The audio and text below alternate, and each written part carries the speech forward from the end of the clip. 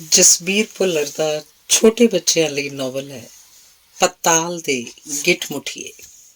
ਪਹਿਲਾ ਅੰਕ। ਨਿੱਕੇ ਜਿਹੇ ਪਿੰਡ ਦਾ ਨਾਂ ਰਸੂਲਪੁਰ ਸੀ। ਉੱਥੇ ਪੀਣ ਵਾਲੇ ਪਾਣੀ ਦੀ ਥੁੜ ਸੀ।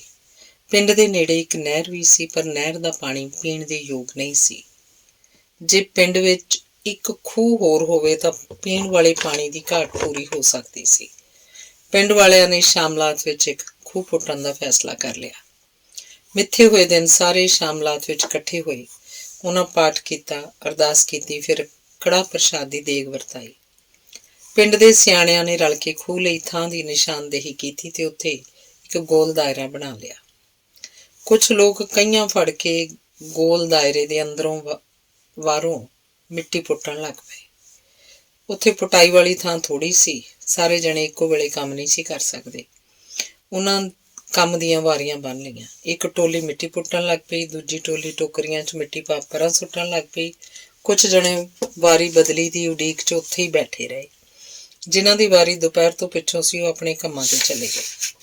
ਪੱਧਰੀ ਥਾਂ ਨੇ ਹੌਲੀ ਹੌਲੀ ਡੂੰਘੇ ਗੋਲ ਟੋਏ ਦਾ ਰੂਪ ਲੈ ਲਿਆ। ਪਹਿਲੇ ਦਿਨ ਪੁੱਟੇ ਜਾ ਰਹੇ ਖੂਹ ਵਿੱਚੋਂ ਸਿਰਫ ਸੁੱਕੀ ਮਿੱਟੀ ਹੀ ਨਿਕਲੀ। ਅਗਲੇ ਦਿਨ ਮਿੱਟੀ ਵਿੱਚ ਸਿੱਲ ਵੀ ਦਿਸਣ ਲੱਗ ਪਈ। ਇੱਕ ਦਿਨ ਪਿੰਡੋਂ ਇੱਕ ਗੱਡਾ ਆਇਆ। ਗੱਡੇ ਉੱਤੇ ਲੱਕੜਾਂ ਲੱਦੀਆਂ ਹੋਈਆਂ ਸੀ। ਗੱਡੇ ਨਾਲ ਤਰਖਾਣ ਵੀ ਆਈ। ਤਰਖਾਣ ਨੇ ਉਹਨਾਂ ਲੱਕੜਾਂ ਨੂੰ ਜੋੜ ਕੇ ਇੱਕ ਵੱਡਾ ਸਾਰਾ ਗੋਲਾਕਾਰ ਪਹੀਆ ਬਣਾਉਣਾ ਸੀ। ਉਸ ਪਹੀਏ ਨੂੰ ਚੱਕ ਕਹਿੰਦੇ ਸਨ। ਤਰਖਾਣਾਂ ਨੇ ਲੱਕੜਾਂ ਦੀ ਖੂਹ ਦੀ ਗੋਲਾਈ ਅਨੁਸਾਰ ਨਵੇਂ ਸਿਰਿਓਂ ਮਿਣਿਆ। ਉਹਨਾਂ ਲੱਕੜ ਦੇ ਕੁਝ ਟੁਕੜਿਆਂ ਨੂੰ ਮੂੜ ਕੱਟਿਆ, ਤੇਸੇ ਨਾਲ ਤਰਾਸ਼ਿਆ ਤੇ ਫਿਰ ਰੰਦ ਦਿੱਤਾ। ਇਹ ਕੰਮ ਮੁਕਾ ਕੇ ਉਹਨਾਂ ਸਾਰੇ ਟੁਕੜਿਆਂ ਨੂੰ ਆਪਸ ਵਿੱਚ ਜੋੜ ਦਿੱਤਾ। ਇਸ ਤਰ੍ਹਾਂ ਉਹਨਾਂ ਨੇ ਖੂਹ ਦਾ ਚੱਕ ਤਿਆਰ ਕਰ ਲਿਆ। ਚੱਕ ਬਹੁਤ ਭਾਰਾ ਸੀ। ਉਹਨਾਂ ਚੱਕ ਨੂੰ ਰੱਸੇ ਬੰਨ੍ਹੇ ਤੇ ਧੂ ਕੇ ਖੂਹ ਤੱਕ ਲੈ ਗਏ। ਮਿਸਤਰੀ ਮਾਣਾ ਸਿੰਘ ਨੇ ਪਿੰਡ ਦੇ ਮੋਹਤਬਰਾਂ ਨੂੰ ਪੁੱਛਿਆ, ਵੇਖਿਓ ਭਲਾ ਕਿ ਚੱਕ ਅੱਜ ਖੂਹ 'ਚ ਉਤਾਰਨਾ ਠੀਕ ਰਹੂ। ਸਿਆਣਿਆਂ ਨੇ ਖੂਹ ਅੰਦਰ ਝਾਤੀ ਮਾਰੀ ਤੇ ਡੂੰਘਾਈ ਦਾ ਜਾਇਜ਼ਾ ਲਿਆ। ਬਾਬਾ ਲੱਖਾ ਸਿੰਘ ਨੇ ਨਵੀਂ ਪੁੱਟੀ ਮਿੱਟੀ ਨੂੰ ਹੱਥ 'ਚ ਲੈ ਕੇ ਵੇਖਿਆ ਤੇ ਬੋਲਿਆ, ਹਾਲੇ ਤਾਂ ਪਾਣੀ ਪੂਰੀ ਤਰ੍ਹਾਂ ਸਿਮਣਾ ਸ਼ੁਰੂ ਹੀ ਨਹੀਂ ਹੋਇਆ। ਸ਼ੱਕ 'ਚ ਕਾਹਨੂੰ ਰਹਿਣਾ, ਮਿੱਟੀ ਹੋਰ ਪੁੱਟ ਲਓ। ਬਾਬਾ ਕੇਰ ਸਿੰਘ ਨੇ ਸਲਾਹ ਦਿੱਤੀ। ਫਿਰ ਤਾਂ ਚੱਕ ਭਲਕ ਹੀ ਉਤਰੂ। ਤੂੰ ਭਲਕ ਵੀ ਕਿਹੜਾ ਦੂਰ ਹੈ। ਢਿੱਗ ਡਿੱਗਣ ਦਾ ਡਰ ਤਾਂ ਨਹੀਂ। ਖਲੋਤਿਆਂ 'ਚੋਂ ਇੱਕ ਨੇ ਸ਼ੰਕਾ ਜ਼ਾਹਰ ਕੀਤੀ।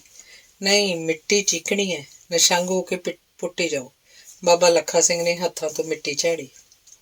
ਸਾਂਝੀ ਰਾਏ ਤੋਂ ਪਿੱਛੋਂ ਚੱਕ ਨੂੰ ਖੂਹ 'ਚ ਉਤਾਰਨ ਦਾ ਕੰਮ ਭਲਕ ਉੱਤੇ ਪੈ ਗਿਆ। ਉਸ ਵੇਲੇ ਸ਼ਿੱਬੂ ਬਾਗੀ ਵੀ ਉੱਥੇ ਹੀ ਸੀ। ਉਹਨੇ ਨਵੇਂ ਪੁੱਟੇ ਖੂਹ ਦਾ ਗੇੜਾ ਲਾਇਆ ਤੇ ਫਿਰ ਇੱਕ ਥਾਂ ਖਲੋ ਕੇ ਖੂਹ ਦੇ ਅੰਦਰ ਝਾਕਿਆ। ਭਰਾਓ, ਅੰਦਰ ਤਾਂ ਵਾਹਵਾ ਹਨੇਰਾ ਹੈ, ਬਈ ਮਿੱਟੀ ਧਿਆਨ ਨਾਲ ਪੱਟਿਓ। ਇਹੋ ਜਿਹੇ ਖੂਹਾਂ 'ਚ ਕਈ ਵਾਰ ਗਿੱਠ ਮੁਠੀਏ ਨਿਕਲ ਆਉਂਦੇ ਹੁੰਦੇ ਆ। ਇਸ ਖੂਹ ਵਿੱਚੋਂ ਵੀ ਕੋਈ ਨਾ ਕੋਈ ਗਿੱਠ ਮੁਠੀਆ ਜ਼ਰੂਰ ਨਿਕਲੂ, ਵੇਖ ਲਿਓ ਭਾਵੇਂ। ਰਸੂਲਪੁਰ ਦੇ ਲੋਕਾਂ 'ਚ ਵਹਿਮੀ ਭਰਮੀ ਲੋਕ ਵੀ ਸਨ। ਉਹਨਾਂ ਵਹਿਮੀਆਂ 'ਚੋਂ ਇੱਕ ਜਣਾ ਬੋਲਿਆ, ਜੇ ਮਿੱਟੀ ਪੁੱਟਦਿਆਂ ਕਿਸੇ ਗਿੱਠ ਮੁਠੀਏ ਦੇ ਥਾਂ ਕੁ ਥਾਂ ਕਹੀ ਲੱਗ ਗਈ ਤਾਂ ਹੇਠਾਂ ਹਨੇਰੇ 'ਚ ਕਿਹੜਾ ਚੰਗੀ ਤਰ੍ਹਾਂ ਦੀਂਦਾ। ਇਹ ਤਾਂ ਫਿਰ ਮਾੜੀ ਹੋਊ। ਫਿਰ ਹੁਣ ਕੀ ਕਰੀਏ? ਵੇਖੋ ਭਾਊ, ਭਾਵੇਂ ਦੀਵਾ ਬੱਤੀ ਬਾਲ ਕੇ ਮਿੱਟੀ ਪੁੱਟੋ, ਪਰ ਜੀਵ ਹੱਤਿਆ ਦਾ ਪਾਪ ਸਿਰ ਤੇ ਨਾ ਲਿਓ। ਹਰ ਕੋਈ ਆਪੋ ਆਪਣੀ ਰਾਏ ਦੇ ਰਿਹਾ ਸੀ। ਉਸ ਵੇਲੇ ਦੁਪਹਿਰ ਢਲ ਰਹੀ ਸੀ। ਰੁੱਖਾਂ ਦੇ ਪਰਛਾਵੇਂ ਲੰਬੇ ਹੋ ਰਹੇ ਸੀ। ਰੁੱਖਾਂ ਦੇ ਝੁੰਡ ਵੱਲ ਧੂੰਆਂ ਉੱਚਾ ਉੱਠ ਰਿਹਾ ਸੀ। ਸਾਰਿਆਂ ਲਈ ਭੋਜਨ ਚਾਹ ਦਾ ਪ੍ਰਬੰਧ ਉੱਤੇ ਸ਼ਾਮਲਾਤ ਵਿੱਚ ਹੀ ਕੀਤਾ ਗਿਆ ਸੀ ਤਾਂ ਕਿ ਕੰਮ 'ਚ ਰੁਕਾਵਟ ਨਾ ਆਵੇ। ਝੁੰਡ ਵੱਲੋਂ ਕਿਸੇ ਨੇ ਉੱਚੀ ਆਵਾਜ਼ 'ਚ ਹੋਕਾ ਦਿੱਤਾ, ਉਹ ਬਈਓ, ਚਾਹ ਦਾ ਲੰਗਰ ਤਿਆਰ ਆ। ਗਿੱਠ ਮੁੱਠੀਆਂ ਬਾਰੇ ਬਹਿਸ ਪਤਾ ਨਹੀਂ ਹੋਰ ਕਿੰਨਾ ਕੁ ਚਿਰ ਚੱਲਦੀ ਰਹਿੰਦੀ, ਪਰ ਚਾਹ ਦੇ ਸੱਦੇ ਨਾਲ ਉਹ ਬਹਿਸ ਵਿੱਚ ਵਿਚਾਲੇ ਰਹਿ ਗਈ। ਸਾਰੇ ਚਾਹ ਪੀਣ ਲਈ ਰੁੱਖਾਂ ਦੇ ਝੁੰਡ ਵੱਲ ਤੁਰ ਪਏ। ਅੰਗ ਦੂਸਰਾ। ਮੂੰਹ ਹਨੇਰੇ ਕੁੱਕੜ ਨੇ ਪਹਿਲੀ ਬਾਂਗ ਦਿੱਤੀ। ਉਸ ਵੇਲੇ ਗਲੀਆਂ ਸੁੰਨੀਆਂ ਸਨ। ਹੌਲੀ ਹੌਲੀ ਹਨੇਰਾ ਪੇਤਲਾ ਹੁੰਦਾ ਰਿਹਾ।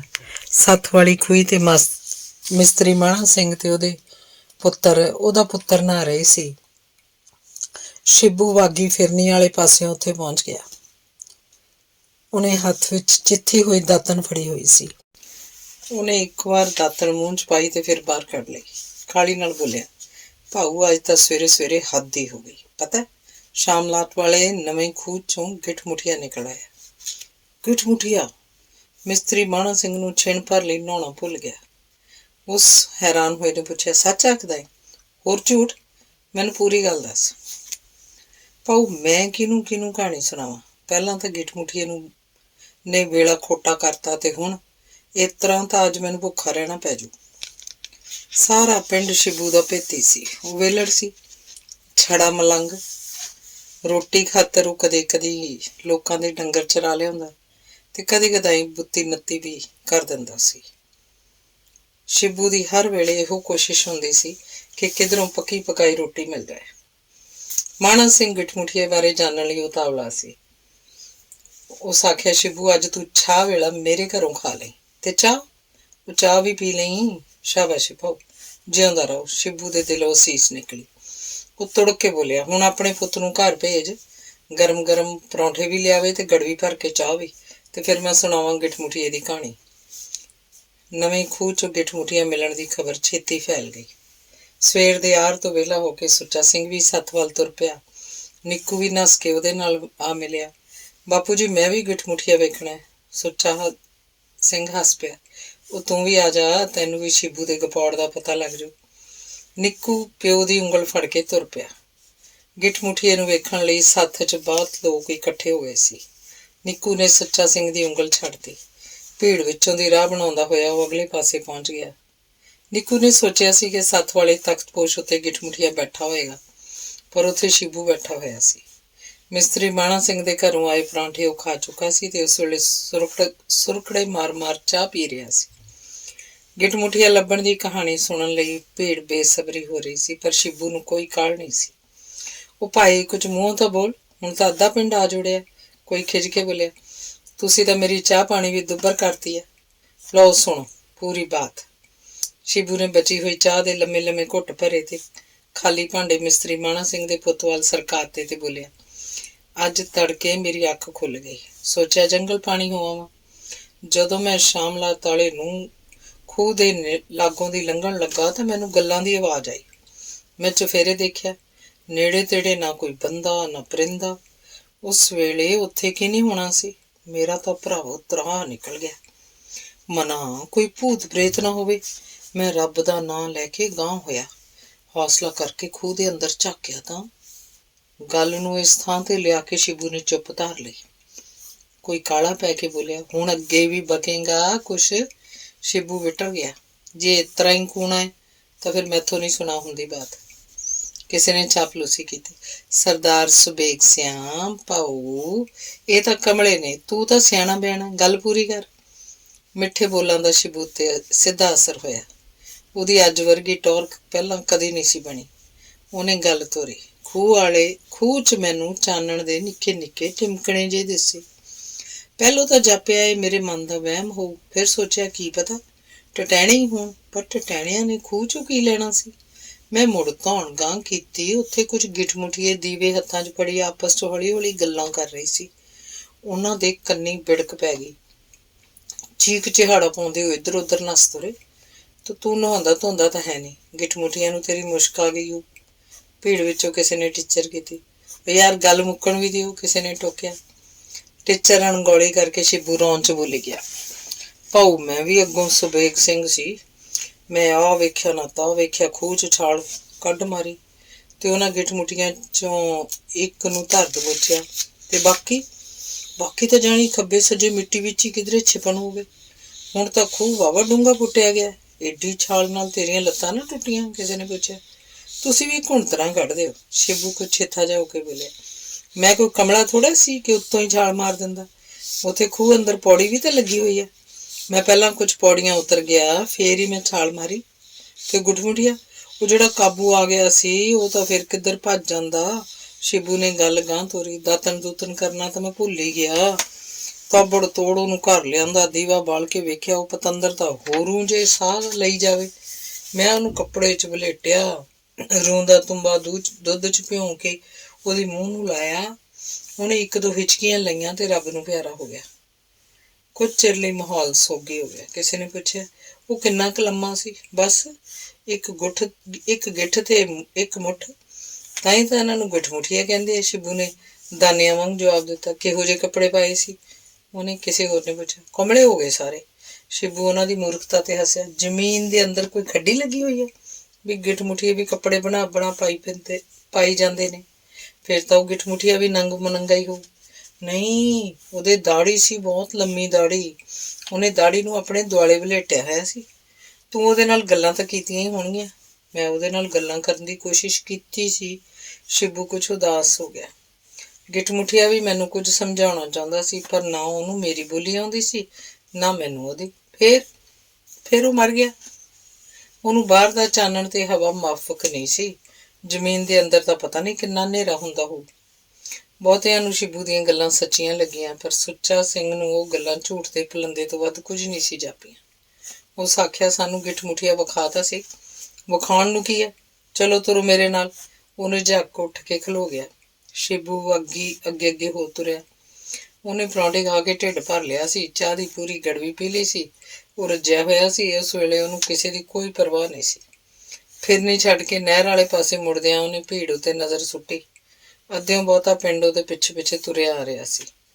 ਉਹਦੀਆਂ ਘਸਮੈਲੀਆਂ ਅੱਖਾਂ ਚਮਕੀਆਂ। ਉਹਨੂੰ ਆਪਣੇ ਆਪ ਉੱਤੇ ਮਾਣ ਮਹਿਸੂਸ ਹੋਇਆ। ਇੱਧਰ ਕਿੱਧਰ ਲਈ ਜਾਂਦਾ ਸਾਨੂੰ, ਕਿਸੇ ਨੇ ਪੁੱਛਿਆ। ਤੁਸੀਂ ਗਿੱਠ ਮੁਠੀਆ ਵੇਖਣਾ ਹੈ ਨਾ? ਹਾਂ, ਫਿਰ ਮੂੰਹ 'ਚ ਜ਼ਬਾਨ ਰੱਖੋ ਤੇ ਮੇਰੇ ਪਿੱਛੇ ਪਿੱਛੇ ਤੁਰੇ ਆਓ। ਪਰ ਨਵਾਂ ਖੂਹ ਤਾਂ ਦੂਜੇ ਪਾਸੇ ਆ। ਮੈਨੂੰ ਪਤਾ ਹੈ। ਸ਼ਿਬੂ ਦੀ ਆਵਾਜ਼ 'ਚ ਪੂਰਾ ਰੋਹਬ ਸੀ। ਕੋਈ ਵੀ ਗਿੱਠ ਮੁਠੀਏ ਨੂੰ ਵੇਖਣ ਤੋਂ ਵਾਂਝਾ ਨਹੀਂ ਸੀ ਰਹਿਣਾ ਚਾਹੁੰਦਾ। ਉਹਨਾਂ ਨੂੰ ਡਰ ਸੀ ਕਿ ਕਿਧਰੇ ਸ਼ਿਬੂ ਵਿਟਰ ਹੀ ਨਾ ਜਾਵੇ। ਉਹਨਾਂ ਚੁੱਪ ਵੱਟ ਲਈ। ਸਾਰਿਆਂ ਤੋਂ ਪਹਿਲਾਂ ਨਹਿਰ ਉੱਤੇ ਪਹੁੰਚਣ ਦੀ ਹੋੜ ਵਿੱਚ ਨਿਆਣੇ ਦੌੜਨ ਲੱਗ ਪਏ। ਨਹਿਰ ਕੰਢਿਆਂ ਤੱਕ ਭਰੀ ਹੋਈ ਵਗ ਰਹੀ ਸੀ। ਠੋਕਰ ਤੇ ਪਾਣੀ ਡਿੱਗਣ ਦਾ ਸ਼ੋਰ ਬਹੁਤ ਉੱਚਾ ਸੀ। ਉਹ ਨਹਿਰ ਤੱਕ ਪਹੁੰਚ ਗਏ। ਸ਼ਿਬੂ ਪੁਲ ਤੋਂ ਗਾਂਹ ਵੱਲ ਝੁਕਿਆ ਤੇ ਹੇਠਾਂ ਠੋਕਰ ਤੋਂ ਡਿੱਗਦੇ ਪਾਣੀ ਦੀ ਝੱਗ ਵੇਖਣ ਲੱਗ ਪਿਆ। ਕਿੱਥੇ ਆ ਗਿੱਠ ਮੁਠੀਆ? ਕਿੰਨੀਆਂ ਸਾਰੀਆਂ ਆਵਾਜ਼ਾਂ ਉੱਠੀਆਂ। ਇਹ ਤਾਂ ਭਰਾਓ ਲੋੜਾ ਹੋ ਗਿਆ।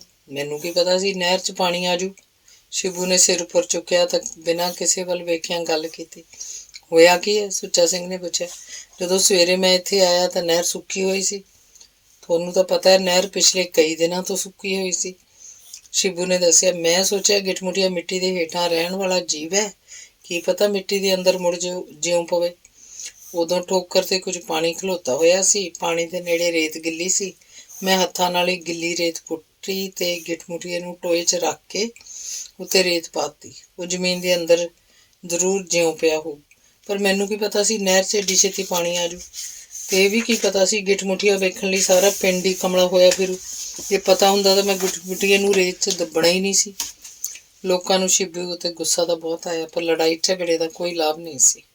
ਉਹ ਬੁੜ ਕਰਦੇ ਵਾਪਸ ਪਿੰਡ ਵੱਲ ਤੁਰ ਪਏ। ਨਿਆਣੇ ਉਦਾਸ ਹੋ ਗਏ। ਅੰਗ ਤੀਸਰਾ। ਜਦੋਂ ਚਾਹ ਲਈ ਹਾਕ ਪਈ ਤਾਂ ਸੁੱਚਾ ਸਿੰਘ ਨੇ ਮਿੱਟੀ ਦੀ ਭਰੀ ਹੋਈ ਟੋਕਰੀ ਸਿਰ ਤੇ ਧਰ ਲਈ ਸੀ। ਖੂਹ 'ਚ ਲੱਗੀ ਹੋਈ ਪੌੜੀ ਦੇ ਡੰਡੇ ਗਿੱਲੀ ਮਿੱਟੀ ਲੱਗ ਕੇ ਤਿਲਕਵੇਂ ਹੋ ਗਏ ਸੀ। ਪੌੜੀ ਦੇ ਡੰਡਿਆਂ ਉੱਤੇ ਸੰਭਲ ਕੇ ਪੈਰ ਧਰਦਿਆਂ ਖੂਹ ਤੋਂ ਬਾਹਰ ਆ ਗਿਆ। ਗਿੱਲੀ ਮਿੱਟੀ ਦੀ ਭਰੀ ਹੋਈ ਟੋਕਰੀ ਉਸ ਖੂਹ ਦੀ ਮਿੱਟੀ ਉੱਤੇ ਮੁੱਧੀ ਕਰਤੀ। ਖਾਲੀ ਟੋਕਰੀ ਚੁੱਕ ਕੇ ਉਸ ਖਾਲੀ ਪਈਆਂ ਟੋਕਰੀਆਂ 'ਚ ਜਾ ਰੱਖੀ। ਪਿੰਡ ਦੇ ਮੋਹਤਬਰ ਬੰਦੇ ਪਿੱਪਲ ਦੇ ਰੁੱਖ ਹੇਠ ਚਾਹ ਦੀਆਂ ਚੁਸਕੀਆਂ ਭਰ ਰਹੇ ਸੀ।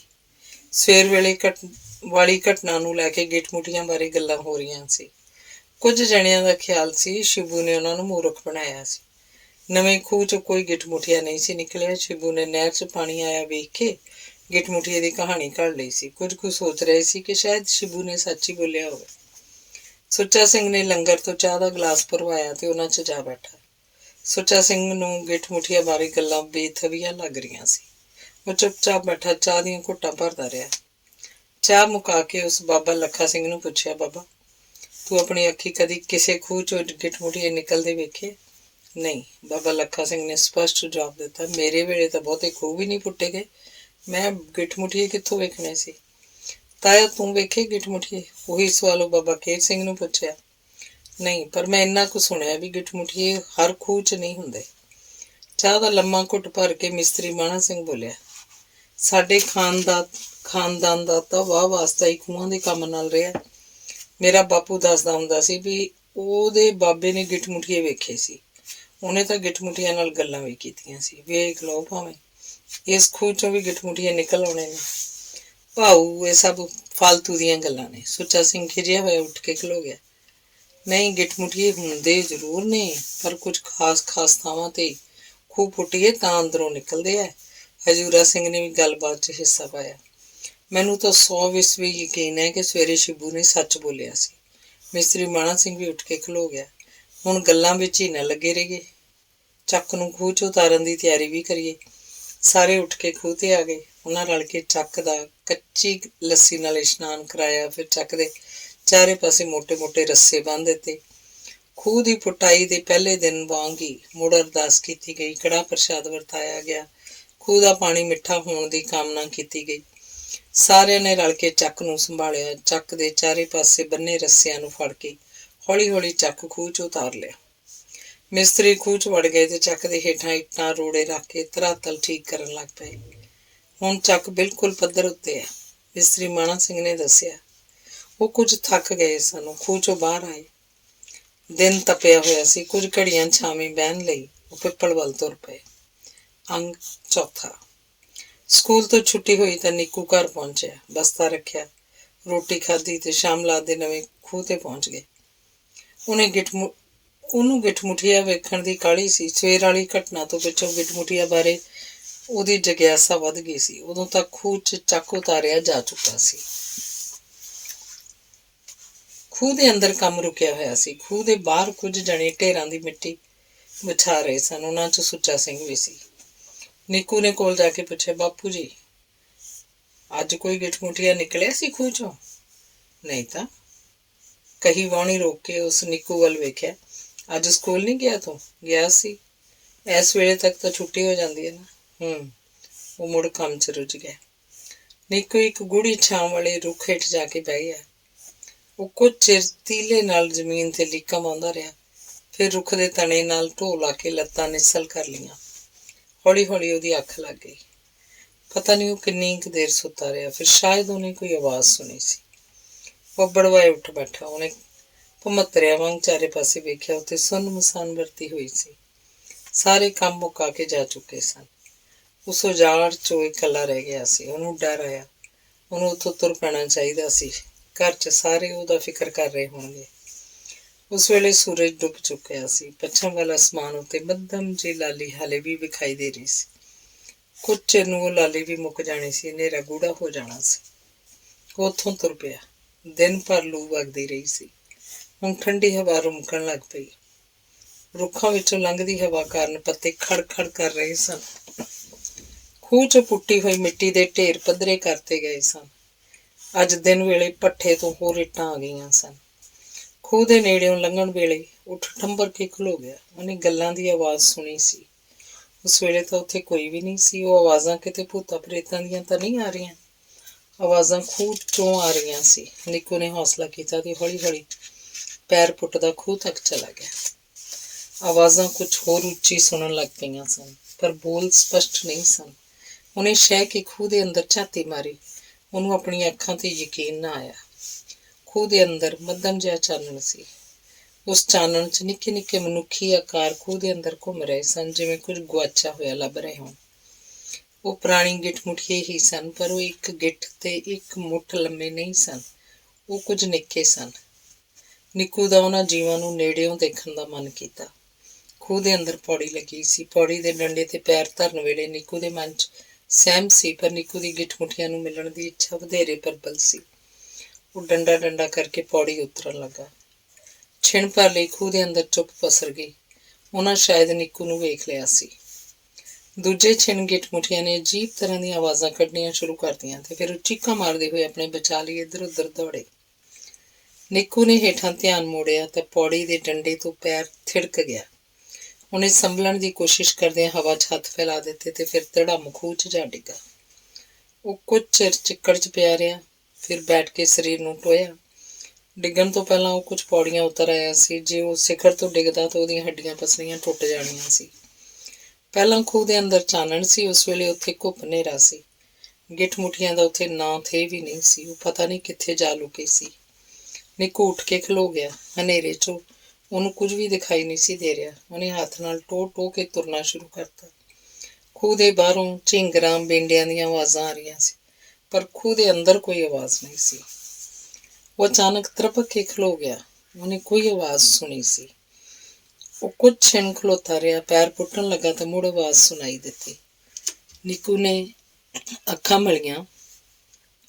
ਹਨੇਰੇ ਵਿੱਚੋਂ ਉਸ ਜੀਵ ਨੂੰ ਲੱਭਣ ਦੀ ਕੋਸ਼ਿਸ਼ ਕੀਤੀ, ਪਰ ਉਹਨੂੰ ਕੁਝ ਵੀ ਵਿਖਾਈ ਨਾ ਦਿੱਤਾ। ਕੌਣ ਹੈ ਤੂੰ? ਨਿੱਕੂ ਨੇ ਪੁੱਛਿਆ। ਮੈਂ ਤੇਰੇ ਵਾਂਗ ਹੀ ਇੱਕ ਜੀਵ ਹਾਂ। ਕਿੱਥੇ ਹੈ ਤੂੰ? ਮੈਂ ਤੇਰੇ ਪੈਰਾਂ ਦੇ ਲਾਗੇ ਚਿੱਕੜ 'ਚ ਫਸਿਆ ਹੋਇਆ। ਨਿੱਕੂ ਉੱਥੇ ਹੀ ਪੈਰਾਂ ਭਾਰ ਬੈਠ ਗਿਆ। ਉਹਨੇ ਹੱਥਾਂ ਨਾਲ ਟਟੋਲ ਕੇ ਚਿੱਕੜ ਵਿੱਚੋਂ ਗੁੱਠਮੁੱਠੀਏ ਨੂੰ ਲੱਭ ਲਿਆ ਤੇ ਉਹਨੂੰ ਇੱਕ ਇੱਟ ਉੱਤੇ ਬਿਠਾਤਾ। ਚੁੱਪਚਾਪ ਬੈਠੇ ਰਹਿਣ ਦੀ ਥਾਂ ਉਹ ਇੱਕ ਟੋਏ ਦੇ ਪਾਣੀ ਨਾਲ ਆਪਣੇ ਉੱਤੇ ਚਿੱਕੜ ਧੋਣ ਲੱਗ ਪਿਆ। ਸਰੀਰ ਤੋਂ ਚਿੱਕੜ ਸਾਫ਼ ਕਰਕੇ ਗਿੱਠਮੁੱਠੀਆ ਨਿੱਕੂ ਕੋਲ ਆ ਗਿਆ। ਤੂੰ ਉੱਪਰੋਂ ਆਇਆ ਨਾ? ਉੱਪਰੋਂ ਕਿੱਥੋਂ? ਉੱਪਰੋਂ ਜਿੱਥੇ ਦਿਓ ਰਹਿੰਦੇ ਨੇ। ਗਿੱਠਮੁੱਠੀਏ ਨੇ ਤਾਂ ਵੱਲ ਇਸ਼ਾਰਾ ਕੀਤਾ। ਹਾਂ, ਮੈਂ ਉੱਪਰੋਂ ਹੀ ਆਇਆ, ਨਿੱਕੂ ਬੋਲਿਆ। ਤੂੰ ਹੇਠੋਂ ਆਇਆ ਹੈ ਨਾ? ਹੇਠੋਂ? ਗਿੱਠਮੁੱਠੀਏ ਨੇ ਹੈਰਾਨ ਹੋ ਕੇ ਪੁੱਛਿਆ। ਹੇਠੋਂ ਕਿੱਥੋਂ? ਮੈਂ ਤਾਂ ਇੱਥੇ ਹੀ ਰਹਿੰਦਾ, ਨਿੱਕੂ ਮੁਸਕਰਾਇਆ। ਇੱਕ ਛਿਣ ਬਾਅਦ ਉਹਨੇ ਪੁੱਛਿਆ, ਤੇਰਾ ਨਾਂ ਕੀ ਹੈ? ਇਮੂ। ਤੇ ਤੇਰਾ? ਨਿੱਕੂ। ਪਰ ਤੁਸੀਂ ਇੰਨੇ ਜਣੇ ਇੱਥੇ ਕੀ ਕਰ ਰਹੇ ਸੀ? ਇੱਥੇ ਸਾਡੇ ਘੋਰਨੇ ਸਨ। ਦਿਓਆਂ ਦੇ ਭਾਰ ਨਾਲ ਸਾਰੇ ਮਿੱਧੇ ਗਏ। ਭਾਜੜ ਵੇਲੇ ਮੇਰਾ ਪਰਿਵਾਰ ਗੁਆਚ ਗਿਆ, ਮਾਂ ਵੀ ਤੇ ਪਿਓ ਵੀ। ਸੋਚਿਆ ਚਿੱਕੜ ਵਿੱਚ ਹੀ ਨਾ ਨੱਪੇ ਗਏ ਹੁਣ। ਇਮੂ ਨੇ ਹੌਕਾ ਭਰਿਆ। ਹੁਣ ਤਾਂ ਉਹ ਵੀ ਨੱਸ ਗਏ ਜਿਹੜੇ ਮੇਰੀ ਸਹਾਇਤਾ ਕਰ ਰਹੇ ਸੀ। ਤੂੰ ਜੀ ਛੋਟਾ ਨਾ ਕਰ, ਨਿੱਕੂ ਨੇ ਇਮੂ ਨੂੰ ਦਿਲਾਸਾ ਦਿੱਤਾ। ਜੇ ਤੇਰੇ ਮਾਂ ਪਿਓ ਮਿੱਟੀ ਵਿੱਚ ਨੱਪੇ ਗਏ ਹੁੰਦੇ ਤਾਂ ਖੂਹ ਪੁੱਟਣ ਵਾਲਿਆਂ ਨੂੰ ਲੱਭ ਪੈਣੇ ਸਨ। ਉਹ ਕਿਧਰੇ ਹੋਰ ਚਲੇ ਗਏ ਹੋਣੇ। ਹਾਂ, ਸ਼ਾਇਦ ਉਹਨਾਂ ਨੂੰ ਬਾਗੇ ਲੈ ਗਏ ਹੋਣ। ਠੀਕ ਹੈ, ਜਿਵੇਂ ਤੂੰ ਆਨਾ ਹੈ। ਬਾਗੇ ਕੌਣ? ਰਾਜੇ ਦੇ ਸਿਪਾਹੀ। ਤਾਂ ਵੀ ਕੀ ਹੈ, ਜੇ ਰਾਜੇ ਨੇ ਉਹਨਾਂ ਨੂੰ ਖਾ ਲਿਆ ਜਾਂ ਬਾਗਿਆਂ ਨੇ ਖਾ ਲਿਆ ਤਾਂ? ਇਮੂ ਨੇ ਬੇਚੈਨ ਹੋ ਕੇ ਆਪਣੀਆਂ ਮਾਸੂਮ ਜਿਹੀਆਂ ਅੱਖਾਂ ਝਪਕੀਆਂ। ਨਿੱਕੂ ਹੱਸਣ ਲੱਗ ਪਿਆ। ਤੂੰ ਵੀ ਬਹੁਤ ਭੋਲਾ ਹੈ। ਰਾਜਾ ਤਾਂ ਪ੍ਰਜਾ ਦਾ ਪਾਲਣਹਾਰ ਹੁੰਦਾ ਤੇ ਸਿਪਾਹੀ ਸੇਵਕ। ਹਾਂ, ਇਸ ਗੱਲ ਦਾ ਤਾਂ ਮੈਨੂੰ ਚੇਤਾ ਹੀ ਨਹੀਂ ਸੀ। ਇਸ ਵਾਰ ਦੋਵੇਂ ਖਿੜਖੜਾ ਕੇ ਹੱਸ ਪਏ। ਨਿੱਕੂ ਨੇ ਉਹਦੇ ਮੋਢੇ ਉੱਤੇ ਹੱਥ ਰੱਖ ਕੇ ਆਖਿਆ, ਆਪਾਂ ਰਲ ਕੇ ਤੇਰੇ ਮਾਂ ਪਿਓ ਨੂੰ ਲੱਭ ਲਵਾਂਗੇ, ਪਰ ਹੁਣ ਇੱਥੋਂ ਤਾਂ ਤੁਰੀਏ। ਦੋਵੇਂ ਉੱਠ ਕੇ ਖਲੋ ਗਏ, ਪਰ ਉੱਥੋਂ ਕਿੱਥੇ ਜਾਣ? ਉਹ ਦੋਵੇਂ ਖੂਹ ਦੇ ਅੰਦਰ ਖਲੋਤੇ ਸਨ ਤੇ ਉੱਥੋਂ ਕਿਧਰੇ ਵੀ ਜਾਣ ਲਈ ਕੋਈ ਰਾਹ ਨਹੀਂ ਸੀ। ਅੰਗ ਪੰਜਵਾਂ। ਇਮੂ ਹਨੇਰੇ ਦਾ ਜੀਵ ਸੀ। ਉਹ ਹਨੇਰੇ 'ਚ ਹੀ ਦੇਖ ਸਕਦਾ ਸੀ। ਉਹਨੇ ਇੱਕ ਮੋਰੀ ਲੱਭ ਲਈ। ਉਹ ਮੋਰੀ ਚੂਹੇ ਦੀ ਖੁੱਡ ਵਰਗੀ ਸੀ। ਇਮੂ ਨੇ ਆਖਿਆ, ਨਿੱਕੂ ਤੂੰ ਇਸ ਮੋਰੀ 'ਚ ਵੜ ਜਾ। ਨਿੱਕੂ ਨੇ ਉਸ ਮੋਰੀ ਨੂੰ ਟੋਹ ਕੇ ਵੇਖਿਆ। ਮੈਂ ਇਸ ਮੋਰੀ 'ਚ ਕਿਸ ਤਰ੍ਹਾਂ ਵੜੂ? ਮੈਂ ਕੋਈ ਕੀੜਾ ਮਕੌੜਾ ਵਾਂ ਤੇ ਚੂਹਾ? ਤੂੰ ਆਪ ਹੀ ਆਖਿਆ ਸੀ ਮੇਰੀ ਸਹਾਇਤਾ ਕਰੇਂਗਾ। ਹਾਂ, ਆਖਿਆ ਸੀ, ਪਰ ਵੇਖ ਤਾਂ ਸਹੀ ਮੈਂ ਕਿੱਡਾ ਵੱਡਾ ਵਾਂ ਤੇ ਮੋਰੀ ਕਿੰਨੀ ਨਿੱਕੀ। ਜੀਵਾਂ ਨੂੰ ਛੋਟੇ ਬਣਦਿਆਂ ਕਿਹੜਾ ਚਿਰ ਲੱਗਦਾ। ਇਮੂ ਨੇ ਨਿੱਕੂ ਨੂੰ ਹੌਸਲਾ ਦਿੱਤਾ। ਵੇਖ ਲਵੀਂ, ਭਾਵੇਂ ਮੋਰੀ 'ਚੋਂ ਲੰਘਣ ਵੇਲੇ ਤੂੰ ਨਿੱਕਾ ਹੋ ਜਾਏਗਾ ਤੇ ਮੋਰੀ 'ਚ ਵਿੱਚੋਂ ਅਗਲੇ ਪਾਰ ਲੰਘ ਜਾਏਗਾ। ਇਸ ਤਰ੍ਹਾਂ ਭਲਾ ਉਹ ਕਿਵੇਂ ਨਿੱਕਾ ਹੋ ਸਕਦਾ ਸੀ?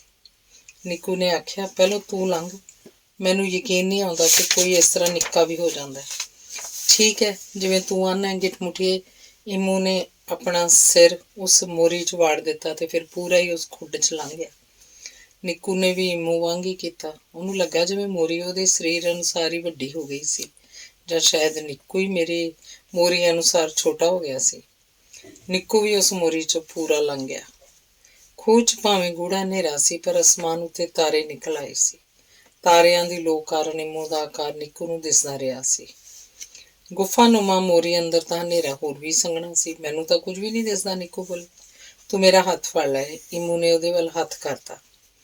ਨਿੱਕੂ ਨੇ ਹਨੇਰੇ 'ਚ ਟੋਹ ਕੇ ਉਹਦਾ ਹੱਥ ਫੜ ਲਿਆ। ਗੁਫਾ ਤੰਗ ਸੀ। ਇੱਕ ਦੂਜੇ ਦਾ ਹੱਥ ਫੜ ਕੇ ਉਹ ਭੀੜੀ ਗੁਫਾ 'ਚ ਨਹੀਂ ਸੀ ਲੰਘ ਸਕਦੇ। ਉਹਨੇ ਮੁੜ ਇਮੂ ਦਾ ਹੱਥ ਛੱਡ ਦਿੱਤਾ।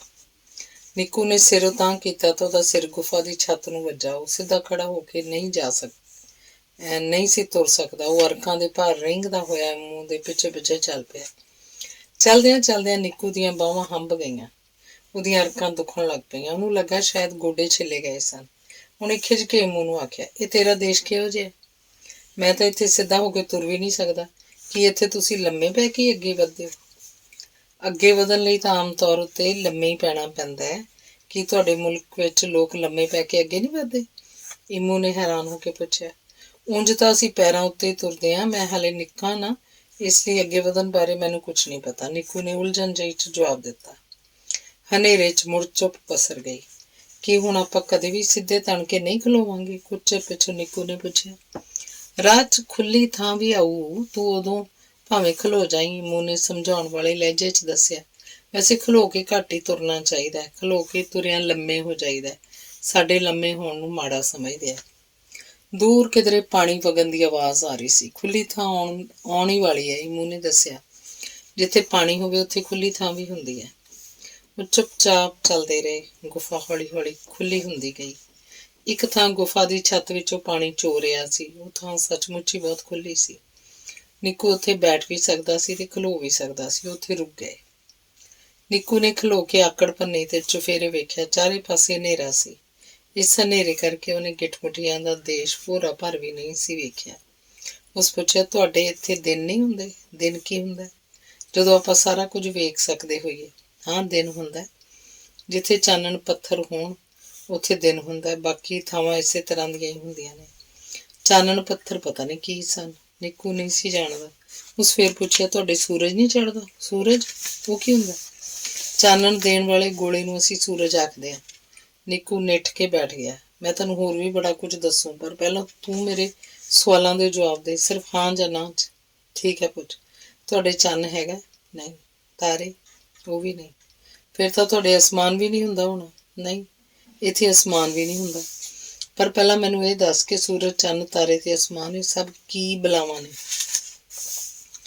ਇਮੂ ਦੇ ਸਵਾਲ ਉੱਤੇ ਨਿੱਕੂ ਖੂਬ ਹੱਸਿਆ। ਉਹ ਇਮੂ ਨੂੰ ਇਹਨਾਂ ਬਾਰੇ ਦੱਸਣ ਲੱਗ ਪਿਆ। ਪੂਰੀ ਜਾਣਕਾਰੀ ਮਿਲ ਗਈ ਤਾਂ ਇਮੂ ਨੇ ਤਸੱਲੀ ਦਾ ਸਾਹ ਲਿਆ। ਸ਼ੁਕਰ ਹੈ ਸਾਡੇ ਕੋਲ ਇਹਨਾਂ ਵਿੱਚੋਂ ਕੁਝ ਵੀ ਨਹੀਂ। ਇੰਨੇ ਚਾਨਣ 'ਚ ਤਾਂ ਅਸੀਂ ਕੁਝ ਵੇਖ ਹੀ ਨਹੀਂ ਸੀ ਸਕਣਾ। ਸਾਡੀਆਂ ਤਾਂ ਅੱਖਾਂ ਅੰਨੀਆਂ ਹੋ ਜਾਣੀਆਂ ਸੀ। ਤੇ ਅਸਮਾਨ ਨੂੰ ਅਸੀਂ ਭਲਾ ਕੀ ਕਰਨਾ?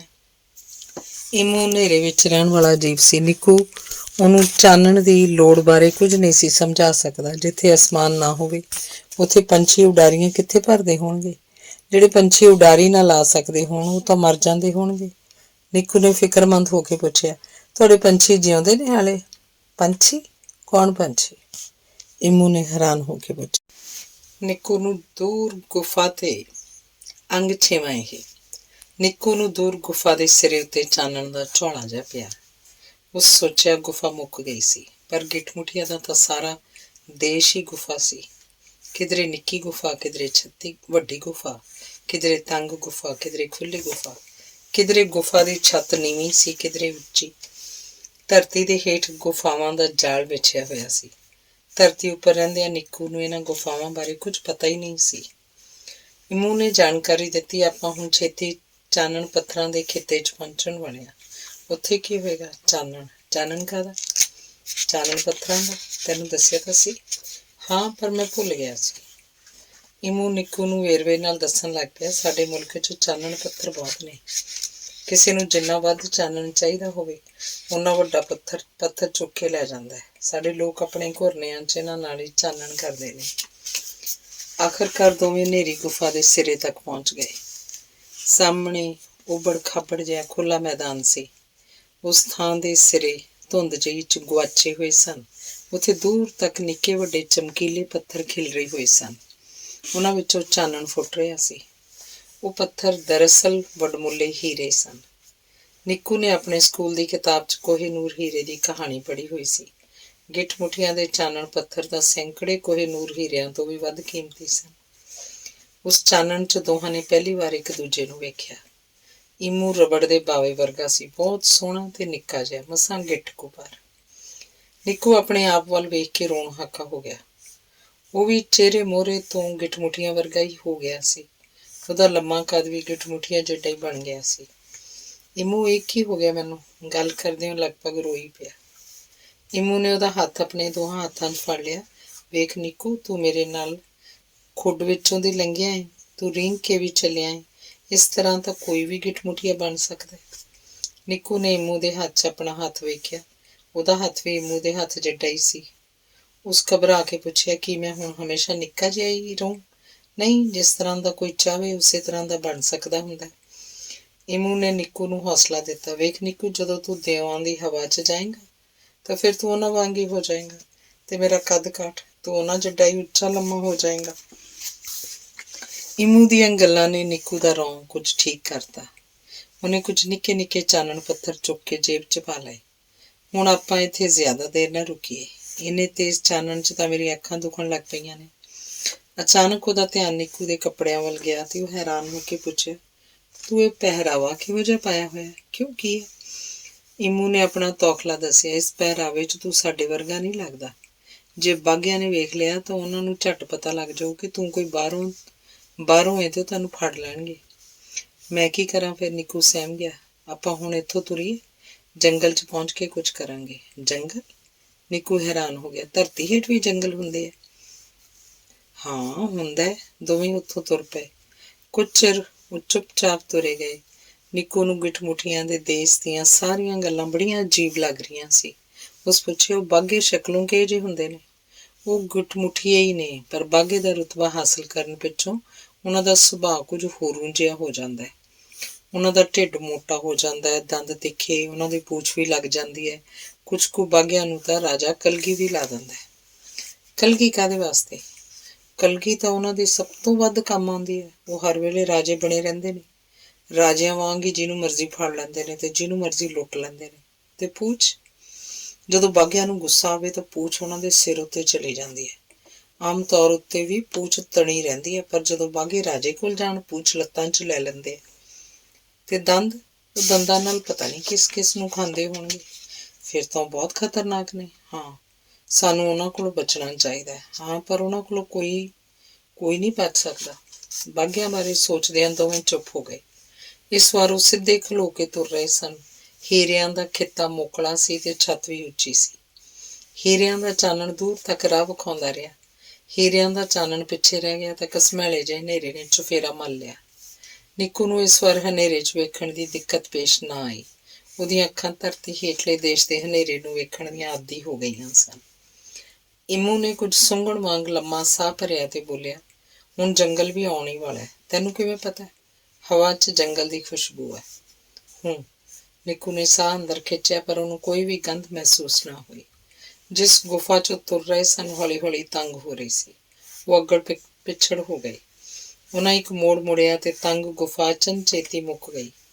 ਗੁਫਾ ਦੇ ਮੁਹਾਣੇ ਤੇ ਖਲੋ ਕੇ ਨਿੱਕੂ ਨੇ ਸਾਹਮਣੇ ਵੇਖਿਆ ਤੇ ਉਹਦਾ ਮੂੰਹ ਹੈਰਾਨੀ 'ਚ ਅੱਡਿਆ ਗਿਆ। ਇਹੋ ਜਿਹਾ ਆਲੋਕਾਰ ਦ੍ਰਿਸ਼ ਉਹਨੇ ਪਹਿਲਾਂ ਕਦੀ ਨਹੀਂ ਸੀ ਵੇਖਿਆ। ਅੰਗ 7ਵਾਂ। ਹੁਣ ਆਪਾਂ ਜੰਗਲ ਵਿੱਚ ਆ, ਇਮੂ ਨੇ ਦੱਸਿਆ। ਜੰਗਲ? ਕਿੱਥੇ ਹੈ ਜੰਗਲ? ਉੱਥੇ ਜੰਗਲ ਵਰਗਾ ਕੁਝ ਵੀ ਨਹੀਂ ਸੀ। ਉੱਥੇ ਨਾ ਰੁੱਖ ਸੀ, ਨਾ ਪੌਦੇ। ਉੱਥੇ ਨਾ ਜਾਨਵਰ ਤੇ ਨਾ ਪੰਛੀ, ਨਾ ਫੁੱਲ ਤੇ ਨਾ ਤਿਤਲੀਆਂ। ਉੱਥੇ ਖੁੱਲ੍ਹਾ ਥਾਂ ਸੀ ਤੇ ਉਸ ਖੁੱਲ੍ਹੀ ਗੁਫਾ ਦੀ ਛੱਤ ਵਿੱਚੋਂ ਹੇਠਾਂ ਵੱਲ ਜੜ੍ਹਾਂ ਲਟਕ ਰਹੀਆਂ ਸਨ। ਸਾਡੇ ਇੱਥੇ ਕਈ ਤਰ੍ਹਾਂ ਦੇ ਜੰਗਲ ਨੇ। ਇੱਕ ਜੰਗਲ ਇਹ ਵੀ ਹੈ। ਨਿੱਕੂ ਨੇ ਜੰਗਲ ਬਾਰੇ ਦੱਸ ਕੇ ਉਹਨੂੰ ਆਖਿਆ, ਤੂੰ ਇੱਥੇ ਖਲੋ, ਮੈਂ ਖਾਣ ਲਈ ਕੁਝ ਲੈ ਕੇ ਆਉਣਾ। ਇਮੂ ਦੇ ਜਾਣ ਪਿੱਛੋਂ ਨਿੱਕੂ ਨੇ ਉਸ ਜੰਗਲ ਦੀ ਅਦੁੱਤੀ ਸੁੰਦਰਤਾ ਨੂੰ ਮੁੜ ਨਿਹਾਰਿਆ। ਇਹ ਜ਼ਰੂਰ ਉਹਦੀ ਧਰਤੀ ਦੇ ਰੁੱਖਾਂ ਦੀਆਂ ਜੜ੍ਹਾਂ ਸਨ, ਜੋ ਜ਼ਮੀਨ ਵਿੱਚੋਂ ਦੀ ਰਾਹ ਬਣਾ ਕੇ ਉੱਥੇ ਤੱਕ ਪਹੁੰਚ ਗਈਆਂ ਸਨ। ਆਪਣੇ ਪਿੰਡ ਉਹ ਬੁੱਢੇ ਬੋਹੜ ਦੀਆਂ ਜੜ੍ਹਾਂ ਫੜ ਕੇ ਝੂਲਦਾ ਹੁੰਦਾ ਸੀ। ਉਹਦਾ ਜੀਅ ਕੀਤਾ ਇਮੂ ਦੇ ਵਾਪਸ ਆਉਣ ਤੱਕ ਉਹ ਇਹੋ ਖੇਡ ਖੇਡੇ। ਉਹਨੇ ਦੌੜ ਕੇ ਇੱਕ ਲਟਕਦੀ ਹੋਈ ਜੜ੍ਹ ਵੱਲ ਛਾਲ ਮਾਰੀ ਤੇ ਜੜ੍ਹ ਨੂੰ ਫੜ ਕੇ ਝੂਲ ਪਿਆ। ਛੱਤ 'ਚੋਂ ਕਿੰਨੀ ਸਾਰੀ ਮਿੱਟੀ ਡਿੱਗੀ। ਘਬਰਾਹਟ ਵਿੱਚ ਉਹਦੇ ਹੱਥ ਤਿਲਕ ਗਏ ਤੇ ਉਹ ਧੜਮ ਡਿੱਗ ਪਿਆ। ਨਿੱਕੂ ਨੇ ਉੱਠ ਕੇ ਕੱਪੜੇ ਝਾੜੇ, ਪਰ ਮਿੱਟੀ ਗਿੱਲੀ ਸੀ ਤੇ ਉਹਦੇ ਕੱਪੜਿਆਂ ਉੱਤੇ ਲੱਗੀ ਰਹਿ ਗਈ। ਜਦੋਂ ਇਮੂ ਵਾਪਸ ਆਇਆ ਤਾਂ ਉਹਦੇ ਕੋਲ ਵੰਨ-ਸੁਵੰਨੀਆਂ ਜੜ੍ਹਾਂ ਦਾ ਥੱਬਾ ਸੀ। ਚੱਲ ਬੈਠ, ਕੁਝ ਖਾ ਲਈਏ। ਇਮੂ ਨੇ ਜੜ੍ਹਾਂ ਭੁੰਜੇ ਢੇਰੀ ਕਰਤੀਆਂ ਤੇ ਨਿੱਕੂ ਨੂੰ ਹੱਥ ਫੜ ਕੇ ਕੋਲ ਬਿਠਾ ਲਿਆ।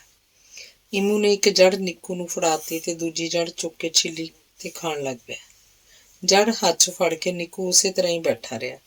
ਇਮੂ ਆਪਣੇ ਨਿੱਕੇ-ਨਿੱਕੇ ਦੰਦਾਂ ਨਾਲ ਜੜ੍ਹ ਨੂੰ ਟੁੱਕ-ਟੁੱਕ ਖਾਂਦਾ ਰਿਹਾ। ਜਦੋਂ ਰੱਜ ਗਿਆ ਤਾਂ ਉਹਨੇ ਆਪਣਾ ਧਿਆਨ ਉੱਪਰ ਚੁੱਕਿਆ। ਨਿੱਕੂ, ਤੂੰ ਖਾ ਕਿਉਂ ਨਹੀਂ ਰਿਹਾ? ਮੈਂ ਤਾਂ ਇਹੋ ਜਿਹਾ ਕੁਝ ਕਦੀ ਵੀ ਨਹੀਂ ਖਾਧਾ, ਉਹ ਝਿਜਕ ਜਿਹੀ 'ਚ ਬੋਲਿਆ। ਕੀ ਤੁਹਾਡੇ ਉੱਥੇ ਜੰਗਲ ਨਹੀਂ ਹੁੰਦੇ? ਫਿਰ ਤੁਹਾਨੂੰ ਭੁੱਖ ਨਹੀਂ ਲੱਗਦੀ?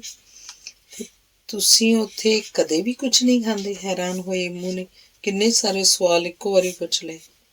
ਇਮੂ ਨੇ ਇੱਕ ਜੜ੍ਹ ਚੁੱਕ ਕੇ ਛਿੱਲੀ ਨਿੱਕੂ ਨੂੰ ਫੜਾਤੀ। ਲੈ ਹੁਣ ਤਾਂ ਖਾ। ਨਿੱਕੂ ਆਪਣੇ ਖਾਣ ਪੀਣ ਬਾਰੇ ਇਮੂ ਨੂੰ ਦੱਸਣਾ ਚਾਹੁੰਦਾ ਸੀ, ਪਰ ਉਹ ਸਾਰਾ ਕੁਝ ਕਦੀ ਫੇਰ ਦੱਸਣ ਦੇ ਇਰਾਦੇ ਨਾਲ ਟਾਲ ਗਿਆ। ਇਮੂ ਜੜ੍ਹ ਖਾਣ ਲੱਗ ਪਿਆ। ਜੜ੍ਹ ਦਾ ਸਵਾਦ ਤਾਜ਼ੇ ਦੁੱਧ ਵਰਗਾ ਸੀ। ਪਹਿਲੀ ਜੜ੍ਹ ਖਾ ਕੇ ਨਿੱਕੂ ਨੇ ਇੱਕ ਹੋਰ ਜੜ੍ਹ ਚੁੱਕ ਲਈ। ਉਹਨੂੰ ਜੜ੍ਹ ਸੁਆਦੀ ਲੱਗੀ ਸੀ। ਉੱਥੇ ਕੁਝ ਜੜ੍ਹਾਂ ਜ਼ਹਿਰੀਲੀਆਂ ਵੀ ਸਨ। ਇਮੂ ਉਹਨਾਂ ਜੜ੍ਹਾਂ ਦੀ ਪਛਾਣ ਦੱਸਣ ਲੱਗ ਪਿਆ। ਜਦੋਂ ਦੋਵੇਂ ਰੱਜ ਗਏ ਤਾਂ ਉੱਠ ਕੇ ਖਲੋ ਗਏ। ਹੁਣ ਇੱਥੋਂ ਤੁਰੀਏ? ਹਾਂ। ਤੂੰ ਆਪਣੇ ਪਹਿਰਾਵੇ ਨੂੰ ਇੰਨੀ ਮਿੱਟੀ ਕਿੱਥੋਂ ਲਾ ਲਈ? ਇਮੂ ਦਾ ਧਿਆਨ ਪਹਿਲੀ ਵਾਰ ਨਿੱਕੂ ਦੇ ਲਿਬੜੇ ਕੱਪੜਿਆਂ ਵੱਲ ਗਿਆ। ਨਿੱਕੂ ਨੇ ਡਿੱਗਣ ਦੀ ਸਾਰੀ ਕਹਾਣੀ ਸੁਣਾਈ। ਈਮੂ ਨੇ ਫਿਕਰਮੰਦ ਹੋ ਕੇ ਚੇਤਾਵਨੀ ਦਿੱਤੀ, ਵੇਖ, ਇਹ ਗਿੱਲੇ ਜੰਗਲ ਬਹੁਤ ਖਤਰਨਾਕ ਹੁੰਦੇ ਨੇ। ਉੱਤੋਂ ਗਿੱਲੀ ਮਿੱਟੀ ਡਿੱਗਦੀ ਰਹਿੰਦੀ ਹੈ, ਕਈ ਵਾਰ ਗਿੱਠਮੁੱਠੀਏ ਢਿੱਗਾਂ ਹੇਠਾਂ ਆ ਕੇ ਮਰ ਵੀ ਜਾਂਦੇ ਨੇ। ਤੂੰ ਅੱਗੇ ਤੋਂ ਇਸ ਤਰ੍ਹਾਂ ਨਾ ਕਰੀ। ਮੈਂ ਤਾਂ ਸੋਚਿਆ ਸੀ ਤੈਨੂੰ ਜੰਗਲਾਂ ਬਾਰੇ ਪਤਾ ਹੋ। ਉੱਥੇ ਇਹੋ ਜਿਹੇ ਜੰਗਲ ਨਹੀਂ ਹੁੰਦੇ, ਉਹ ਜੰਗਲ ਕੁਝ ਹੋਰ ਤਰ੍ਹਾਂ ਦੇ ਹੁੰਦੇ ਨੇ। ਉਹ ਕੁਝ ਚਿਰ ਚੁੱਪ-ਚਾਪ ਚੱਲਦੇ ਰਹੇ। ਈਮੂ ਅਚਾਨਕ ਰੁਕ ਗਿਆ। ਉਹਨੇ ਕੰਨ ਪਿੱਛੇ ਹੱਥ ਰੱਖ ਕੇ ਆਵਾਜ਼ਾਂ ਸੁਣਨ ਦੀ ਕੋਸ਼ਿਸ਼ ਕੀਤੀ। ਉਹਦੀਆਂ ਕੰਨਾਂ ਨੇ ਸ਼ਾਇਦ ਕੁਝ ਆਵਾਜ਼ਾਂ ਸੁਣ ਵੀ ਲਈਆਂ ਸਨ। ਉਹਨੇ ਧੌਣ ਪਿੱਛੇ ਮੁੜ ਕੇ ਨਿੱਕੂ ਨੂੰ ਆਖਿਆ, ਹੁਣ ਆਪਾਂ ਨੂੰ ਮੁੜ ਜੰਗਲ 'ਚ ਹੀ ਜਾਣਾ ਪਊ। ਤੇਰੇ ਲਈ ਨਵਾਂ ਪਹਿਰਾਵਾ ਬਣਾਉਣ ਬਾਰੇ ਤਾਂ ਮੈਂ ਭੁੱਲ ਹੀ ਗਿਆ ਸੀ। ਦੋਵੇਂ ਵਾਪਸ ਜੰਗਲ 'ਚ ਪਹੁੰਚ ਗਏ। ਈਮੂ ਨੇ ਜੜ੍ਹਾਂ ਤੋਂ ਲੋੜ ਅਨੁਸਾਰ ਸੱਕ ਉਤਾਰੇ ਤੇ ਸੱਕਾਂ ਨੂੰ ਬੁਣ ਕੇ ਨਿੱਕੂ ਲਈ ਨਵਾਂ ਲਿਬਾਸ ਤਿਆਰ ਕਰ ਦਿੱਤਾ। ਨਿੱਕੂ ਨੇ ਪਹਿਲੇ ਕੱਪੜੇ ਵੀ ਪਾਈ ਰੱਖੇ ਤੇ ਉੱਤੋਂ ਦੀ ਨਵਾਂ ਲਿਬਾਸ ਪਾ ਲਿਆ। ਨਵਾਂ ਲਿਬਾਸ ਨਿੱਕੂ ਦੇ ਪੈਰਾਂ ਤੱਕ ਲੰਮਾ ਸੀ। ਨਿੱਕੂ ਦੇ ਕੱਪੜੇ ਉਸ ਲਿਬਾਸ ਹੇਠ ਲੁਕ ਗਏ। ਹੁਣ ਉਹ ਈਮੂ ਵਰਗਾ ਇੱਕ ਗਿੱਠਮੁੱਠੀਆ ਸੀ। ਦੋਵੇਂ ਮੁੜ ਤੁਰ ਪਏ। ਜੰਗਲ ਪਿੱਛੇ ਰਹਿ ਗਿਆ ਤਾਂ ਗੁਫਾ ਮੁੜ ਤੰਗ ਹੋਣੀ ਸ਼ੁਰੂ ਹੋ ਗਈ। ਨਿੱਕੂ ਨੇ ਅੰਦਾਜ਼ਾ ਲਾਇਆ ਕਿ ਉਹ ਮੁੜ ਕਿਸੇ ਫੈਲਾਅ ਵਾਲੀ ਥਾਂ ਪਹੁੰਚ ਰਹੇ ਸਨ। ਨਿੱਕੂ ਦਾ ਅੰਦਾਜ਼ਾ ਠੀਕ ਸੀ। ਤੰਗ ਗੁਫਾ ਤੋਂ ਬਾਅਦ ਆਉਣ ਵਾਲਾ ਪੜਾਅ ਬੜਾ ਖੁੱਲ੍ਹਾ ਸੀ। ਉਸ ਪੜਾਅ ਉੱਤੇ ਕਾਲਾ ਸ਼ਾਮਿਆਨਾ ਤਣਿਆ ਹੋਇਆ ਸੀ। ਉਹ ਸ਼ਾਮਿਆਨਾ ਦਰਅਸਲ ਗੁਫਾ ਦੀ ਕਾਲੀ ਮਿੱਟੀ ਦੀ ਛੱਤ ਸੀ। ਚੌਗਿਰਦਾ ਵੀ ਗੂੜਾ ਕਾਲਾ ਸੀ। ਮਿੱਟੀ ਇੰਨੀ ਕਾਲੀ ਕਿਸ ਤਰ੍ਹਾਂ ਹੋ ਸਕਦੀ ਸੀ?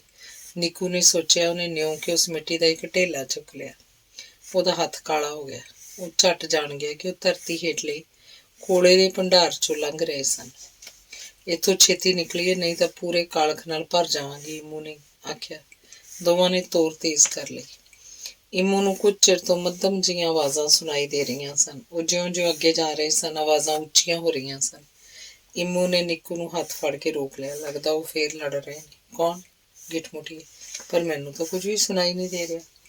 ਆਪਾਂ ਨੱਸ ਕੇ ਪਹਿਲਾਂ ਕਿਤੇ ਲੁਕੀਏ, ਫਿਰ ਤੂੰ ਸੁਣ ਵੀ ਲਵੀਂ ਤੇ ਉਹਨਾਂ ਨੂੰ ਵੇਖ ਵੀ ਲਵੀਂ, ਈਮੂ ਨੇ ਕੁਝ ਘਬਰਾਹਟ 'ਚ ਕਿਹਾ। ਨਿੱਕੂ ਨੂੰ ਬਾਹੋਂ ਫੜ ਕੇ ਖਿੱਚਦਾ ਹੋਇਆ ਉਹ ਇੱਕ ਪਾਸੇ ਲੈ ਤੁਰਿਆ। ਇੱਕ ਵੱਡਾ ਸਾਰਾ ਪੱਥਰ ਵੇਖ ਕੇ ਦੋਵੇਂ ਉਸ ਪੱਥਰ ਓਹਲੇ ਬੈਠ ਗਏ। ਨਿੱਕੂ ਨੇ ਪੱਥਰ ਓਹਲਿਓਂ ਝਾਤੀ ਮਾਰੀ। ਗੁਫਾ ਦੀਆਂ ਕੰਧਾਂ 'ਚ ਬਣੇ ਘੋਰਨਿਆਂ ਵਿੱਚੋਂ ਗਿੱਠਮੁੱਠੀਏ ਨਿਕਲ ਰਹੇ ਸਨ। ਉਹ ਚੀਕਾਂ ਮਾਰ ਰਹੇ ਸਨ, ਰੌਲਾ ਪਾ ਰਹੇ ਸਨ ਤੇ ਗੁੱਸੇ ਦੇ ਭਰੇ ਹੋਏ ਇੱਕ ਦੂਜੇ ਵੱਲ ਵੱਧ ਰਹੇ ਸਨ। ਫਿਰ ਉਹ ਗੁੱਥਮ-ਗੁੱਥਾ ਹੋ ਗਏ। ਇੱਕ ਦੂਜੇ ਨੂੰ ਦੰਦੀਆਂ ਵੱਢਣ ਲੱਗ ਪਏ, ਨੌਂਦਰਾਂ ਮਾਰਨ ਲੱਗ ਪਏ। ਉਹ ਲੜ ਕਿਉਂ ਰਹੇ ਨੇ? ਬਸ ਕਦੀ-ਕਦੀ ਇਸ ਤਰ੍ਹਾਂ ਹੀ ਲੜਦੇ ਨੇ। ਫਿਰ ਵੀ ਇੱਕ ਟੋਲਾ ਇੱਥੋਂ ਵਾਲੇ ਜੰਗਲ ਨੂੰ ਆਪਣਾ ਆਖਦਾ ਤੇ ਦੂਜਾ ਆਪਣਾ। ਵੈਸੇ ਇਹ ਜੰਗਲ ਕਿਹਦਾ? ਸਭ ਦਾ, ਤੇਰਾ ਵੀ ਤੇ ਮੇਰਾ ਵੀ। ਮੈਂ ਸਮਝਿਆ ਨਹੀਂ। ਨਿਯਮਤਾਂ ਸਭ ਦੀਆਂ ਹੁੰਦੀਆਂ ਨੇ, ਜਿਵੇਂ ਪਾਣੀ ਸਭ ਦਾ, ਹਵਾ ਸਭ ਦੀ ਹੈ ਤੇ ਜਿਵੇਂ ਬੰਦਾ ਸਭ ਦਾ। ਨਿੱਕੂ ਨੇ ਉਹਦੀ ਗੱਲ 'ਚ ਆਪਣੀ ਗੱਲ ਜੋੜ ਲਈ ਤੇ ਫਿਰ ਪੁੱਛਿਆ, ਕੀ ਇਹ ਗੱਲ ਉਹ ਨਹੀਂ ਜਾਣਦੇ? ਉਹ ਸਭ ਜਾਣਦੇ ਨੇ, ਇਸੇ ਕਰਕੇ ਪਿਆਰ ਨਾਲ ਰਹਿੰਦੇ ਨੇ। ਪਰ ਹੁਣ ਤਾਂ ਉਹ ਲੜ ਰਹੇ ਨੇ। ਹਾਂ, ਕਦੀ-ਕਦਾਈ। ਮੰਗਣੂ ਰਾਜੇ ਦੇ ਅਹਿਲਕਾਰ ਆ ਕੇ ਪਤਾ ਨਹੀਂ ਦੋਹਾਂ ਟੋਲਿਆਂ ਦੇ ਕੰਨਾਂ 'ਚ ਕਿਹੋ ਜਿਹੀਆਂ ਫੂਕਾਂ ਮਾਰ ਜਾਂਦੇ ਨੇ। ਦੋਵੇਂ ਟੋਲੇ ਆਪਸ 'ਚ ਲੜਨ ਲੱਗ ਪੈਂਦੇ ਨੇ। ਇਹ ਤਾਂ ਮਾੜੀ ਗੱਲ ਹੈ। ਸਾਨੂੰ ਜਾ ਕੇ ਉਹਨਾਂ ਨੂੰ ਸਮਝਾਉਣਾ ਚਾਹੀਦਾ। ਸਾਡੇ ਸਮਝਾਇਆ ਉਹਨਾਂ ਨੂੰ ਸਮਝ ਨਹੀਂ ਪੈਣੀ, ਈਮੂ ਨੇ ਦੱਸਿਆ। ਜਦੋਂ ਥੱਕ ਜਾਣਗੇ ਤਾਂ ਸਭ ਠੀਕ ਹੋ ਜਾਏਗਾ। ਮੁੜ ਪਿਆਰ ਨਾਲ ਰਹਿਣ ਲੱਗ ਪੈਣਗੇ। ਉਹ ਮੁੜ ਭਰਾ-ਭਰਾ ਹੋ ਜਾਣਗੇ। ਕੀ ਫੂਕਾਂ ਮਾਰਨ ਵਾਲੇ ਫੇਰ ਕਦੇ ਨਹੀਂ ਆਉਣਗੇ? ਉਹ ਤਾਂ ਆਉਂਦੇ ਹੀ ਰਹਿਣਗੇ, ਈਮੂ ਫਿੱਕਾ ਜਿਹਾ ਹੱਸਿਆ। ਮੰਗਣੂ ਰਾਜੇ ਦਾ ਰਾਜ ਭਾਗ ਇਸੇ ਤਰ੍ਹਾਂ ਚੱਲਦਾ ਹੈ। ਉਹ ਪਤਾ ਨਹੀਂ ਕਿੰਨੀ ਕੁ ਦੇਰ ਹੋਰ ਗੱਲਾਂ ਵਿੱਚ ਰੁੱਝੇ ਰਹਿੰਦੇ ਕਿ ਦੋ ਬਾਘੇ ਸਾਹਮਣਿਓਂ ਤੁਰੇ ਆਉਂਦੇ ਦਿਸੇ। ਉਹ ਸਹਿਮ ਕੇ ਉਸੇ ਪੱਥਰ ਓਹਲੇ ਸਹਿ ਗਏ। ਜੇ ਬਾਘਿਆਂ ਨੇ ਉਹਨਾਂ ਨੂੰ ਵੇਖ ਲਿਆ ਹੋਇਆ ਤਾਂ। ਅੰਗ 8ਵਾਂ। ਜਿਸ ਪੱਥਰ ਓਹਲੇ ਈਮੂ ਤੇ ਨਿੱਕੂ ਲੁਕੇ ਹੋਏ ਸਨ, ਦੋਵੇਂ ਬਾਘੇ ਉਸ ਪੱਥਰ ਦਾ ਆਸਰਾ ਲੈ ਕੇ ਖਲੋ ਗਏ। ਆਪਾਂ ਇੱਥੇ ਆਰਾਮ ਨਾਲ ਗੱਲਾਂ ਕਰਾਂਗੇ, ਇੱਕ ਬਾਘਾ ਬੋਲਿਆ। ਤੇ ਲੜਾਈ ਆਪੇ ਮੁੱਕ ਜਾਏਗੀ। ਉਹ ਪਹਿਲੋਂ ਖਲੋਤੇ ਆਪਸ 'ਚ ਗੱਲਾਂ ਕਰਦੇ ਰਹੇ, ਫਿਰ ਥੱਕ ਕੇ ਬੈਠ ਗਏ। ਬਾਘਿਆਂ ਦਾ ਕੰਮ ਬਹੁਤ ਔਖਾ ਹੈ, ਆਪਾਂ ਇੱਥੋਂ ਜਾ ਵੀ ਨਹੀਂ ਸਕਦੇ। ਇੱਕ ਨੇ ਪੂਰਾ ਮੂੰਹ ਖੋਲ ਕੇ ਉਬਾਸੀ ਲਈ। ਫਿਰ ਲੰਮੀ ਚੁੱਪ ਵਰਤ ਗਈ। ਸ਼ਾਇਦ ਦੋਹਾਂ ਬਾਘਿਆਂ ਦੀ ਅੱਖ ਲੱਗ ਗਈ ਸੀ। ਨਿੱਕੂ ਨੇ ਪੱਥਰ ਓਹਲਿਓਂ ਸਰਕ ਕੇ ਝਾਤੀ ਮਾਰੀ। ਦੋਵੇਂ ਬਾਘੇ ਗੂੜੀ ਨੀਂਦ ਸਨ। ਗਿੱਠਮੁੱਠੀਏ ਲੜ ਰਹੇ ਸਨ। ਖਲੋਤੀ ਹੋਈ ਹਵਾ ਚੰਚੇਤੀ ਰੁਮਕਣ ਲੱਗ ਪਈ। ਠੰਡੀ ਮਿੱਠੀ ਪੌਣ 'ਚ ਕਿਧਰੋਂ ਆ ਕੇ ਸੁਗੰਧ ਵੀ ਰਲ ਗਈ। ਫਿਰ ਮੱਧਮ ਜਿਹਾ ਹਾਸਾ ਛਣਕਿਆ ਤੇ ਫਿਰ ਜਿਵੇਂ ਮਿੱਠੇ ਸੰਗੀਤ ਲਈ ਸੁਰਬੱਧ ਸਾਜ਼ ਛੇੜ ਦਿੱਤੇ ਗਏ ਹੋਣ।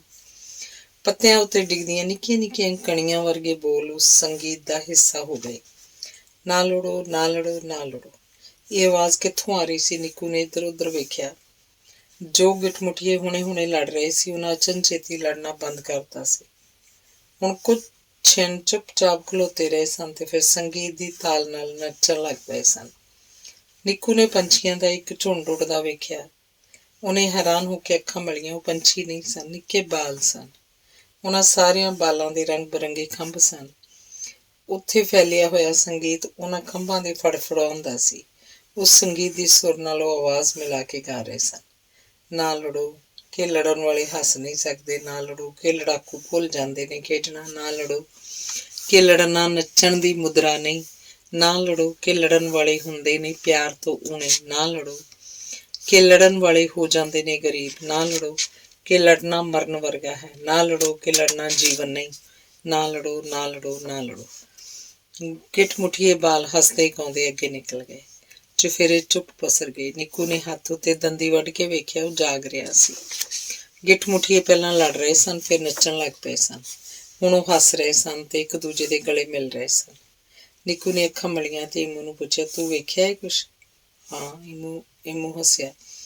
ਪਰ ਉਹਨਾਂ ਦੇ ਤਾਂ ਖੰਭ ਸਨ। ਹਾਂ, ਸਾਰੇ ਬਾਲਾਂ ਦੇ ਖੰਭ ਹੁੰਦੇ ਨੇ। ਬਾਲਾਂ ਦੇ ਜਨਮ ਤੋਂ ਛੇਤੀ ਪਿੱਛੋਂ ਹੀ ਖੰਭ ਉਗਾਉਂਦੇ ਨੇ। ਉਦੋਂ ਮਾਵਾਂ ਬਾਲਾਂ ਨੂੰ ਘੋਰਨਿਆਂ 'ਚ ਬੰਦ ਨਹੀਂ ਰੱਖਦੀਆਂ। ਮਾਵਾਂ ਉਹਨਾਂ ਨੂੰ ਖੁੱਲ੍ਹ ਕੇ ਉੱਡ ਲੈਣ ਦਿੰਦੀਆਂ ਨੇ।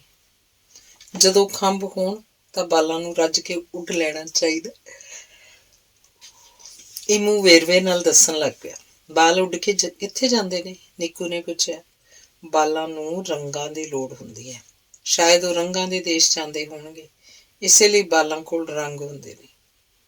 ਹਾਂ, ਬਾਲਾਂ ਨੂੰ ਫੁੱਲਾਂ ਦੀ ਲੋੜ ਹੁੰਦੀ ਹੈ। ਬਾਲ ਸ਼ਾਇਦ ਫੁੱਲਾਂ ਦੀ ਵਾਦੀ ਵੱਲ ਫੇਰਾ ਮਾਰਦੇ ਹੋਣਗੇ, ਇਸੇ ਲਈ ਬਾਲਾਂ ਕੋਲ ਖੁਸ਼ਬੂ ਹੁੰਦੀ ਹੈ। ਹਾਂ, ਤੂੰ ਠੀਕ ਆਖਦਾ ਹੈ। ਇਮੂ ਨੇ ਬੋਲਣਾ ਜਾਰੀ ਰੱਖਿਆ। ਜਿੱਥੋਂ ਤੱਕ ਬਾਲ ਉੱਡ ਆਉਂਦੇ ਨੇ, ਵੱਡੇ ਤਾਂ ਉੱਥੋਂ ਤੱਕ ਕਦੇ ਵੀ ਨਹੀਂ ਪਹੁੰਚ ਸਕਦੇ। ਵੱਡਿਆਂ ਦੇ ਤਾਂ ਖੰਭ ਝੜ ਜਾਂਦੇ ਨੇ। ਜੇ ਵੱਡਿਆਂ ਦੇ ਖੰਭ ਹੁੰਦੇ ਵੀ ਤਾਂ ਆਪਸ 'ਚ ਲੜ ਪੁੱਟ ਦਿਆ ਕਰਨੇ ਸਨ। ਤੂੰ ਵੇਖਿਆ ਨਹੀਂ ਉਹ ਕਿਸ ਤਰ੍ਹਾਂ ਲੜ ਰਹੇ ਸਨ? ਸਾਡੇ ਕੋਲ ਤਾਂ ਜਿੰਨੇ ਵੀ ਰੰਗ ਨੇ ਬਾਲਾਂ ਕਰਕੇ ਨੇ, ਜਿੰਨੀ ਵੀ ਖੁਸ਼ਬੂ ਹੈ ਬਾਲਾਂ ਕਰਕੇ ਹੈ। ਉਹਨਾਂ ਦੇ ਇੱਧਰੋਂ ਲੰਘਣ ਕਰਕੇ ਹੀ ਸਾਰਾ ਕੁਝ ਸੋਹਣਾ ਹੋ ਜਾਂਦਾ ਹੈ। ਸਭ ਕੁਝ ਠੀਕ ਹੋ ਗਿਆ। ਜੀ ਕਰਦਾ ਹੈ ਹਮੇਸ਼ਾ ਬਾਲ ਹੀ ਬਣੇ ਰਹੀਏ। ਨਿੱਕੂ ਨੂੰ ਲੱਗਾ ਇਮੂ ਨੇ ਆਖਰੀ ਗੱਲ ਕਹਿਣ ਵੇਲੇ ਹੌਕਾ ਭਰਿਆ ਸੀ। ਉਹ ਤਰਪ ਕੇ ਇਮੂ ਉਮਰੋਂ ਤਾਂ ਹਾਲੇ ਬਾਲ ਹੀ ਸੀ। ਫਿਰ ਉਹਨੇ ਇਸ ਤਰ੍ਹਾਂ ਕਿਉਂ ਆਖਿਆ ਸੀ? ਅਗਲੇ ਛਿਣ ਉਹਨੂੰ ਸਮਝ ਪੈ ਗਈ। ਉੱਥੋਂ ਉਡਾਰੀ ਭਰ ਕੇ ਲੰਘਣ ਵਾਲੇ ਬਾਲਾਂ ਵਾਂਗ ਇਮੂ ਦੇ ਖੰਭ ਨਹੀਂ ਸਨ। ਉਸ ਹੈਰਾਨ ਹੋ ਕੇ ਆਖਿਆ, ਇਮੂ ਤੂੰ ਵੀ ਤਾਂ ਨਿੱਕਾ ਹੈ, ਪਰ ਤੇਰੇ ਤਾਂ ਖੰਭ ਵੀ ਨਹੀਂ। ਇਮੂ ਉਦਾਸ ਹੋ ਗਿਆ। ਹੌਲੀ ਜਿਹੀ ਬੋਲਿਆ, ਮੇਰੇ ਵੀ ਕਦੀ ਖੰਭ ਹੁੰਦੇ ਸਨ ਤੇ ਉਹਨਾਂ ਖੰਭਾਂ ਦਾ ਫਿਰ ਕੀ ਹੋਇਆ? ਝੜ ਗਏ। ਇਮੂ ਨੇ ਹੌਕਾ ਭਰਿਆ। ਕਿਸ ਤਰ੍ਹਾਂ? ਨਿੱਕੂ ਵੀ ਆਪਣੇ ਦੋਸਤ ਲਈ ਉਦਾਸ ਹੋ ਗਿਆ। ਜਦੋਂ ਬਾਲ ਕਿਸੇ ਕਾਰਨ ਆਪਣੀ ਉਮਰ ਵਰਗੇ ਨਾ ਰਹਿਣ ਤੇ ਉਹਨਾਂ ਦੇ ਖੰਭ ਝੜ ਜਾਂਦੇ ਨੇ ਤੇ ਮੁੜ ਉੱਗਦੇ ਹੀ ਨਹੀਂ। ਇਮੂ ਨੇ ਦੱਸਿਆ। ਕਿਉਂ? ਉਹ ਬਾਲ ਵੱਡੇ ਜੋ ਹੋ ਜਾਂਦੇ ਨੇ। ਦੋਹਾਂ ਵਿਚਾਲੇ ਚੁੱਪ ਹਾਵੀ ਹੋ ਗਈ। ਇਮੂ ਦਾ ਹੱਥ ਆਪਣੇ ਦੋਹਾਂ ਹੱਥਾਂ 'ਚ ਲੈ ਕੇ ਨਿੱਕੂ ਬੋਲਿਆ, ਯਾਰ ਤੂੰ ਦਿਲ ਛੋਟਾ ਨਾ ਕਰ। ਮੈਨੂੰ ਪੱਕਾ ਯਕੀਨ ਹੈ ਤੇਰੇ ਖੰਭ ਮੁੜ ਉਗਾਉਣਗੇ। ਵੇਖ ਲਵੀਂ, ਭਾਵੇਂ ਤੇਰੇ ਮਾਂ ਪਿਓ ਨੂੰ ਵੀ ਆਪਾਂ ਛੇਤੀ ਲੱਭ ਲਵਾਂਗੇ। ਤੇਰੀਆਂ ਗੱਲਾਂ ਮੈਨੂੰ ਤਗੜਾ ਕਰ ਦਿੰਦੀਆਂ ਨੇ। ਇਮੂ ਮੁਸਕਰਾਇਆ। ਉਹਨੇ ਉੱਠ ਕੇ ਪੱਥਰ ਦੇ ਦੂਜੇ ਪਾਸੇ ਵੇਖਿਆ ਤੇ ਮੁੜ ਬੈਠ ਗਿਆ। ਬਾਗੇ ਹਾਲਾਂ ਉੱਥੋਂ ਗਏ ਨਹੀਂ ਸਨ। ਉਹ ਘੂਕ ਸੁੱਤੇ ਹੋਏ ਸਨ ਤੇ ਕੁਰਾੜੇ ਮਾਰ ਰਹੇ ਸਨ। ਅਚਾਨਕ ਗੜੈਂ ਦੀਆਂ ਆਵਾਜ਼ਾਂ ਗੂੰਜਣ ਲੱਗ ਪਈਆਂ। ਦੋਵੇਂ ਬਾਘੇ ਅੱਪੜਵਾਏ ਉੱਠੇ ਤੇ ਉਹਨਾਂ ਆਵਾਜ਼ਾਂ ਵੱਲ ਦੌੜੇ। ਨਾਰੀਅਲ ਦੇ ਖੋਪੇ ਦੀ ਸ਼ਕਲ ਵਰਗੇ ਰੱਥਾਂ ਉੱਤੇ ਕਲਗੀਆਂ ਵਾਲੇ ਬਾਘੇ ਸਵਾਰ ਸਨ ਤੇ ਉਹਨਾਂ ਰੱਥਾਂ ਨੂੰ ਵੱਡੇ ਵੱਡੇ ਡੱਡੂ ਖਿੱਚ ਰਹੇ ਸਨ।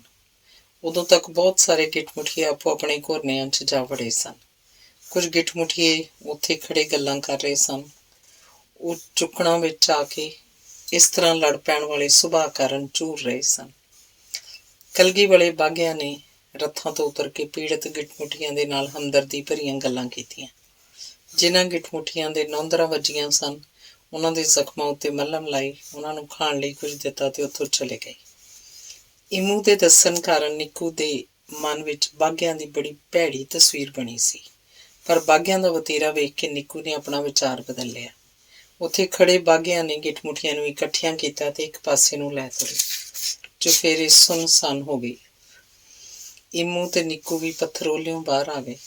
ਆ ਹੁਣ ਇੱਥੋਂ ਖਿਸਕੀਏ ਕਿਧਰੇ ਫੇਰ। ਇਮੂ ਨੇ ਗੱਲ ਅਧੂਰੀ ਰਹਿਣ ਦੀ ਉੱਥੋਂ ਤੁਰ ਪਏ। ਹਾਲੇ ਉਹ ਬਹੁਤ ਦੂਰ ਨਹੀਂ ਸੀ ਗਏ ਕਿ ਨਿੱਕੂ ਠੇਡਾ ਖਾ ਕੇ ਡਿੱਗ ਪਿਆ। ਠੇਡੇ ਵਾਲੀ ਵਸਤੂ ਕੋਈ ਉਭਰਿਆ ਹੋਇਆ ਪੱਥਰ ਜਾਂ ਖਿੰਗਰ ਨਹੀਂ ਸੀ, ਇਹ ਕਿਸੇ ਜ਼ਖਮੀ ਗਿੱਠ-ਮੁਠੀਏ ਦੀ ਦੇਹ ਸੀ। ਉਸ ਗਿੱਠ-ਮੁਠੀਏ ਦੇ ਸਾਹ ਤੇਜ਼-ਤੇਜ਼ ਚੱਲ ਰਹੇ ਸਨ ਤੇ ਉਹ ਬੇਹੋਸ਼ ਸੀ। ਇਮੂ ਨੇ ਨਿੱਕੂ ਨੂੰ ਆਸਰਾ ਦੇ ਕੇ ਉਠਾਇਆ ਤੇ ਕੁਝ ਘਬਰਾਹਟ ਵਿੱਚ ਬੋਲਿਆ, ਇਹ ਖੂੰਖਾਰ ਕੀੜਿਆਂ ਦੇ ਬਸੇਰੇ ਵਾਲਾ ਇਲਾਕਾ ਹੈ। ਇਸ ਗਿੱਠ-ਮੁਠੀਏ ਦੇ ਲਹੂ ਦੀ ਬੂ ਨਾਲ ਉਹ ਕੀੜੇ ਅੱਖਾਂ ਖੋਲ੍ਹ ਲੈਣਗੇ ਤੇ ਵਹੀਰਾਂ ਘੱਤ ਕੇ ਇੱਥੇ ਪਹੁੰਚ ਜਾਣਗੇ। ਆਪਾਂ ਇੱਥੋਂ ਨੱਸੀਏ। ਪਰ ਇਹ ਤਾਂ ਜਿਉਂਦਾ ਹੈ, ਹਾਲੇ ਇਹਨੂੰ ਦੇਖਭਾਲ ਦੀ ਲੋੜ ਹੈ। ਨਿੱਕੂ ਜਿਉਂਦੇ ਪ੍ਰਾਣੀ ਨੂੰ ਮੌਤ ਦੇ ਮੂੰਹ 'ਚ ਛੱਡ ਕੇ ਨਹੀਂ ਸੀ ਜਾਣਾ ਚਾਹੁੰਦਾ। ਉਹ ਦੋਵੇਂ ਰਲ ਕੇ ਗਿੱਠ-ਮੁਠੀਏ ਦੀ ਜਾਨ ਬਚਾ ਸਕਦੇ ਸਨ। ਉਸ ਆਖਿਆ, ਚੱਲ ਇਹਨੂੰ ਵੀ ਚੁੱਕ ਕੇ ਨਾਲ ਲੈ ਚੱਲਦੇ ਹਾਂ। ਨਹੀਂ ਨਿੱਕੂ, ਇਸ ਤਰ੍ਹਾਂ ਨਹੀਂ ਹੋ ਸਕਦਾ, ਇਮੂ ਨੇ ਜ਼ੋਰ ਦੇ ਕੇ ਆਖਿਆ। ਜੇ ਜ਼ਖਮੀ ਗਿੱਠ-ਮੁਠੀਆ ਸਾਡੇ ਨਾਲ ਹੋਇਆ ਤਾਂ ਲਹੂ ਦੀ ਬੂ ਵੀ ਤਾਂ ਆਪਣੇ ਨਾਲ ਹੀ ਰਹੂ। ਬੂ ਸੁੰਘ ਕੇ ਕੀੜੇ ਸਾਨੂੰ ਲੱਭ ਲੈਣਗੇ। ਖੂੰਖਾਰ ਕੀੜੇ ਮੋਏ ਤੇ ਜਿਉਂਦੇ 'ਚ ਫਰਕ ਨਹੀਂ ਕਰਦੇ, ਉਹ ਦੋਹਾਂ ਨੂੰ ਚੰਬੜ ਜਾਂਦੇ ਨੇ ਤੇ ਧੂ ਕੇ ਲੈ ਜਾਂਦੇ ਨੇ। ਹਾਲੇ ਉਹ ਜ਼ਖਮੀ ਗਿੱਠ-ਮੁਠੀਆਂ ਨੂੰ ਆਪਣੇ ਨਾਲ ਲੈ ਕੇ ਜਾਣ ਤੇ ਨਾ ਲੈ ਕੇ ਜਾਣ ਬਾਰੇ ਬਹਿਸ ਹੀ ਕਰ ਰਹੇ ਸਨ ਕਿ ਵਾਤਾਵਰਨ 'ਚ ਭੀਂ ਦੀਆਂ ਆਵਾਜ਼ਾਂ ਸੁਣਾਈ ਦੇਣ ਲੱਗ ਪਈਆਂ। ਹੁਣ ਕੀ ਕਰੀਏ? ਇਮੂ ਦੇ ਚਿਹਰੇ ਉੱਤੇ ਡਰ ਫੈਲ ਗਿਆ। ਕੀੜੇ ਛੇਤੀ ਪਹੁੰਚਣ ਵਾਲੇ ਨੇ। ਨਿੱਕੂ ਨੇ ਚੁਫੇਰੇ ਵੇਖਿਆ ਜਿਵੇਂ ਲੁਕਣ ਲਈ ਥਾਂ ਲੱਭ ਰਿਹਾ ਹੋਵੇ। ਜ਼ਖਮੀ ਗਿੱਠ-ਮੁਠੀਏ ਨੇ ਬੇਹੋਸ਼ੀ ਵਿੱਚ ਇੱਕ ਦਰਦੀਲੀ ਚੀਕ ਮਾਰੀ। ਇਮੂ ਨੇ ਨਿੱਕੂ ਦਾ ਹੱਥ ਫੜ ਕੇ ਦੌੜਨ ਦਾ ਯਤਨ ਕੀਤਾ, ਪਰ ਉਹ ਦੌੜ ਕੇ ਕਿੱਥੇ ਜਾਣਗੇ? ਕੀੜਿਆਂ ਦੀਆਂ ਭੀਂ ਦੀਆਂ ਆਵਾਜ਼ਾਂ ਉੱਚੀਆਂ ਹੋ ਗਈਆਂ ਸਨ ਤੇ ਚੌ ਪਾਸਿਆਂ ਤੋਂ ਆਉਣ ਲੱਗ ਪਈਆਂ ਸਨ। ਉਹ ਹੁਣ ਕੀ ਕਰਨ? ਭਮੱਤਰੇ ਹੋਏ ਉੱਥੇ ਹੀ ਖਲੋ ਗਏ। ਉਹਨਾਂ ਦੇ ਨੱਸਣ ਵਾਲੇ ਸਾਰੇ ਰਾਹਾਂ ਉੱਤੇ ਮਾਸਾਹਾਰੀ ਕੀੜੇ ਸਨ। ਨੇੜੇ ਹੀ ਮਿੱਟੀ ਵਿੱਚੋਂ ਪਾਣੀ ਸਿਮ ਕੇ ਨਿਵਾਨ ਵੱਲ ਵਹਿ ਰਿਹਾ ਸੀ। ਪਾਣੀ ਵੇਖ ਕੇ ਨਿੱਕੂ ਨੂੰ ਚੇਤੇ ਆਇਆ, ਉਹਦੇ ਪਿੰਡ ਵੀ ਕਈ ਥਾਈਂ ਕੀੜੇ ਸਨ। ਜੇ ਉਹਨਾਂ ਕੀੜਿਆਂ ਦੇ ਰਾਹ ਅੱਗੇ ਪਾਣੀ ਡੋਲ ਦਿਓ ਤਾਂ ਉਹ ਰਾਹ ਬਦਲ ਲੈਂਦੇ ਸਨ। ਕੀੜੇ ਪਾਣੀ ਨਹੀਂ ਸਨ ਟੱਪਦੇ। ਜੇ ਇੱਥੋਂ ਵਾਲੇ ਕੀੜੇ ਵੀ ਉਹਦੇ ਪਿੰਡ ਵਾਲੇ ਕੀੜਿਆਂ ਦੀ ਜਾਤੀ 'ਚ ਹੋਏ ਤਾਂ ਪਾਣੀ ਨਹੀਂ ਟੱਪ ਸਕਣਗੇ। ਇਹ ਕੀੜੇ ਉੱਡਦੇ ਵੀ ਨੇ? ਨਿੱਕੂ ਨੇ ਕਾਹਲੀ ਨਾਲ ਪੁੱਛਿਆ। ਨਹੀਂ, ਕਦੀ ਕੀੜੇ ਵੀ ਉੱਡਦੇ ਹੁੰਦੇ ਨੇ ਭਲਾ? ਤਾਂ ਸਮਝ ਲੈ ਆਪਾਂ ਸਾਰੇ ਬਚ ਗਏ, ਨਿੱਕੂ ਹੌਸਲੇ ਨਾਲ ਬੋਲਿਆ। ਭੀਂ ਦੀਆਂ ਆਵਾਜ਼ਾਂ ਹੋਰ ਉੱਚੀਆਂ ਹੋ ਗਈਆਂ। ਕੀੜੇ ਹੋਰ ਨੇੜੇ ਆ ਚੁੱਕੇ ਸਨ। ਇਮੂ ਨੇ ਡਰੇ ਹੋਏ ਨੇ ਅੱਖਾਂ ਝਪਕੀਆਂ। ਨਿੱਕੂ ਨੇ ਪੈਰ ਨਾਲ ਵੱਡਾ ਸਾਰਾ ਗੋਲ ਘੇਰਾ ਬਣਾ ਦਿੱਤਾ ਤੇ ਬੈਠ ਕੇ ਉਸ ਨਿਸ਼ਾਨ 'ਚੋਂ ਮਿੱਟੀ ਪੁੱਟਣ ਲੱਗ ਪਿਆ। ਉਹਨੇ ਇਮੂ ਨੂੰ ਵੀ ਇਹੋ ਕਰਨ ਲਈ ਆਖਿਆ। ਦੋਹਾਂ ਦੇ ਹੱਥ ਕਾਹਲੀ ਚੱਲਣ ਲੱਗ ਪਏ। ਨਰਮ ਮਿੱਟੀ ਪੁੱਟਣੀ ਔਖੀ ਨਹੀਂ ਸੀ। ਛੇਤੀ ਗੋਲ ਦਾਇਰੇ ਨੇ ਨਾਲੀ ਦਾ ਰੂਪ ਲੈ ਲਿਆ। ਉਹ ਖਾਲੀ ਭਾਵੇਂ ਡੂੰਘੀ ਨਹੀਂ ਸੀ, ਫਿਲਹਾਲ ਇੰਨਾ ਹੀ ਬਹੁਤ ਸੀ। ਨਿੱਕੂ ਨੇ ਗੋਲ ਦਾਇਰੇ ਵਾਲੀ ਖਾਲੀ ਤੋਂ ਇੱਕ ਹੋਰ ਨਾਲੀ ਪੁੱਟ ਕੇ ਪਾਣੀ ਦੇ ਸੋਮੇ ਨਾਲ ਜੋੜਤੀ। ਗੋਲ ਦਾਇਰੇ ਦੀ ਖਾਲੀ 'ਚ ਪਾਣੀ ਭਰਨਾ ਸ਼ੁਰੂ ਹੋ ਗਿਆ।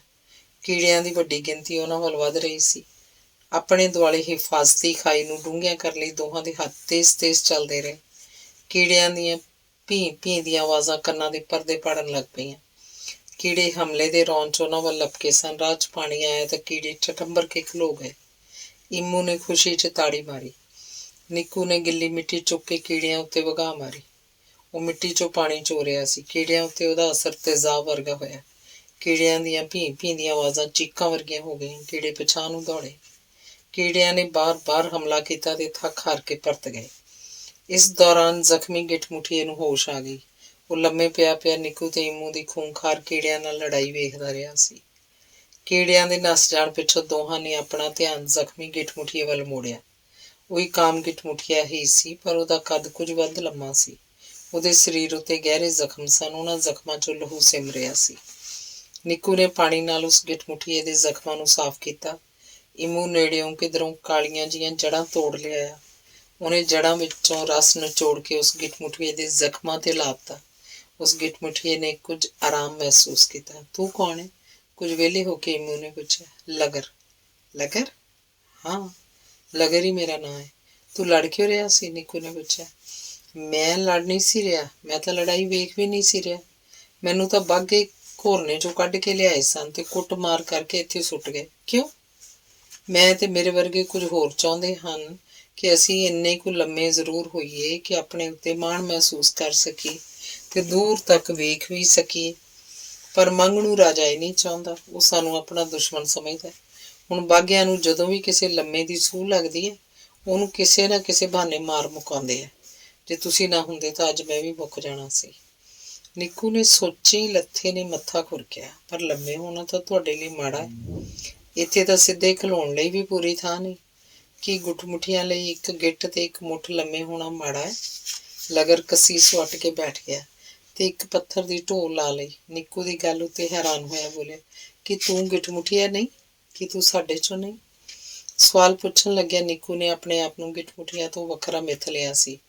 ਉਹਨੂੰ ਝੱਟ ਆਪਣੀ ਗਲਤੀ ਦਾ ਪਤਾ ਲੱਗ ਗਿਆ। ਹੁਣ ਲਗਰ ਕੋਲੋਂ ਭੇਤ ਰੱਖਣ ਦਾ ਕੋਈ ਤੁਕ ਨਹੀਂ ਸੀ। ਉਹਨੇ ਲਗਰ ਨੂੰ ਆਪਣੇ ਬਾਰੇ ਸਭ ਕੁਝ ਦੱਸ ਦਿੱਤਾ। ਨਿੱਕੂ ਦੂਜੀ ਦੁਨੀਆ ਦਾ ਜੀਵ ਸੀ। ਇਹ ਗੱਲ ਲਗਰ ਗਿੱਟਮੁੱਠੀਏ ਲਈ ਵੱਡਾ ਅਚੰਭਾ ਸੀ। ਇਹ ਸਭ ਕੁਝ ਭੁੱਲ ਕੇ ਨਿੱਕੂ ਨੂੰ ਉਹਦੀ ਦੁਨੀਆ ਦੀਆਂ ਗੱਲਾਂ ਪੁੱਛਣ ਲੱਗ ਪਿਆ। ਜਗਿਆਸਾ ਕੁਝ ਸ਼ਾਂਤ ਹੋਈ ਤਾਂ ਬੋਲਿਆ, ਵੇਖ ਨਿੱਕੂ, ਅਸੀਂ ਤੁਹਾਡੇ ਲੋਕਾਂ ਜਿੰਨੇ ਲੰਮੇ ਤਾਂ ਨਹੀਂ ਹੋ ਸਕਦੇ, ਪਰ ਇੰਨੇ ਕੁ ਲੰਮੇ ਤਾਂ ਹੋਈਏ ਕਿ ਆਪਣੇ ਆਪ ਉੱਤੇ ਸ਼ਰਮ ਨਾ ਆਵੇ। ਦਰਅਸਲ ਮੰਗਣੂ ਰਾਜੇ ਦਾ ਸਾਰਾ ਕਾਰ ਵਿਹਾਰ ਕੁਝ ਇਸ ਤਰ੍ਹਾਂ ਚੱਲਦਾ ਹੈ ਕਿ ਅਸੀਂ ਨਿੱਕੇ ਤੇ ਹੋਰ ਨਿੱਕੇ ਹੋਈ ਜਾ ਰਹੇ ਹਾਂ। ਤੂੰ ਤਾਂ ਵੇਖਿਆ ਹੀ ਹੋਣਾ, ਕਈ ਗਿੱਠਮੁੱਠੀਏ ਤਾਂ ਇੱਕ ਮੁੱਠ ਤੋਂ ਵੀ ਨਿੱਕੇ ਹੋ ਗਏ ਨੇ। ਤੂੰ ਆਪਣੇ ਵੱਲ ਹੀ ਵੇਖ, ਤੇਰਾ ਕੱਦ ਵੀ ਤਾਂ ਇੱਕ ਗਿੱਠ ਤੇ ਇੱਕ ਮੁੱਠ ਤੱਕ ਲੰਮੇ ਹੋਣਾ ਤਾਂ ਸਭ ਦਾ ਅਧਿਕਾਰ ਹੈ ਨਾ। ਜਦੋਂ ਈਮੂ ਨੇ ਆਪਣੇ ਮਾਪਿਓ ਦੇ ਗੁੰਮ ਹੋ ਜਾਣ ਦੀ ਕਹਾਣੀ ਸੁਣਾਈ ਤਾਂ ਲਗਰ ਨੇ ਦੱਸਿਆ, ਉਹਨਾਂ ਨੂੰ ਲੱਭਣ ਲਈ ਤੁਹਾਨੂੰ ਸ਼ਾਹੀ ਜੂਹ ਤੱਕ ਜਾਣਾ ਪਊ। ਉੱਥੇ ਕਾਲੇ ਘੋਰਨਿਆਂ ਵਿੱਚ ਅਣਗਿਣਤ ਕੈਦੀ ਨੇ। ਜਿਹੜਾ ਵੀ ਬਾਘਿਆਂ ਦੇ ਕਾਬੂ ਆ ਜਾਏ ਉਹਨੂੰ ਉੱਥੇ ਲੈ ਜਾਂਦੇ ਨੇ। ਕੀ ਪਤਾ ਤੇਰੇ ਮਾਪਿਓ ਵੀ ਉਹਨਾਂ 'ਚ ਹੀ ਹੋਣ। ਮੇਰੇ ਮਾਪਿਓ ਨੇ ਤਾਂ ਕਦੇ ਵੀ ਜੁਰਮ ਨਹੀਂ ਕੀਤਾ। ਫਿਰ ਉੱਥੇ ਕੈਦ ਕਿਸੇ ਗਿੱਠਮੁੱਠੀਏ ਨੇ ਵੀ ਕੋਈ ਜੁਰਮ ਨਹੀਂ ਕੀਤਾ। ਹੁਣ ਇਹਨਾਂ ਗੱਲਾਂ 'ਚ ਪੈਣ ਦਾ ਵੇਲਾ ਨਹੀਂ। ਤੁਹਾਨੂੰ ਹੁਣੇ ਹੀ ਸ਼ਾਹੀ ਜੂਹ ਵੱਲ ਤੁਰ ਪੈਣਾ ਚਾਹੀਦਾ। ਦੇਰ ਕੀਤਿਆਂ ਕਿਧਰੇ। ਲਗਰ ਗਿੱਠਮੁੱਠੀਏ ਨੇ ਵਾਕ ਅਧੂਰਾ ਰਹਿਣ ਤਾਂ ਪਰ ਮਨ 'ਚ ਪੂਰਾ ਵਾਕ ਸੋਚ ਕੇ ਈਮੂ ਰੋਣ ਹੱਕਾ ਹੋ ਗਿਆ। ਨਿੱਕੂ ਨੇ ਉਹਨੂੰ ਧਰਵਾਸ ਦਿੱਤਾ, ਤੂੰ ਹੌਸਲਾ ਰੱਖ, ਰੱਬ ਆਪੇ ਤੇਰੇ ਮਾਪਿਆਂ ਨੂੰ ਜਿਉਂਦਿਆਂ ਰੱਖੂ। ਰੱਬ ਕੌਣ? ਰੱਬ ਸ਼ਕਤੀ ਹੁੰਦੀ ਹੈ, ਉਹ ਦਿਸਦਾ ਨਹੀਂ, ਪਰ ਉਹ ਔਖ ਦੀ ਘੜੀ ਸਹਾਇਤਾ ਕਰਦਾ ਹੈ। ਸਾਡੇ ਤਾਂ ਇੱਥੇ ਇਸ ਨਾਂ ਦਾ ਕੋਈ ਨਹੀਂ ਰਹਿੰਦਾ, ਈਮੂ ਨੇ ਨਿਰਾਸ਼ ਹੋ ਕੇ ਆਖਿਆ। ਈਮੂ ਦੇ ਮਾਪਿਓ ਨੇ ਇੱਕ ਵਾਰ ਈਮੂ ਨੂੰ ਦੱਸਿਆ ਸੀ ਕਿ ਸ਼ਾਹੀ ਘੋਰਨਿਆਂ ਵੱਲ ਜਾ ਕੇ ਕਦੀ ਕੋਈ ਵਾਪਸ ਨਹੀਂ ਸੀ ਮੁੜਿਆ। ਉਹ ਚਾਹੁੰਦੇ ਸਨ ਕਿ ਈਮੂ ਕਦੀ ਵੀ ਸ਼ਾਹੀ ਘੋਰਨਿਆਂ ਵੱਲ ਜਾਣ ਬਾਰੇ ਨਾ ਸੋਚੇ, ਪਰ ਈਮੂ ਆਪਣੇ ਫਰਜ਼ ਤੋਂ ਮੂੰਹ ਨਹੀਂ ਸੀ ਮੋੜ ਸਕਦਾ। ਉੱਠ ਕੇ ਖਲੋ ਗਿਆ ਤੇ ਪੁੱਛਿਆ, ਇਹ ਸ਼ਾਹੀ ਘੋਰਨੇ ਕਿੱਥੇ ਨੇ? ਅਸੀਂ ਉੱਥੇ ਪਹੁੰਚਾਂਗੇ ਕਿਸ ਤਰ੍ਹਾਂ? ਉੱਥੇ ਪਹੁੰਚਣ ਲਈ 2 ਰਾਹ ਨੇ, ਲਗਰ ਨੇ ਦੱਸਿਆ। ਇੱਕ ਠੀਕ ਰਾਹ ਹੈ, ਪਰ ਤੁਹਾਤੋਂ ਉਸ ਰਾਹ ਤੇ ਨਹੀਂ ਤੁਰਿਆ ਜਾਣਾ। ਬਹੁਤ ਔਖਾ ਹੁੰਦਾ ਹੈ ਠੀਕ ਰਾਹ ਤੇ ਤੁਰਨਾ। ਤੇ ਦੂਸਰਾ ਰਾਹ? ਉਹ ਰਾਹ ਸੌਖਾ ਹੈ, ਪਰ ਉਸ ਰਾਹ 'ਚ ਹਨੇਰੀਆਂ ਗੁਫਾਵਾਂ ਨੇ। ਹਰ ਗੁਫਾ 'ਚੋਂ ਲੰਘਣ ਨਾਲ ਤੁਹਾਡਾ ਕੱਦ ਨਿੱਕਾ ਹੁੰਦਾ ਜਾਊ। ਇਹ ਖਿਆਲ ਰੱਖਿਓ ਕਿ ਤੁਹਾਡਾ ਕੱਦ ਇੰਨਾ ਨਿੱਕਾ ਨਾ ਹੋ ਜਾਏ ਕਿ ਰੀਂਗਣ ਲੱਗ ਪਾਓ। ਤੁਸੀਂ ਕੋਸ਼ਿਸ਼ ਨਾਲ ਮੁੜ ਆਪਣਾ ਕੱਦ ਵੱਡਾ ਕਰ ਸਕੋਗੇ, ਪਰ ਜੇ ਰੀਂਗਣ ਦੀ ਨੌਬਤ ਆ ਗਈ ਤਾਂ ਸੁੰਡੀਆਂ 'ਚ ਸ਼ਾਮਲ ਹੋ ਜਾਓਗੇ ਤੇ ਜਾਂ ਫਿਰ ਕੀੜਿਆਂ ਮਕੌੜਿਆਂ 'ਚ। ਨਿੱਕੂ ਤੇ ਈਮੂ ਡਰ ਗਏ। ਨਹੀਂ ਨਹੀਂ, ਅਸੀਂ ਉਸ ਰਾਹ ਨਹੀਂ ਜਾਣਾ, ਤੁਹਾਨੂੰ ਉਸੇ ਰਾਹ ਹੀ ਜਾਣਾ ਪਊ, ਲਗਰ ਨੇ ਸਮਝਾਇਆ। ਰਾਜੇ ਨੂੰ ਮਿਲਣ ਲਈ ਨਿੱਕੇ ਹੋਣਾ ਤੁਹਾਡੀ ਲੋੜ ਵੀ ਹੈ। ਉੱਥੋਂ ਤੁਰਨ ਤੋਂ ਪਹਿਲਾਂ ਉਹਨਾਂ ਲਗਰ ਦੇ ਭੋਜਨ ਲਈ ਕੁਝ ਜੜ੍ਹਾਂ ਲਿਆ ਕੇ ਹਿਫਾਜ਼ਤੀ ਘੇਰੇ 'ਚ ਰੱਖ ਦਿੱਤੀਆਂ ਤਾਂ ਕਿ ਲਗਰ ਨੂੰ ਜ਼ਖਮੀ ਹਾਲਤ 'ਚ ਘੇਰੇ ਤੋਂ ਬਾਹਰ ਨਾ ਜਾਣਾ ਪਵੇ। ਤੁਰਨ ਵੇਲੇ ਲਗਰ ਨੇ ਜ਼ੋਰ ਦੇ ਕੇ ਆਖਿਆ, ਇੱਕ ਗੱਲ ਚੇਤੇ ਰੱਖਿਓ, ਜਿੱਥੋਂ ਵੀ ਤੁਹਾਨੂੰ ਚੀਜ਼ਾਂ ਨੂੰ ਵੱਡਾ ਕਰਕੇ ਵਿਖਾਉਣ ਵਾਲਾ ਸ਼ੀਸ਼ਾ ਲੱਭੇ, ਚੁੱਕ ਲਿਓ। ਅਸੀਂ ਉਹ ਸ਼ੀਸ਼ਾ ਕੀ ਕਰਨਾ? ਜਿੱਥੇ ਨਿੱਕੇ ਹੋਣ ਵੇਲੇ ਕਿਸੇ ਨੂੰ ਸ਼ਰਮ ਮਹਿਸੂਸ ਨਾ ਹੋਵੇ, ਉੱਥੇ ਕਿਸੇ ਨੂੰ ਵੱਡਾ ਦੱਸਣ ਲਈ ਉਸ ਸ਼ੀਸ਼ੇ ਦੀ ਲੋੜ ਪੈਂਦੀ ਹੈ। ਤੁਸੀਂ ਵੀ ਤਾਂ ਉਸ ਸ਼ੀਸ਼ੇ ਨਾਲ ਵੇਖ ਕੇ ਦੱਸੋਗੇ ਕਿ ਤੁਹਾਡਾ ਰਾਜਾ ਬਹੁਤ ਵੱਡਾ ਹੈ। ਲਗਰ ਗਿੱਠਮੁੱਠੀਆਂ ਬੇਚੈਨੀ ਝੇਲਿਆ ਤੇ ਫਿਰ ਲੰਮੇ ਪੈਂਦੀਆਂ ਹੀ ਅੱਖਾਂ ਮੀਟ ਲਈਆਂ। ਲਗਾਤਾਰ ਬੈਠੇ ਰਹਿਣ ਨਾਲ ਉਹਦੇ ਜ਼ਖਮਾਂ ਦੀ ਪੀੜ ਵੱਧ ਗਈ ਸੀ। ਉਹਨਾਂ ਲਗਰ ਗਿੱਠਮੁੱਠੀਏ ਨੂੰ ਜ਼ਖਮ ਰਾਜ਼ੀ ਹੋਣ ਤੋਂ ਪਹਿਲਾਂ ਹੀ ਹਿਫਾਜ਼ਤੀ ਘੇਰੇ 'ਚੋਂ ਬਾਹਰ ਨਾ ਆਉਣ ਦੀ ਤਾਕੀਦ ਕੀਤੀ ਤੇ ਉੱਥੋਂ ਤੁਰ ਪਏ। ਇਹ ਉਹਨਾਂ ਦੇ ਮੁਸੀਬਤਾਂ ਭਰੇ ਸਫ਼ਰ ਦਾ ਸ਼ੁਰੂ ਸੀ। ਅੰਗ 10ਵਾਂ। ਇੱਧਰ ਉੱਧਰ ਭਟਕਦਿਆਂ ਈਮੂ ਤੇ ਨਿੱਕੂ ਨੂੰ ਆਖਰਕਾਰ ਇੱਕ ਤੰਗ ਗੁਫਾ ਦਾ ਮੂੰਹ ਲੱਭਿਆ। ਉਹ ਗੁਫਾ ਇੱਕ ਵੱਡੇ ਪੱਥਰ ਦੇ ਓਹਲੇ ਸੀ। ਹੱਥਾਂ ਨਾਲ ਮਿੱਟੀ ਪੁੱਟ ਕੇ ਉਹਨਾਂ ਗੁਫਾ ਦੇ ਅੰਦਰ ਵੜਨ ਜੋਗਾ ਰਾਹ ਬਣਾ ਲਿਆ। ਦੋਵੇਂ ਲੰਮੇ ਪੈ ਗਏ ਤੇ ਰੀਂਗਦੇ ਹੋਏ ਅੱਗੜ ਪਿੱਛੜ ਉਸ ਗੁਫਾ ਦੇ ਅੰਦਰ ਵੜ ਗਏ। ਉੱਥੇ ਹਨੇਰਾ ਕੁਝ ਵਧੇਰੇ ਸੰਘਣਾ ਸੀ। ਗੁਫਾ ਅੰਦਰੋਂ ਤੰਗ ਨਹੀਂ ਸੀ। ਗੁਫਾ 'ਚੋਂ ਸਹਿਜ ਭਾਅ ਤੁਰ ਸਕਦੇ ਸਨ। ਉਹ ਕੁਝ ਚਿਰ ਹਨੇਰੇ 'ਚ ਚੁੱਪ-ਚਾਪ ਤੁਰਦੇ ਰਹੇ। ਅਚਾਨਕ ਉਹਨਾਂ ਨੂੰ ਆਪਣੇ ਆਪ 'ਚੋਂ ਬੂ ਆਉਣ ਲੱਗ ਪਈ। ਉਹ ਆਪਣੇ ਆਪ ਨੂੰ ਕੋਸਣ ਲੱਗ ਪਏ। ਉਹਨਾਂ ਨੂੰ ਇਸ ਰਾਹ ਵਿੱਚ ਨਹੀਂ ਸੀ ਆਉਣਾ ਚਾਹੀਦਾ। ਇੱਕ ਵਾਰ ਤਾਂ ਉਹਨਾਂ ਵਾਪਸ ਮੁੜ ਜਾਣ ਬਾਰੇ ਸੋਚਿਆ, ਫਿਰ ਖਿਆਲ ਤਿਆਗ ਦਿੱਤਾ। ਹੌਲੀ ਹੌਲੀ ਉਹ ਆਪਣੇ ਆਪ 'ਚੋਂ ਆਉਂਦੀ ਮੁਸ਼ਕ ਦੇ ਆਦੀ ਹੋ ਗਏ। ਮੁਸ਼ਕ ਦੇ ਹੁੰਦਿਆਂ ਵੀ ਉਹਨਾਂ ਨੂੰ ਆਪਣੇ ਆਪ 'ਚੋਂ ਮੁਸ਼ਕ ਆਉਣੀ ਬੰਦ ਹੋ ਗਈ। ਉਹ ਤੁਰਦੇ ਰਹੇ, ਉਸ ਗੁਫਾ ਦੇ ਸਿਰੇ ਤੱਕ ਪਹੁੰਚ ਗਏ। ਉਹਨਾਂ ਉਸ ਗੁਫਾ ਦੇ ਬਾਹਰ ਬਹੁਤ ਸਾਰੇ ਗਿੱਠ ਮੁਠੀਏ ਵੇਖੇ। ਉਹਨਾਂ ਦੇ ਕੱਦ ਕੁਝ ਵਧੇਰੇ ਹੀ ਨਿੱਕੇ ਸਨ। ਨਿੱਕੂ ਨੇ ਉਸ ਦੇਸ਼ 'ਚ ਇੱਕ ਗਿੱਠ ਤੇ ਇੱਕ ਮੁੱਠ ਲੰਮਾ ਗਿੱਠ ਮੁਠੀਆ ਹਾਲੇ ਤੱਕ ਇੱਕ ਵੀ ਨਹੀਂ ਸੀ ਵੇਖਿਆ, ਪਰ ਉੱਥੇ ਤੁਰੇ ਫਿਰਦੇ ਗਿੱਠ ਮੁਠੀਏ ਤਾਂ ਉਸ ਦੇਸ਼ ਦੇ ਬੌਣੇ ਪ੍ਰਤੀਤ ਹੁੰਦੇ ਸਨ। ਇੰਮੂ ਤੇ ਨਿੱਕੂ ਦਾ ਖਿਆਲ ਸੀ ਕਿ ਉਹਨਾਂ ਦੋਹਾਂ ਦੇ ਲੰਮੇ ਕੱਦ ਵੇਖ ਕੇ ਬੌਣੇ ਗਿੱਠ ਮੁਠੀਏ ਹੈਰਾਨ ਹੋਣਗੇ, ਪਰ ਉਹਨਾਂ ਵੱਲ ਕਿਸੇ ਨੇ ਧਿਆਨ ਹੀ ਨਾ ਦਿੱਤਾ। ਦਰਅਸਲ ਉਸ ਗੁਫਾ ਦੀ ਹਵਾ 'ਚ ਸਾਹ ਲੈਂਦਿਆਂ ਹੀ ਉਹ ਆਪ ਵੀ ਬੌਣੇ ਹੋ ਗਏ ਸਨ, ਪਰ ਉਹਨਾਂ ਨੂੰ ਇਸ ਗੱਲ ਦਾ ਪਤਾ ਹੀ ਨਹੀਂ ਸੀ। ਉੱਥੇ ਘੁੰਮ ਰਹੇ ਗਿੱਠ ਮੁਠੀਆਂ ਵਿੱਚ ਮੰਗਣੂ ਰਾਜੇ ਦੇ ਕੁਝ ਬਾਘੇ ਵੀ ਸਨ। ਉਹ ਬਾਘੇ ਭੇਸ ਬਦਲ ਕੇ ਰਾਜੇ ਲਈ ਲੁਕਵੇਂ ਢੰਗ ਨਾਲ ਕੰਮ ਕਰਦੇ ਸਨ। ਉਹਨਾਂ ਬਾਘਿਆਂ ਨੇ ਆਪਸ ਵਿੱਚ ਕੁਝ ਸਲਾਹ ਕੀਤੀ ਤੇ ਫਿਰ ਉੱਚੀ ਉੱਚੀ ਰੌਲਾ ਪਾਉਣ ਲੱਗ ਪਏ, ਨੱਸੋ ਨੱਸੋ, ਸਾਰੇ ਨੱਸੋ। ਕੁਝ ਗਿੱਠ ਮੁਠੀਏ ਰੌਲਾ ਸੁਣ ਕੇ ਨੱਸ ਪਏ, ਕੁਝ ਗਿੱਠ ਮੁਠੀਏ ਆਪਣੇ ਸਾਥੀਆਂ ਨੂੰ ਨੱਸਦਿਆਂ ਵੇਖ ਕੇ ਦੌੜ ਪਏ। ਇੰਮੂ ਤੇ ਨਿੱਕੂ ਥੱਕੇ ਹੋਏ ਸਨ, ਉਹ ਖਲੋਤੇ ਹੀ ਰਹੇ। ਇੱਕ ਬਾਘਾ ਉਹਨਾਂ ਵੱਲ ਆਇਆ, ਗੁੱਸੇ 'ਚ ਬੋਲਿਆ, ਤੁਸੀਂ ਦੌੜ ਕਿਉਂ ਨਹੀਂ ਰਹੇ? ਅਸੀਂ ਦੌੜਨਾ ਨਹੀਂ ਚਾਹੁੰਦੇ, ਨਿੱਕੂ ਨੇ ਜਵਾਬ ਦਿੱਤਾ। ਅਸੀਂ ਜਿੱਥੇ ਵੀ ਜਾਣਾ ਹੋਇਆ ਤੁਰ ਕੇ ਚਲੇ ਜਾਵਾਂਗੇ। ਇਹ ਤੁਸੀਂ ਕਿਧਰੇ ਜਾਣ ਲਈ ਨਹੀਂ ਦੌੜਨਾ। ਫਿਰ ਇਹ ਤੁਸੀਂ ਮੰਗਣੂ ਰਾਜੇ ਲਈ ਦੌੜਨਾ ਹੈ। ਮੰਗਣੂ ਰਾਜੇ ਲਈ? ਹਾਂ। ਉਹਦੇ ਲਈ? ਉਹਦੇ ਨਾਲ ਕੀ ਹੋਊ? ਮੰਗਣੂ ਰਾਜਾ ਤਰੱਕੀ ਕਰੂ, ਦੇਸ਼ ਤਰੱਕੀ ਕਰੂ। ਦੌੜਿਆ ਦੇਸ਼ ਤਰੱਕੀ ਕਿਵੇਂ ਕਰੂ? ਪਤਾ ਨਹੀਂ। ਬਾਘੇ ਨੇ ਉਲਝਣ 'ਚ ਮੱਥਾ ਘੁਰਕਿਆ। ਅਚਾਨਕ ਉਹਨੂੰ ਆਪਣਾ ਕੰਮ ਵੀ ਚੇਤੇ ਆ ਗਿਆ ਤੇ ਰੁਤਬਾ ਵੀ। ਗੁੱਸੇ 'ਚ ਚੀਕਿਆ, ਖਲੋਤੇ ਹੀ ਗੱਲਾਂ ਨਾ ਕਰੀ ਜਾਓ, ਛੇਤੀ ਦੌੜੋ। ਜਦੋਂ ਇੰਮੂ ਤੇ ਨਿੱਕੂ ਟਸ ਤੋਂ ਮਸ ਨਾ ਹੋਏ ਤਾਂ ਬਾਘੇ ਨੇ ਉਹਨਾਂ ਨੂੰ ਮਾਰਨ ਲਈ ਛਾਂਟਾ ਉਲਾਰਿਆ। ਦੋਵੇਂ ਉੱਥੋਂ ਸੰਤੋੜ ਨੱਸੇ। ਛੇਤੀ ਉਹ ਬਾਕੀ ਗਿੱਠ ਮੁਠੀਆਂ ਦੇ ਝੁੰਡ ਨੂੰ ਜਾ ਮਿਲੇ। ਉਹਨਾਂ ਆਪਣੀ ਗਤੀ ਹੌਲੀ ਕਰ ਲਈ। ਇੰਮੂ ਨੇ ਨਿੱਕੂ ਦੇ ਕੰਨ ਵੱਲ ਮੂੰਹ ਕਰਕੇ ਹੌਲੀ ਜੀ ਆਪਣਾ ਤੌਖਲਾ ਦੱਸਿਆ, ਇਹ ਕਿਧਰੇ ਸਾਨੂੰ ਕਾਲੇ ਘੋਰਨਿਆਂ 'ਚ ਬੰਦ ਕਰਨ ਲਈ ਤਾਂ ਨਹੀਂ ਲਿਜਾ ਸਕਦੇ? ਹਾਂ, ਹੋ ਸਕਦਾ। ਫਿਰ ਬਸ ਦੌੜੀਏ ਇੱਥੋਂ। ਦੋਹਾਂ ਨੇ ਇੱਕ ਦੂਜੇ ਦਾ ਹੱਥ ਫੜਿਆ ਤੇ ਵੱਖਰੀ ਦਿਸ਼ਾ ਵੱਲ ਦੌੜ ਪਏ। ਉਹਨਾਂ ਨੂੰ ਹੋਰ ਪਾਸੇ ਵੱਲ ਜਾਂਦਿਆਂ ਵੇਖ ਕੇ ਇੱਕ ਬਾਘੇ ਨੇ ਰੌਲਾ ਪਾਇਆ, ਫੜੋ ਫੜੋ, ਇਹ ਤਾਂ ਬਾਘੀ ਨੇ। ਕੁਝ ਬਾਘੇ ਉਹਨਾਂ ਪਿੱਛੇ ਦੌੜੇ। ਇੰਮੂ ਤੇ ਨਿੱਕੂ ਪੂਰੇ ਤਾਣ ਨਾਲ ਨੱਸਦੇ ਰਹੇ। ਬਾਘਿਆਂ ਦੇ ਢਿੱਡ ਵੱਡੇ ਵੱਡੇ ਸਨ, ਵੱਡੇ ਢਿੱਡਾਂ ਨਾਲੋਂ ਤੇਜ਼ ਨਹੀਂ ਸੀ ਦੌੜ ਸਕਦੇ। ਤੇਜ਼ ਦੌੜ ਰਹੇ ਇੰਮੂ ਤੇ ਨਿੱਕੂ ਨਾਲੋਂ ਉਹਨਾਂ ਦੀ ਵਿੱਥ ਵੱਧਦੀ ਗਈ। ਥੱਕ ਹਾਰ ਕੇ ਬਾਘੇ ਖਲੋ ਗਏ। ਉਹ ਜਿਸ ਪਾਸੇ ਦੌੜ ਰਹੇ ਸਨ ਉਸ ਪਾਸੇ ਹਨੇਰਾ ਸੰਘਣਾ ਸੀ। ਦੌੜਦਿਆਂ ਦੌੜਦਿਆਂ ਚੜ੍ਹਾਈ ਸ਼ੁਰੂ ਹੋ ਗਈ। ਉਹ ਚੜ੍ਹਾਈ ਚੜ੍ਹਦੇ ਚੜ੍ਹਦੇ ਹੰਭ ਗਏ। ਹੁਣ ਉਹਨਾਂ ਕੋਲੋਂ ਦੌੜਿਆ ਨਹੀਂ ਸੀ ਜਾ ਰਿਹਾ। ਉਹ ਸਾਹੋ ਸਾਹੀ ਹੋਏ ਖਲੋ ਗਏ ਤੇ ਲੱਕ ਉੱਤੇ ਹੱਥ ਧਰ ਕੇ ਲੰਮੇ ਲੰਮੇ ਸਾਹ ਲੈਣ ਲੱਗ ਪਏ। ਬਾਘੇ ਬਹੁਤ ਪਿੱਛੇ ਰਹਿ ਗਏ ਸਨ, ਪਰ ਉਹਨਾਂ ਦੀਆਂ ਮੱਧਮ ਜਿਹੀਆਂ ਆਵਾਜ਼ਾਂ ਭੁਲੇਖੇ ਜਿਹੇ ਵਾਂਗ ਸੁਣ ਰਹੀਆਂ ਸਨ। ਉਹਨਾਂ ਦੇ ਮਨ 'ਚ ਬਾਘਿਆਂ ਹੱਥੋਂ ਫੜੇ ਜਾਣ ਦਾ ਡਰ ਸੀ। ਜਦੋਂ ਸਾਹ ਕੁਝ ਕਾਬੂ 'ਚ ਆਏ ਤਾਂ ਉਹ ਅੱਗੜ ਪਿੱਛੜ ਦੌੜ ਪਏ। ਗਿੱਠ ਮੁਠੀਆ ਦੇ ਦੇਸ਼ 'ਚ ਨਾ ਕੋਈ ਦਿਨ ਸੀ ਨਾ ਕੋਈ ਰਾਤ। ਉੱਥੇ ਸਾਰਾ ਵੇਲਾ ਇੱਕੋ ਜਿਹਾ ਹੀ ਸੀ। ਜਿਸ ਪਾਸੇ ਉਹ ਦੌੜੇ ਸਨ ਉਸ ਪਾਸੇ ਹਨੇਰਾ ਕੁਝ ਵਧੇਰੇ ਗੂੜਾ ਸੀ। ਦੂਰ ਦੁਰਾਡੇ ਪਏ ਚਾਨਣ ਪੱਥਰਾਂ ਦੇ ਰਾਹ 'ਚ ਆਉਂਦੀਆਂ ਉੱਚੀਆਂ ਨੀਵੀਆਂ ਪਹਾੜੀਆਂ ਤੇ ਗੁਫਾਵਾਂ ਕਾਰਨ ਰਿਸ਼ਮਾਂ ਦਾ ਝੋਲਾ ਮਾਤਰ ਵੀ ਉੱਥੇ ਨਹੀਂ ਸੀ ਪਹੁੰਚ ਰਿਹਾ। ਹਨੇਰਾ ਹੋਰ ਸੰਘਣਾ ਹੋਈ ਜਾ ਰਿਹਾ ਸੀ। ਕੋਈ ਰਾਹ ਖਹਿੜਾ ਵਿਖਾਈ ਨਹੀਂ ਸੀ ਦੇ ਰਿਹਾ। ਦੌੜਦਿਆਂ ਦੌੜਦਿਆਂ ਨਿੱਕੂ ਨੂੰ ਲੱਗਾ ਚੜ੍ਹਾਈ ਪਹਿਲਾਂ ਵਾਂਗ ਨਹੀਂ ਸੀ। ਹੁਣ ਦੌੜਨਾ ਕੁਝ ਸੌਖਾ ਹੋ ਗਿਆ ਸੀ। ਨਿੱਕੂ ਨੇ ਆਪਣੀ ਗਤੀ ਕੁਝ ਤੇਜ਼ ਕਰ ਦਿੱਤੀ। ਅਚਾਨਕ ਨਿੱਕੂ ਨੂੰ ਲੱਗਾ ਉਹਨੇ ਪੁੱਟਿਆ ਹੋਇਆ ਪੈਰ ਹਵਾ ਵਿੱਚ ਹੀ ਧਰਤਾ ਸੀ। ਉਹਦੇ ਪੁੱਟੇ ਹੋਏ ਪੈਰ ਹੇਠ ਸੱਚਮੁੱਚ ਹੀ ਜ਼ਮੀਨ ਨਹੀਂ ਸੀ। ਉਹ ਪੱਥਰਾਂ ਨਾਲ ਵੱਜਦਾ ਡੂੰਘੀ ਖਾਈ 'ਚ ਹੇਠਾਂ ਹੀ ਹੇਠਾਂ ਡਿੱਗਦਾ ਜਾ ਰਿਹਾ ਸੀ। ਬਾਹਰ ਵਰਗਾ ਹਨੇਰਾ ਉਹਦੇ ਜ਼ਹਿਨ 'ਚ ਵੀ ਪਸਰ ਗਿਆ। ਨਿੱਕੂ ਨਾਲ ਵਾਪਰੇ ਹਾਦਸੇ ਤੋਂ ਬੇਖਬਰ ਇੰਮੂ ਲਗਾਤਾਰ ਦੌੜਦਾ ਹੀ ਗਿਆ। ਅੰਗ 11। ਨਿੱਕੂ ਡੂੰਘੀ ਬੇਹੋਸ਼ੀ 'ਚ ਸੀ। ਉਸੇ ਹਾਲਤ ਵਿੱਚ ਹੀ ਬਹੁਤ ਵੇਲਾ ਬੀਤ ਗਿਆ। ਅਚਾਨਕ ਨਿੱਕੂ ਦੇ ਸਰੀਰ 'ਚ ਹਰਕਤ ਹੋਈ। ਉਹਨੇ ਕਸੀਸ ਵੱਟੀ ਤੇ ਅੱਖਾਂ ਉਘੇੜ ਲਈਆਂ। ਉਸ ਹਨੇਰੇ 'ਚ ਨਿੱਕੂ ਨੂੰ ਕੁਝ ਵੀ ਵਿਖਾਈ ਨਾ ਦਿੱਤਾ। ਨਿੱਕੂ ਦਾ ਸਰੀਰ ਥਾਂ ਥਾਂ ਤੋਂ ਦੁਖ ਰਿਹਾ ਸੀ ਤੇ ਪੀੜ ਨੂੰ ਜਰਨ ਦੇ ਯਤਨ 'ਚ ਉਹਨੇ ਜ਼ਬਾਨ ਦੰਦਾਂ 'ਚ ਲੈ ਕੇ ਚਿੱਥੀ ਤੇ ਫਿਰ ਹੱਥਾਂ ਨਾਲ ਚੁਫੇਰੇ ਟਟੋਲਿਆ। ਇੰਮੂ ਉਹਦੇ ਨੇੜੇ ਕਿਧਰੇ ਵੀ ਨਹੀਂ ਸੀ। ਉਹਨੇ ਹਾਕ ਮਾਰੀ, ਇੰਮੂ ਇੰਮੂ। ਭਿਆਨਕ ਚੁੱਪ ਨੇ ਨਿੱਕੂ ਨੂੰ ਪਰੇਸ਼ਾਨ ਕਰ ਦਿੱਤਾ। ਉਹ ਉੱਠ ਕੇ ਬੈਠ ਗਿਆ। ਉਸ ਹਨੇਰੇ 'ਚ ਬੈਠਿਆ ਨਿੱਕੂ ਲਈ ਨਾ ਕੋਈ ਪੂਰਬ ਸੀ ਨਾ ਪੱਛਮ, ਨਾ ਕੋਈ ਉੱਤਰ ਸੀ ਨਾ ਦੱਖਣ। ਉਹਦੇ ਲਈ ਚਾਰੇ ਦਿਸ਼ਾਵਾਂ ਇੱਕੋ ਜਿਹੀਆਂ ਸਨ। ਉਹਨੇ ਇੱਕ ਵਾਰੀ ਮੁੜ ਉੱਚੀ ਉੱਚੀ ਆਵਾਜ਼ਾਂ ਮਾਰੀਆਂ, ਇੰਮੂ ਇੰਮੂ। ਉਹਦੀ ਆਵਾਜ਼ ਪੱਥਰਾਂ ਨਾਲ ਟਕਰਾ ਕੇ ਖਾਮੋਸ਼ ਹੋ ਗਈ। ਉਹ ਡੱਡੋ ਲਿੱਕਾ ਹੋ ਗਿਆ। ਇੰਮੂ ਬਿਨਾਂ ਤਾਂ ਉਹਦਾ ਕੋਈ ਵੀ ਰਾਹ ਕਿਤੇ ਨਹੀਂ ਸੀ ਜਾਂਦਾ। ਉਹ ਤੁਰਦਾ ਵੀ ਤਾਂ ਕਿੱਥੇ ਜਾਣ ਲਈ ਤੁਰਦਾ, ਪਰ ਉਸ ਭਿਆਨਕ ਹਨੇਰੇ 'ਚ ਉਮਰ ਭਰ ਲਈ ਨਹੀਂ ਸੀ ਬੈਠ ਸਕਦਾ। ਉਹਨੂੰ ਤੁਰਨਾ ਹੀ ਪੈਣਾ ਸੀ। ਉਸ ਕਚਕਰੀ ਚਵੱਟੀ ਤੇ ਉੱਠ ਕੇ ਖਲੋ ਗਿਆ। ਉਹਦਾ ਜਿਸ ਪਾਸੇ ਮੂੰਹ ਸੀ ਉੱਧਰ ਹੀ ਤੁਰ ਪਿਆ।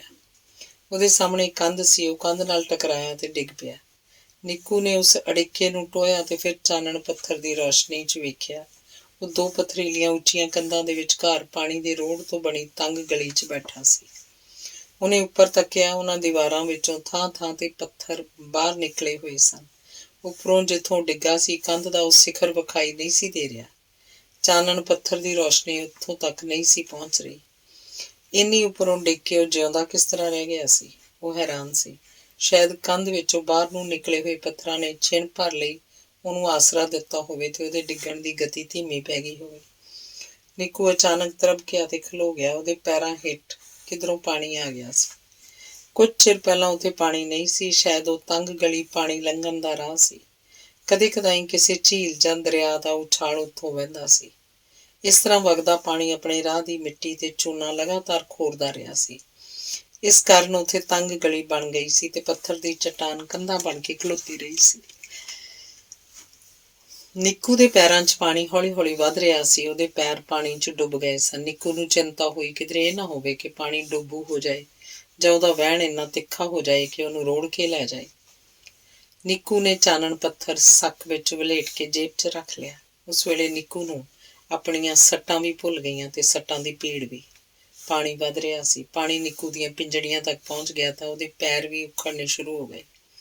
ਨਿੱਕੂ ਨੂੰ ਘਬਰਾਹਟ ਹੋਈ। ਪਾਣੀ ਕੁਝ ਹੋਰ ਉੱਪਰ ਹੋਇਆ ਤਾਂ ਉਹਦੇ ਲਈ ਆਪਣਾ ਆਪ ਸੰਭਾਲ ਸਕਣਾ ਔਖਾ ਹੋਣਾ ਸੀ। ਉਹਨੇ ਦੀਵਾਰ ਦੇ ਨਾਲ-ਨਾਲ ਤੁਰਨਾ ਸ਼ੁਰੂ ਕਰ ਦਿੱਤਾ। ਪਾਣੀ ਨਿੱਕੂ ਦੇ ਗੋਡਿਆਂ ਤੱਕ ਪਹੁੰਚ ਗਿਆ।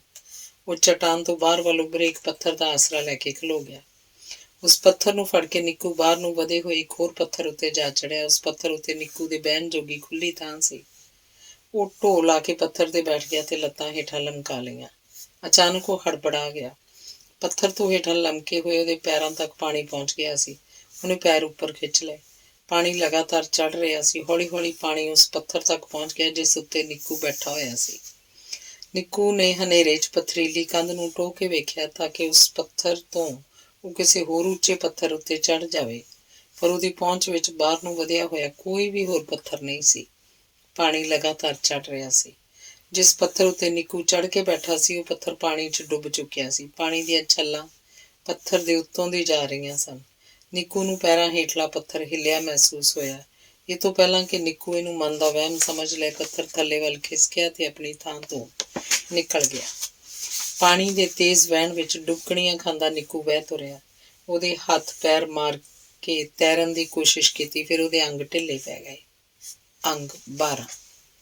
ਨਿੱਕੂ ਬੇਹੋਸ਼ ਪਿਆ ਹੋਇਆ ਸੀ। ਪਾਣੀ ਹਨੇਰੀਆਂ ਗੁਫਾਵਾਂ 'ਚੋਂ ਲੰਘ ਕੇ ਪਤਾ ਨਹੀਂ ਨਿੱਕੂ ਨੂੰ ਕਿੱਧਰ ਰੋੜੀ ਲਈ ਗਿਆ ਸੀ ਤੇ ਫਿਰ ਇੱਕ ਢਲਾਣ ਉੱਤੇ ਸੁੱਟ ਗਿਆ ਸੀ। ਜਦੋਂ ਹੋਸ਼ ਆਈ ਤਾਂ ਉਸ ਕਸੀਸ ਵੱਟੀ ਤੇ ਉੱਠ ਕੇ ਬੈਠ ਗਿਆ। ਉਹ ਚਿੱਕੜ ਨਾਲ ਲਿਬੜਿਆ ਹੋਇਆ ਸੀ। ਹੱਥ ਨਾਲ ਚਿੱਕੜ ਸਾਫ਼ ਕਰਦਿਆਂ ਉਸ ਚੁਫੇਰੇ ਵੇਖਿਆ। ਚਾਰੇ ਪਾਸੇ ਮੱਧਮ ਜਿਹਾ ਚਾਨਣ ਸੀ। ਹੜ ਨਿੱਕੂ ਨੂੰ ਹਨੇਰੇ ਦੇ ਖੇਤੇ ਵਿੱਚੋਂ ਬਾਹਰ ਲੈ ਆਇਆ ਸੀ। ਇੱਥੇ ਉਹ ਦੂਰ ਤੱਕ ਵੇਖ ਸਕਦਾ ਸੀ। ਨਿੱਕੂ ਦਾ ਖਿਆਲ ਸੀ ਨੇੜੇ ਕਿਧਰੇ ਹੜ ਦੇ ਪਾਣੀ ਨਾਲ ਭਰੀ ਹੋਈ ਝੀਲ ਹੋਏਗੀ ਜਾਂ ਕੋਈ ਭਰ ਵਹਿੰਦੀ ਨਦੀ, ਪਰ ਉੱਥੇ ਦੂਰ ਤੱਕ ਵੀ ਉਹਨੂੰ ਪਾਣੀ ਦਾ ਕੋਈ ਸਰੋਤ ਨਾ ਦਿਸਿਆ। ਦੁਮੇਲ ਵੱਲ ਨਿੱਕੂ ਨੇ ਰੁੱਖਾਂ ਦੇ ਤਣੇ ਵੇਖੇ। ਇਹ ਕਿਧਰੇ ਉਹਦੀਆਂ ਅੱਖਾਂ ਦਾ ਭਰਮ ਤਾਂ ਨਹੀਂ ਸੀ? ਇੰਮੂ ਨੇ ਇਹੋ ਜਿਹੇ ਕਿਸੇ ਜੰਗਲ ਦੀ ਕੋਈ ਗੱਲ ਨਹੀਂ ਸੀ ਕੀਤੀ। ਨਿੱਕੂ ਨੇ ਤਾਂ ਬਸ ਲਮਕਦੀਆਂ ਹੋਈਆਂ ਜੜ੍ਹਾਂ ਵਾਲਾ ਜੰਗਲ ਹੀ ਵੇਖਿਆ ਸੀ। ਇਹ ਜੰਗਲ ਚਿੱਟੇ ਰੰਗ ਦਾ ਸੀ, ਜਿਵੇਂ ਚਿੱਟੇ ਘੋਲ 'ਚ ਡੋਬਾ ਦੇ ਕੇ ਉੱਥੇ ਧਰ ਦਿੱਤਾ ਹੋਵੇ। ਨਿੱਕੂ ਨੂੰ ਜੰਗਲ 'ਚ ਪਾਣੀ ਮਿਲਣ ਦੀ ਆਸ ਸੀ। ਉਹ ਡਿੱਗਦਾ ਢਹਿੰਦਾ ਜੰਗਲ ਵੱਲ ਤੁਰ ਪਿਆ। ਉੱਥੇ ਪਹੁੰਚ ਕੇ ਨਿੱਕੂ ਨੇ ਵੇਖਿਆ ਜਿਨ੍ਹਾਂ ਦੇ ਰੁੱਖ ਹੋਣ ਦਾ ਭਰਮ ਸੀ ਉਹ ਪੱਤਿਆਂ ਟਾਹਣੀਆਂ ਤੋਂ ਵਿਰਵੇ ਤਣੇ ਸਨ। ਉਹਨਾਂ ਤਣਿਆਂ ਦੇ ਸਿਰ ਉੱਤੇ ਛਤਰੀ ਸੀ। ਕੁਝ ਛਤਰੀਆਂ ਵਿੱਚੋਂ ਟਾਵਾਂ ਟੱਲਾ ਪੱਤਾ ਪੁੰਗਰਿਆ ਹੋਇਆ ਸੀ। ਕਈ ਛਤਰੀਆਂ ਦੇ ਹੇਠਾਂ ਗੋਲ-ਗੋਲ ਫਲ ਲੱਗੇ ਹੋਏ ਸਨ। ਉਹ ਪੱਤੇ ਵੀ ਪਾਰਦਰਸ਼ੀ ਸਨ ਤੇ ਫਲ ਵੀ ਜਿਵੇਂ ਸ਼ੀਸ਼ੇ ਦੇ ਬਣੇ ਹੋਣ। ਉਹਨਾਂ ਦੇ ਆਰ-ਪਾਰ ਝਾਕਿਆ ਜਾ ਸਕਦਾ ਸੀ। ਅਚਾਨਕ ਨਿੱਕੂ ਨੇ ਉਸ ਜੰਗਲ ਦੀ ਪਛਾਣ ਲੱਭ ਲਈ। ਉਹ ਚਿੱਟੇ ਦਿਸੇ ਤਣੇ ਦਰਅਸਲ ਖੁੰਭਾਂ ਸਨ। ਧਰਤੀ ਉੱਤੇ ਉਹ ਕਈ ਵਾਰ ਬਾਪੂ ਨਾਲ ਜਾ ਕੇ ਖੁੰਭਾਂ ਪੁੱਟ ਲਿਆਇਆ ਸੀ। ਮਾਂ ਉਹਨਾਂ ਖੁੰਭਾਂ ਨੂੰ ਰਿੰਨ ਕੇ ਬਹੁਤ ਹੀ ਸੁਆਦੀ ਸਬਜ਼ੀ ਬਣਾਉਂਦੀ ਸੀ। ਮਾਂ ਦੀਆਂ ਰਿੰਨੀਆਂ ਖੁੰਭਾਂ ਬਾਰੇ ਸੋਚ ਕੇ ਨਿੱਕੂ ਦੀ ਭੁੱਖ ਚਮਕ ਪਈ। ਉਸ ਸੋਚਿਆ ਧਰਤੀ ਦੀਆਂ ਖੁੰਭਾਂ ਵਾਂਗ ਇਹ ਖੁੰਭਾਂ ਵੀ ਜ਼ਰੂਰ ਖਾਧੀਆਂ ਜਾ ਸਕਦੀਆਂ ਹੋਣਗੀਆਂ। ਰੁੱਖਾਂ ਵਾਂਗ ਇਹ ਖੁੰਭਾਂ ਵੀ ਕੁਝ ਨਿੱਕੀਆਂ ਸਨ ਤੇ ਕੁਝ ਵੱਡੀਆਂ। ਕੁਝ ਖੁੰਭਾਂ ਇੰਨੀਆਂ ਉੱਚੀਆਂ ਸਨ ਕਿ ਉਹਨਾਂ ਦੀ ਟੀਸੀ ਵੀ ਨਿੱਕੂ ਨੂੰ ਵਿਖਾਈ ਨਹੀਂ ਸੀ ਦਿੱਤੀ। ਇਹ ਖੁੰਭਾਂ ਦਿਓ ਕਦ ਕਿਉਂ ਸਨ? ਜੰਗਲ 'ਚੋਂ ਲੰਘਦਿਆਂ ਨਿੱਕੂ ਨੇ ਆਪ ਹੀ ਇਹਦਾ ਕਾਰਨ ਲੱਭ ਲਿਆ। ਨਿੱਕੂ ਦਾ ਆਪਣਾ ਕੱਦ ਮੁੱਠ ਕੁ ਭਰ ਰਹਿ ਗਿਆ ਸੀ। ਸ਼ਾਇਦ ਇਸੇ ਕਰਕੇ ਖੁੰਬਾਂ ਇੰਨੀਆਂ ਉੱਚੀਆਂ ਲੱਗ ਰਹੀਆਂ ਸੀ। ਇੱਕ ਖੁੰਬਾਂ ਦੇ ਤਣੇ ਨੂੰ ਦੰਦੀ ਵੱਢਣ ਲੱਗਾ, ਉਹ ਰੁਕ ਗਿਆ। ਉਹਦੀ ਧਰਤੀ ਉੱਤੇ ਕਈ ਖੁੰਬਾਂ ਜ਼ਹਿਰੀਲੀਆਂ ਵੀ ਹੁੰਦੀਆਂ ਹਨ। ਨਿੱਕੂ ਨੂੰ ਜ਼ਹਿਰੀਲੀਆਂ ਖੁੰਬਾਂ ਦੀ ਪਛਾਣ ਨਹੀਂ ਸੀ। ਕਿਧਰੇ ਉਹ ਕਿਸੇ ਜ਼ਹਿਰੀਲੀ ਖੁੰਬ ਨੂੰ ਵੀ ਦੰਦੀ ਨਾਲ ਵੱਢ ਲਏ। ਨਿੱਕੂ ਨੇ ਕੁਝ ਚਿਰ ਤਾਂ ਸਬਰ ਰੱਖਿਆ, ਪਰ ਜਦੋਂ ਭੁੱਖ ਤੋਂ ਬੇਵੱਸ ਹੋ ਗਿਆ ਤਾਂ ਇੱਕ ਮੋਟੇ ਤਣੇ ਵਾਲੀ ਦਿਓ ਖੁੰਬ ਕੋਲ ਰੁਕ ਗਿਆ। ਉਹਨੇ ਤਣੇ ਨੂੰ ਦੰਦੀ ਵੱਢ ਲਈ। ਉਹਦਾ ਮੂੰਹ ਜਿਵੇਂ ਜੰਮੀ ਹੋਈ ਮਲਾਈ ਬਰਫ਼ ਨਾਲ ਭਰ ਗਿਆ। ਉਹਨੇ ਤਣੇ ਨੂੰ ਖੂਬ ਦੰਦੀਆਂ ਵੱਢੀਆਂ ਤੇ ਰੱਜ ਕੇ ਭੋਜਨ ਕੀਤਾ। ਜੇ ਨਿੱਕੂ ਹੁਣ ਕਿਸੇ ਤਰ੍ਹਾਂ ਖੁੰਬ ਦਾ ਇੱਕ ਫਲ ਵੀ ਤੋੜ ਸਕੇ ਤਾਂ ਉਸ ਫਲ ਦਾ ਰਸ ਪੀ ਕੇ ਉਹ ਤੇਹ ਵੀ ਮਿਟਾ ਸਕਦਾ ਸੀ। ਪਰ ਉਹ ਖੁੰਬ ਦੇ ਤਣੇ ਉੱਤੇ ਕਿਸ ਤਰ੍ਹਾਂ ਚੜ੍ਹੇ? ਅਚਾਨਕ ਨਿੱਕੂ ਨੂੰ ਇੱਕ ਚਿੱਟਾ ਪਹਾੜ ਦਿਖਾਈ ਦਿੱਤਾ। ਉਸ ਉੱਤੇ ਆਰੀ ਦੇ ਦੰਦਿਆਂ ਵਰਗੇ ਫੋਡੇ ਬਣੇ ਹੋਏ ਸਨ। ਲੱਗਦਾ ਸੀ ਕੁਦਰਤ ਨੇ ਉਹ ਪੌੜੀ ਵਿਸ਼ੇਸ਼ ਤੌਰ ਉੱਤੇ ਦਿਓ ਖੁੰਬਾਂ ਦੇ ਫਲ ਤੋੜਨ ਲਈ ਬਣਾਈ ਸੀ। ਖੁੰਬਾਂ ਦੇ ਫਲਾਂ ਤੱਕ ਪਹੁੰਚਣ ਲਈ ਨਿੱਕੂ ਨੇ ਫੋਡਿਆਂ ਦੇ ਆਸਰੇ ਚੜ੍ਹਾਈ ਚੜ੍ਹਨੀ ਸ਼ੁਰੂ ਕਰ ਦਿੱਤੀ। ਉਹ ਹੌਲੀ ਹੌਲੀ ਖੁੰਬ ਦੇ ਫਲਾਂ ਵੱਲ ਵੱਧ ਰਿਹਾ ਸੀ। ਹਾਲੇ ਅੱਧਾ ਕੁ ਰਸਤਾ ਹੀ ਤੈਅ ਹੋਇਆ ਸੀ ਕਿ ਨਿੱਕੂ ਨੂੰ ਲੱਗਾ ਉਹਦੇ ਪੈਰਾਂ ਹੇਠਲਾ ਪਹਾੜ ਹਿੱਲਿਆ ਸੀ। ਫਿਰ ਉਹ ਹਿੱਲਣਾ ਜਾਰੀ ਰਿਹਾ। ਇਹ ਸ਼ਾਇਦ ਗਿੱਠ ਮੁੱਠੀਆਂ ਦੇ ਦੇਸ਼ ਦਾ ਭੂਚਾਲ ਸੀ। ਡਿੱਗ ਪੈਣ ਦੇ ਡਰੋਂ ਨਿੱਕੂ ਥਾਂ ਚਿੰਬੜ ਗਿਆ ਤੇ ਉਸ ਇੱਕ ਦੰਦੇ ਨੂੰ ਘੁੱਟ ਕੇ ਫੜ ਲਿਆ ਤੇ ਦੂਜੇ ਦੰਦੇ 'ਚ ਪੈਰ ਫਸਾ ਦਿੱਤੇ। ਨਿੱਕੂ ਨੂੰ ਉਸ ਵੇਲੇ ਖਤਰੇ ਦਾ ਕੋਈ ਅੰਦਾਜ਼ਾ ਨਹੀਂ ਸੀ ਹੋਇਆ, ਪਰ ਅਗਲੇ ਛਿਣ ਉਸ ਪਹਾੜ ਵਿੱਚ ਜਿਵੇਂ ਜਾਨ ਪੈ ਗਈ। ਉੱਥੋਂ ਨੱਸ ਉੱਠਿਆ। ਨਿੱਕੂ ਨੇ ਘੁੱਟ ਕੇ ਅੱਖਾਂ ਮੀਟ ਲਈਆਂ। ਪਹਾੜ ਸਮਝ ਕੇ ਨਿੱਕੂ ਪਤਾ ਨਹੀਂ ਕਿਸ ਜੀਵ ਉੱਤੇ ਸਵਾਰ ਹੋ ਗਿਆ। ਉਹ ਜੀਵ ਖੁੰਬਾਂ ਦਾ ਭੋਜਨ ਖਾ ਕੇ ਘੂਕ ਸੁੱਤਾ ਹੋਇਆ ਸੀ। ਨਿੱਕੂ ਨੇ ਉਹਨੂੰ ਗੂੜੀ ਨੀਂਦ 'ਚ ਜਗਾ ਦਿੱਤਾ ਸੀ। ਉਹ ਜਾਨਵਰ ਛੜੱਪੇ ਮਾਰ-ਮਾਰ ਦੌੜ ਰਿਹਾ ਸੀ। ਨਿੱਕੂ ਦਾ ਸਰੀਰ ਬੁੜਕ ਕੇ ਉਹਦੇ ਵੱਜਦਾ ਸੀ ਤਾਂ ਉਹ ਜਾਨਵਰ ਡਰ ਕੇ ਹੋਰ ਤੇਜ਼ ਦੌੜਨ ਲੱਗ ਪੈਂਦਾ ਸੀ। ਨਿੱਕੂ ਦਾ ਉਹਦੀ ਪਿੱਠ ਉੱਤੇ ਚੰਬੜੇ ਰਹਿਣਾ ਔਖਾ ਹੋ ਗਿਆ ਸੀ। ਉਹਨੇ ਦੰਦਾ ਕਰਕੇ ਹੇਠਾਂ ਉਤਰਨ ਦਾ ਯਤਨ ਕੀਤਾ ਤਾਂ ਅਚਾਨਕ ਉਹਦੇ ਹੱਥ ਛੁੱਟ ਗਏ। ਉਹ ਜੀਵ ਦੀ ਪਿੱਠ ਤੋਂ ਰਿੜਦਾ ਹੋਇਆ ਹੇਠਾਂ ਆ ਗਿਆ। ਨਿੱਕੂ ਨੇ ਛੇਤੀ ਨਾਲ ਸੰਭਲ ਕੇ ਉਸ ਦੌੜੇ ਜਾਂਦੇ ਜੀਵ ਵੱਲ ਵੇਖਿਆ। ਉਹ ਜੀਵ ਭਿਆਨਕ ਵਿਖਾਈ ਦੇ ਰਿਹਾ ਸੀ। ਉਹਦੀ ਲੰਮੀ ਪੂਛ ਸੀ। ਉਹਦੀ ਪਿੱਠ ਉੱਤੇ ਪੂਛ ਤੋਂ ਲੈ ਕੇ ਸਿਰ ਤੱਕ ਦੰਦਿਆਂ ਵਰਗੇ ਫੋਡੇ ਬਣੇ ਹੋਏ ਸਨ। ਉਹਦੀਆਂ ਪਿਛਲੀਆਂ ਲੱਤਾਂ ਨਿੱਕੀਆਂ ਸਨ, ਅਗਲੀਆਂ ਲੱਤਾਂ ਲੰਮੀਆਂ। ਉਹਦਾ ਚਿਹਰਾ ਕੁਝ ਇਸ ਤਰ੍ਹਾਂ ਸੀ ਜਿਵੇਂ ਹੱਸ ਰਿਹਾ ਹੋਵੇ। ਇਹੋ ਜਿਹੇ ਜਾਨਵਰ ਦੀਆਂ ਤਸਵੀਰਾਂ ਨਿੱਕੂ ਨੇ ਕਿਤਾਬਾਂ 'ਚ ਵੇਖੀਆਂ ਹੋਈਆਂ ਸਨ। ਤਸਵੀਰਾਂ ਵਾਲੇ ਜੀਵ ਦਾ ਰੰਗ ਹੋਰ ਸੀ, ਪਰ ਇਹਦਾ ਰੰਗ ਚਿੱਟਾ ਸੀ।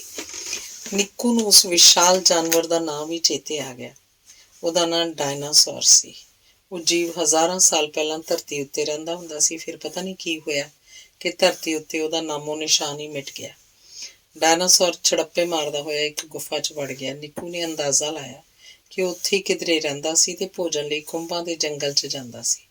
ਉਹ ਜੀਵ ਭੋਲਾ ਭਾਲਾ ਤੇ ਸਿੱਧਾ ਸਾਦਾ ਸੀ। ਜਿਉਂ ਭਲਾ ਇਸ ਤਰ੍ਹਾਂ ਦਾ ਨਾ ਹੁੰਦਾ ਤਾਂ ਨਿੱਕੂ ਵਰਗੇ ਨਿੱਕੇ ਜਿਹੇ ਬਾਲ ਤੋਂ ਕਿਉਂ ਡਰਦਾ। ਅੰਗ 13। ਇਮੂ ਦੀ ਹੁਣ ਹੋਰ ਦੌੜਨ ਦੀ ਕੋਈ ਵਾਹ ਨਹੀਂ ਸੀ। ਉਹ ਖਲੋ ਗਿਆ। ਉਹਨੇ ਇੱਕ ਛਿਣ ਲਈ ਸਾਹ ਰੋਕ ਕੇ ਬਿੜਕ ਲੈਣ ਦੀ ਕੋਸ਼ਿਸ਼ ਕੀਤੀ। ਕਿਧਰੇ ਕੋਈ ਬਿੜਕ ਨਹੀਂ ਸੀ। ਨਿੱਕੂ ਕਿਧਰੇ ਪਿੱਛੇ ਰਹਿ ਗਿਆ ਸੀ। ਉੱਥੇ ਹਨੇਰਾ ਬਹੁਤ ਸੰਘਣਾ ਸੀ। ਉਹਨਾਂ ਨੂੰ ਹੱਥ ਛੱਡ ਕੇ ਨਹੀਂ ਸੀ ਦੌੜਨਾ ਚਾਹੀਦਾ। ਹੁਣ ਇਮੂ ਨਿੱਕੂ ਨੂੰ ਕਿੱਥੋਂ ਲੱਭੇ? ਉਹਨਾਂ ਦਾ ਪਿੱਛਾ ਕਰਨ ਵਾਲੇ ਬਾਘੇ ਕਦੋਂ ਦੇ ਵਾਪਸ ਮੁੜ ਗਏ ਸਨ। ਇਮੂ ਕੁਝ ਦੂਰ ਤੱਕ ਪਿੱਛੇ ਗਿਆ। ਥਾਂ ਖਲੋ ਕੇ ਹਾਕਾਂ ਵੀ ਮਾਰੀਆਂ, ਪਰ ਨਿੱਕੂ ਦਾ ਕਿਧਰੇ ਵੀ ਥਹੁ ਪਤਾ ਨਹੀਂ ਸੀ। ਇਮੂ ਕੀ ਕਰੇ? ਕਿਹਨੂੰ ਪੁੱਛੇ? ਕਿੱਥੋਂ ਲੱਭੇ ਆਪਣੇ ਬੇਲੀ ਨੂੰ? ਉਹ ਕਿਧਰੇ ਬਾਘਿਆਂ ਦੇ ਕਾਬੂ ਨਾ ਆ ਗਿਆ ਹੋਵੇ। ਕਈ ਤਰ੍ਹਾਂ ਦੀਆਂ ਸੋਚਾਂ ਇਮੂ ਨੂੰ ਪਰੇਸ਼ਾਨ ਕਰਦੀਆਂ ਰਹੀਆਂ। ਉਹ ਬੇਬਸ ਜਿਹਾ ਬੈਠ ਗਿਆ। ਇਮੂ ਜਾਣਦਾ ਸੀ ਕਿ ਉਸ ਵੇਲੇ ਉਹ ਬੇਆਬਾਦ ਤੇ ਬੰਜਰ ਇਲਾਕੇ 'ਚ ਸੀ। ਉੱਥੇ ਭੋਜਨ ਲਈ ਕੁਝ ਵੀ ਨਹੀਂ ਸੀ। ਇਸ ਤਰ੍ਹਾਂ ਬੈਠੇ ਰਹਿਣ ਨਾਲ ਉਹਦੇ ਸਾਹਮਣੇ ਕਿਸੇ ਨੇ ਭੋਜਨ ਨਹੀਂ ਸੀ ਪਰੋਸ ਦੇਣਾ। ਉਹਨੂੰ ਉੱਥੋਂ ਤੁਰਨਾ ਚਾਹੀਦਾ ਸੀ। ਉਹ ਛੇਤੀ ਤੋਂ ਛੇਤੀ ਗਿੱਠ ਮੁੱਠੀਆਂ ਦੀ ਆਬਾਦੀ ਵਾਲੇ ਕਿਸੇ ਖਿੱਤੇ 'ਚ ਪਹੁੰਚਣਾ ਚਾਹੁੰਦਾ ਸੀ। ਉਹ ਇੱਕ ਗੁਫਾ 'ਚ ਵੜ ਗਿਆ। ਉਹ ਗੁਫਾ ਬੂ ਦੀ ਭਰੀ ਹੋਈ ਸੀ, ਪਰ ਇਮੂ ਨੂੰ ਬੂ ਮਹਿਸੂਸ ਹੀ ਨਹੀਂ ਸੀ ਹੋ ਰਹੀ। ਗੁਫਾ 'ਚ ਵੜ ਉਸ ਇੱਕ ਵਾਰ ਵੀ ਵਾਪਸ ਪਰਤਣ ਬਾਰੇ ਨਾ ਸੋਚਿਆ। ਪਹਿਲਾਂ ਉਹ ਗੁਫਾ ਸੁੰਨੀ ਸੀ, ਫਿਰ ਨਿੱਕੀਆਂ ਗੁਫਾਵਾਂ ਰਾਹੀਂ ਕੁਝ ਹੋਰ ਜਣੇ ਵੀ ਉਸ ਗੁਫਾ 'ਚ ਆ ਗਏ। ਉਹ ਸਾਰੇ ਬੇਝਿਜਕ ਤੁਰ ਰਹੇ ਸਨ। ਉਹ ਇਸ ਤਰ੍ਹਾਂ ਦਿਖਾਵਾ ਕਰ ਰਹੇ ਸਨ ਜਿਵੇਂ ਕੋਈ ਵੀ ਹੋਰ ਉੱਥੇ ਨਹੀਂ ਹੁੰਦਾ। ਕਦੀ ਕਦਾਈ ਉਹਨਾਂ ਦੀਆਂ ਨਜ਼ਰਾਂ ਆਪਸ 'ਚ ਮਿਲਦੀਆਂ ਸਨ ਤਾਂ ਬੇਸ਼ਰਮਾਂ ਵਾਂਗ ਹੱਸਣ ਲੱਗ ਪੈਂਦੇ ਸਨ। ਹੌਲੀ ਹੌਲੀ ਉਹ ਗੁਫਾ ਖੁੱਲ੍ਹੀ ਤੇ ਵੱਡੀ ਹੁੰਦੀ ਗਈ। ਫਿਰ ਉਹ ਗੁਫਾ ਖੁੱਲ੍ਹੇ ਮੈਦਾਨ ਵਾਂਗ ਦਿਸਣ ਲੱਗ ਪਈ। ਉੱਥੇ ਗੁਫਾ ਦੀ ਛੱਤ ਵੀ ਵਿਖਾਈ ਨਹੀਂ ਸੀ ਦੇ ਰਹੀ। ਉਸ ਮੈਦਾਨ 'ਚ ਘਾਹ ਸੀ ਤੇ ਘਾਹ ਦਾ ਰੰਗ ਪੀਲਾ ਸੀ। ਇਮੂ ਨੇ ਘਾਹ ਦੀ ਇੱਕ ਤਿੜ ਤੋੜੀ ਤੇ ਮੂੰਹ 'ਚ ਪਾ ਕੇ ਚਿੱਥੀ। ਘਾਹ ਦਾ ਸਵਾਦ ਬਕਬਕਾ ਸੀ। ਉਹਨੇ ਘਾਹ ਥੁੱਕ ਦਿੱਤਾ। ਜਿੱਥੇ ਘਾਹ ਕੁਝ ਸੰਘਣਾ ਸੀ, ਉੱਥੇ ਕੁਝ ਗਿੱਠ-ਮੁੱਠੀਏ ਹੱਥਾਂ ਪੈਰਾਂ ਦੇ ਭਾਰ ਤੁਰ ਰਹੇ ਸਨ। ਇਹ ਦ੍ਰਿਸ਼ ਹੈਰਾਨ ਕਰਨ ਵਾਲਾ ਸੀ। ਇਮੂ ਨੇ ਨੇੜੇ ਜਾ ਕੇ ਵੇਖਿਆ, ਉਹ ਗਿੱਠ-ਮੁੱਠੀਏ ਘਾਹ ਚਰ ਰਹੇ ਸਨ। ਇਮੂ ਨੇ ਇੱਕ ਗਿੱਠ-ਮੁੱਠੀਏ ਕੋਲ ਜਾ ਕੇ ਪੁੱਛਿਆ, ਤੂੰ ਇਸ ਤਰ੍ਹਾਂ ਮੁੱਧਾ ਪੈ ਕੇ ਕਿਉਂ ਘਾਹ ਖਾ ਰਿਹਾ? ਕੀ ਤੇਰੀਆਂ ਲੱਤਾਂ ਕੰਮ ਨਹੀਂ ਕਰਦੀਆਂ? ਵੈਸੇ ਵੀ ਇਹ ਘਾਹ ਤਾਂ ਬਹੁਤ ਸੁਆਦੀ ਹੈ, ਤੂੰ ਕੁਝ ਹੋਰ ਕਿਉਂ ਨਹੀਂ ਖਾ ਲੈਂਦਾ? ਵੈਸੇ ਵੀ ਇਹ ਘਾਹ ਤਾਂ ਬਹੁਤ ਬੇਸੁਆਦੀ ਹੈ। ਉਸ ਗਿੱਠ-ਮੁੱਠੀਏ ਨੇ ਸਿਰ ਚੁੱਕ ਕੇ ਇਮੂ ਵੱਲ ਗੁੱਸੇ ਨਾਲ ਵੇਖਿਆ ਤੇ ਮੁੜ ਘਾਹ ਚਰਨ ਲੱਗ ਪਿਆ। ਉੱਥੇ ਬਾਘੇ ਥਾਂ-ਥਾਂ ਘਾਹ ਤਲਾਈ ਬੈਠੇ ਸਨ। ਉਹਨਾਂ ਚੋਂ ਇੱਕ ਜਣਾ ਇਮੂ ਨੂੰ ਬਾਹੋਂ ਫੜ ਕੇ ਪਰੇ ਲੈ ਗਿਆ। ਉਹ ਗੁੱਸੇ 'ਚ ਬੋਲਿਆ, ਤੂੰ ਬੜਾ ਬੇਅਦਬ ਤੇ ਮੂਰਖ ਹੈ। ਤੈਨੂੰ ਪਤਾ ਵੀ ਹੈ ਇਹ ਜਿੰਨੇ ਵੀ ਹੱਥਾਂ ਪੈਰਾਂ ਉੱਤੇ ਤੁਰ ਰਹੇ ਨੇ, ਛੇਤੀ ਸ਼ਾਹੀ ਪਰਿਵਾਰ 'ਚ ਸ਼ਾਮਲ ਹੋ ਜਾਣਗੇ। ਇਹ ਸਾਰੇ ਮੰਗਣੂ ਰਾਜੇ ਦੇ ਨਜ਼ਦੀਕੀਆਂ ਵਿੱਚੋਂ ਨੇ ਤੇ ਸ਼ਾਹੀ ਪਰਿਵਾਰ 'ਚ ਸ਼ਾਮਲ ਹੋਣ ਦੀਆਂ ਸ਼ਰਤਾਂ ਪੂਰੀਆਂ ਕਰ ਰਹੇ ਨੇ। ਮੈਨੂੰ ਪਤਾ ਨਹੀਂ ਸੀ, ਇਮੂ ਘਬਰਾਹਟ 'ਚ ਬੋਲਿਆ। ਉਸ ਬਾਘੇ ਨੇ ਇਮੂ ਨੂੰ ਪਤਲੀਆਂ ਜੜ੍ਹਾਂ ਨਾਲ ਨੂੜ ਦਿੱਤਾ ਤੇ ਇੱਕ ਟੋਏ 'ਚ ਸੁੱਟ ਦਿੱਤਾ। ਲੈ ਹੁਣ ਇੱਥੇ ਬੈਠ ਕੇ ਕੀਤੇ ਉੱਤੇ ਪਛਤਾ। ਬਾਘਾ ਉੱਥੋਂ ਚਲਾ ਗਿਆ। ਇਮੂ ਨੇ ਜ਼ੋਰ ਲਾ ਕੇ ਗੰਢਾਂ ਖੋਲ੍ਹਣ ਦਾ ਯਤਨ ਕੀਤਾ। ਉਹਦੇ ਹਿੱਲਣ ਜੁਲਣ ਨਾਲ ਗੰਢਾਂ ਹੋਰ ਵੀ ਭੀਡੀਆਂ ਹੋ ਗਈਆਂ। ਨੇੜੇ ਲੁਕਵੇਂ ਥਾਂ ਬੈਠਾ ਹੋਇਆ ਇੱਕ ਬਾਘਾ ਇਮੂ ਦੀ ਹਰਕਤ ਵੇਖ ਰਿਹਾ ਸੀ। ਉੱਠ ਕੇ ਕੋਲ ਆ ਗਿਆ। ਤੈਨੂੰ ਔਖ ਕੀ ਹੈ? ਗਿੱਲੀਆਂ ਜੜ੍ਹਾਂ ਮਾਸ ਚੁੱਭ ਰਹੀਆਂ ਨੇ, ਇਮੂ ਨੇ ਦੱਸਿਆ। ਬਹੁਤ ਦਰਦ ਹੋ ਰਿਹਾ। ਤੂੰ ਫਿਕਰ ਨਾ ਕਰ, ਤੇਰਾ ਛੇਤੀ ਪੀੜ ਤੋਂ ਛੁਟਕਾਰਾ ਹੋ ਜਾਏਗਾ। ਬਾਘੇ ਨੇ ਸਹਿਜ ਭਾ ਦੱਸਿਆ। ਕੀ ਤੁਸੀਂ ਮੈਨੂੰ ਆਜ਼ਾਦ ਕਰ ਦਿਓਗੇ? ਨਹੀਂ, ਜਦੋਂ ਘਾਹ ਖਾਣੇ ਗਿੱਠ-ਮੁੱਠੀਆਂ ਦੇ ਕਲਗੀਆਂ ਲੱਗਣਗੀਆਂ ਤਾਂ ਕੀ ਪਤਾ ਤੂੰ ਉੱਥੇ ਕੰਮ ਆ ਜਾਏ ਜਾਂ ਫਿਰ। ਬਾਘੇ ਨੇ ਵਾਕ ਅਧੂਰਾ ਰਹਿਣ ਦਿੱਤਾ, ਫਿਰ ਖੁੱਲ੍ਹ ਕੇ ਹੱਸਿਆ। ਹੱਸਦਾ ਬਾਘਾ ਇੱਕ ਪਾਸੇ ਤੁਰ ਪਿਆ ਤੇ ਇਮੂ ਦੀਆਂ ਨਜ਼ਰਾਂ ਤੋਂ ਓਝਲ ਹੋ ਗਿਆ। ਬਾਘੇ ਦੀ ਗੱਲ ਵਿਚਲਾ ਖਤਰਾ ਭਾਂਭ ਕੇ ਇਮੂ ਬਹੁਤ ਦੇਰ ਤੱਕ ਭਮੱਤਰਿਆ ਰਿਹਾ। ਟੋਏ 'ਚ ਪਏ ਇਮੂ ਨੂੰ ਘਾਹ ਖਾਣੇ ਗਿੱਠ-ਮੁੱਠੀਆਂ ਤੇ ਬਾਘਿਆਂ ਦੀਆਂ ਆਵਾਜ਼ਾਂ ਸੁਣਦੀਆਂ ਰਹੀਆਂ। ਘਾਹ ਖਾਣ ਦਾ ਕੰਮ ਮੁਕਾ ਕੇ ਗਿੱਠ-ਮੁੱਠੀਏ ਜਸ਼ਨ ਦੇ ਰੌਹ 'ਚ ਆ ਗਏ। ਬਾਘੇ ਵੀ ਉਹਨਾਂ ਦੀ ਖੁਸ਼ੀ 'ਚ ਸ਼ਾਮਲ ਹੋ ਗਏ। ਉਹਨਾਂ ਗਿੱਠ-ਮੁੱਠੀਆਂ ਨਾਲ ਬਾਘੇ ਨੇੜਤਾ ਤੇ ਪਿਆਰ ਦਾ ਦਿਖਾਵਾ ਕਰਦੇ ਰਹੇ, ਕਿਉਂਕਿ ਉਹ ਗਿੱਠ-ਮੁੱਠੀਏ ਸ਼ਾਹੀ ਪਰਿਵਾਰ ਦਾ ਹਿੱਸਾ ਬਣਨ ਵਾਲੇ ਸਨ। ਉਹ ਸਾਰੇ ਰਲ ਕੇ ਬਹੁਤ ਦੇਰ ਤੱਕ ਵੰਨ-ਸੁਵੰਨਾ ਭੋਜਨ ਖਾਂਦੇ ਰਹੇ, ਰੌਲਾ ਪਾਉਂਦੇ ਰਹੇ, ਹੱਸਦੇ ਰਹੇ। ਫਿਰ ਉਹ ਉੱਥੋਂ ਚਲੇ ਗਏ। ਚਾਰੇ ਪਾਸੇ ਚੁੱਪ ਪਸਰ ਗਈ। ਇਮੂ ਬਾਘਿਆਂ ਦਾ ਕੈਦੀ ਸੀ। ਉਹਨਾਂ ਇਮੂ ਨੂੰ ਆਪਣੇ ਨਾਲ ਲੈ ਕੇ ਜਾਣਾ ਸੀ, ਪਰ ਉਹ ਇਮੂ ਬਾਰੇ ਭੁੱਲ ਹੀ ਗਏ ਸਨ। ਇਮੂ ਨੇ ਉੱਚੀ ਆਵਾਜ਼ਾਂ ਦਿੱਤੀਆਂ, ਪਰ ਉਹਦੀ ਪੁਕਾਰ ਸੁਣਨ ਵਾਲਾ ਉੱਥੇ ਕੋਈ ਨਹੀਂ ਸੀ। ਇਮੂ ਕੋਲੋਂ ਬੱਝੀਆਂ ਹੋਈਆਂ ਗੰਢਾਂ ਢਿੱਲੀਆਂ ਨਹੀਂ ਸੀ ਹੋ ਸਕੀਆਂ। ਉਹਨੇ ਪਲਸੇਟੇ ਮਾਰ ਕੇ ਟੋਏ 'ਚੋਂ ਬਾਹਰ ਆਉਣ ਦਾ ਯਤਨ ਕੀਤਾ, ਪਰ ਇਹ ਵੀ ਸੰਭਵ ਨਾ ਹੋ ਸਕਿਆ। ਭੁੱਖ ਤੇ ਨੇ ਇਮੂ ਦਾ ਮੰਦਾ ਹਾਲ ਕੀਤਾ ਹੋਇਆ ਸੀ। ਉਹਦੇ ਕੋਕੜੇ ਲੂਸ ਰਹੇ ਸਨ। ਉਹਦੇ ਬੁੱਲ੍ਹਾਂ ਤੇ ਪੇਪੜੀ ਜੰਮੀ ਹੋਈ ਸੀ। ਨੇੜੇ ਪਾਣੀ ਵਹਿਣ ਦੀ ਆਵਾਜ਼ ਇਮੂ ਨੂੰ ਸੁਣ ਰਹੀ ਸੀ। ਉਹ ਪਾਣੀ ਇਮੂ ਦੀ ਪਹੁੰਚ ਤੋਂ ਬਾਹਰ ਸੀ। ਇਮੂ ਟੋਏ 'ਚ ਪਿਆ ਤਰਲੋ ਮੱਛੀ ਹੁੰਦਾ ਰਿਹਾ ਤੇ ਫਿਰ ਉਹਦੀਆਂ ਅੱਖਾਂ ਮਿਚਣ ਲੱਗ ਪਈਆਂ।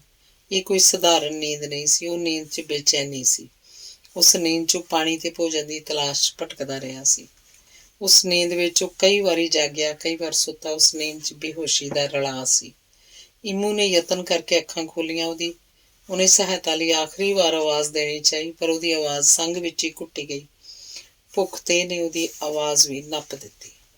ਅੰਗ 14। ਉੱਥੇ ਦੂਧੀਆ ਚਾਨਣ ਸੀ, ਕੂਲਾ ਤੇ ਠੰਡਾ। ਨਿੱਕੂ ਮੰਤਰ ਮੁਗਧ ਹੋਇਆ ਵੇਖਦਾ ਰਿਹਾ। ਉਹ ਇੱਕ ਖੁੱਲ੍ਹਾ ਮੈਦਾਨ ਸੀ। ਉਸ ਮੈਦਾਨ ਦੀ ਛੱਤ ਬਹੁਤ ਉੱਚੀ ਸੀ। ਉਸ ਛੱਤ ਵਿੱਚ ਨਿੱਕੇ ਵੱਡੇ ਅਣਗਿਣਤ ਤਾਰੇ ਸਨ। ਉਹ ਤਾਰੇ ਟਿਮਟਿਮਾ ਰਹੇ ਸਨ। ਨਿੱਕੂ ਨੇ ਜਾਣ ਲਿਆ, ਕੁਦਰਤ ਨੇ ਉਸ ਛੱਤ ਉੱਤੇ ਚਾਨਣ ਪੱਥਰ ਜੜ ਕੇ ਅਸਮਾਨ ਦਾ ਪ੍ਰਭਾਵ ਸਿਰਜ ਦਿੱਤਾ। ਦੂਧੀਆ ਚਾਨਣ ਉਹਨਾਂ ਪੱਥਰਾਂ ਦਾ ਸੀ। ਜਿਸ ਦਿਸ਼ਾ ਵੱਲ ਚਿੱਟਾ ਡਾਇਨਾਸੌਰ ਗਿਆ ਸੀ, ਉਧਰ ਚਮਕਦੇ ਹੋਏ ਸੰਗਮਰਮਰ ਦੇ ਵਿਸ਼ਾਲ ਆਦਮ ਬੁੱਤ ਸਨ। ਉਹਨਾਂ ਬੁੱਤਾਂ ਦਾ ਉੱਪਰਲਾ ਸਿਰਾ ਤਾਰਿਆਂ ਜੜੀ ਛੱਤ 'ਚ ਲੋਪ ਸੀ। ਉਹ ਬੁੱਤ ਕੁਦਰਤ ਨੇ ਬਣਾਏ ਸਨ। ਕੁਦਰਤ ਦੇ ਅਦਿੱਖ ਹੱਥਾਂ ਨੇ ਸੰਗਮਰਮਰ ਵਿੱਚੋਂ ਚੂਨਾ, ਮਿੱਟੀ ਤੇ ਕੱਚਾ ਪੱਥਰ ਖੋਰ ਦਿੱਤਾ ਸੀ। ਇਸ ਤਰ੍ਹਾਂ ਉੱਥੇ ਅਣਗਿਣਤ ਕਲਾਤਮਕ ਬੁੱਤ ਬਣ ਗਏ ਸਨ ਤੇ ਬੁੱਤਾਂ ਦੇ ਡੂੰਘ ਗੁਫਾਵਾਂ ਹੋ ਗਈਆਂ ਸਨ। ਨਿੱਕੂ ਨੂੰ ਪਾਣੀ ਦੀ ਤੇਜ਼ ਸੀ। ਜਿੱਥੇ ਡਾਇਨਾਸੌਰ ਰਹਿੰਦਾ ਸੀ, ਉੱਥੇ ਉਹਦੇ ਪੀਣ ਲਈ ਪਾਣੀ ਹੋਏਗਾ। ਉਹਨੇ ਗੁਫਾਵਾਂ ਅੰਦਰ ਜਾਣ ਬਾਰੇ ਸੋਚਿਆ। ਅਚਾਨਕ ਸਮੁੱਚੇ ਵਾਤਾਵਰਨ 'ਚ ਜਿਵੇਂ ਝਾਂਜਰਾਂ ਛਣਕਣ ਲੱਗ ਪਈਆਂ। ਸਾਰਾ ਵਾਤਾਵਰਨ ਖੁਸ਼ਬੂ ਨਾਲ ਭਰ ਗਿਆ। ਠੰਡੀ ਮਿੱਠੀ ਪੌਣ ਰੁਮਕਣ ਲੱਗ ਪਈ। ਰੰਗ ਬਿਰੰਗੇ ਪਰਾਂ ਵਾਲੇ ਗਿੱਠ-ਮੁੱਠੀਏ ਬਾਲਾਂ ਦੀ ਟੋਲੀ ਉੱਡਦੀ ਹੋਈ ਉਹਦੇ ਉੱਤੋਂ ਦੀ ਲੰਘ ਗਈ ਸੀ। ਉਹ ਸਾਰੇ ਇੱਕ ਸੁਰ 'ਚ ਗਾ ਰਹੇ ਸਨ। ਆਓ ਨਹਾਈਏ ਕਿ ਨਹਾਉਣਾ ਸਵੱਛ ਹੋਣਾ ਹੈ। ਆਓ ਸਵੱਛ ਹੋਈਏ ਕਿ ਸਵੱਛ ਹੋਣਾ ਨਿਰੋਗ ਹੋਣਾ ਹੈ।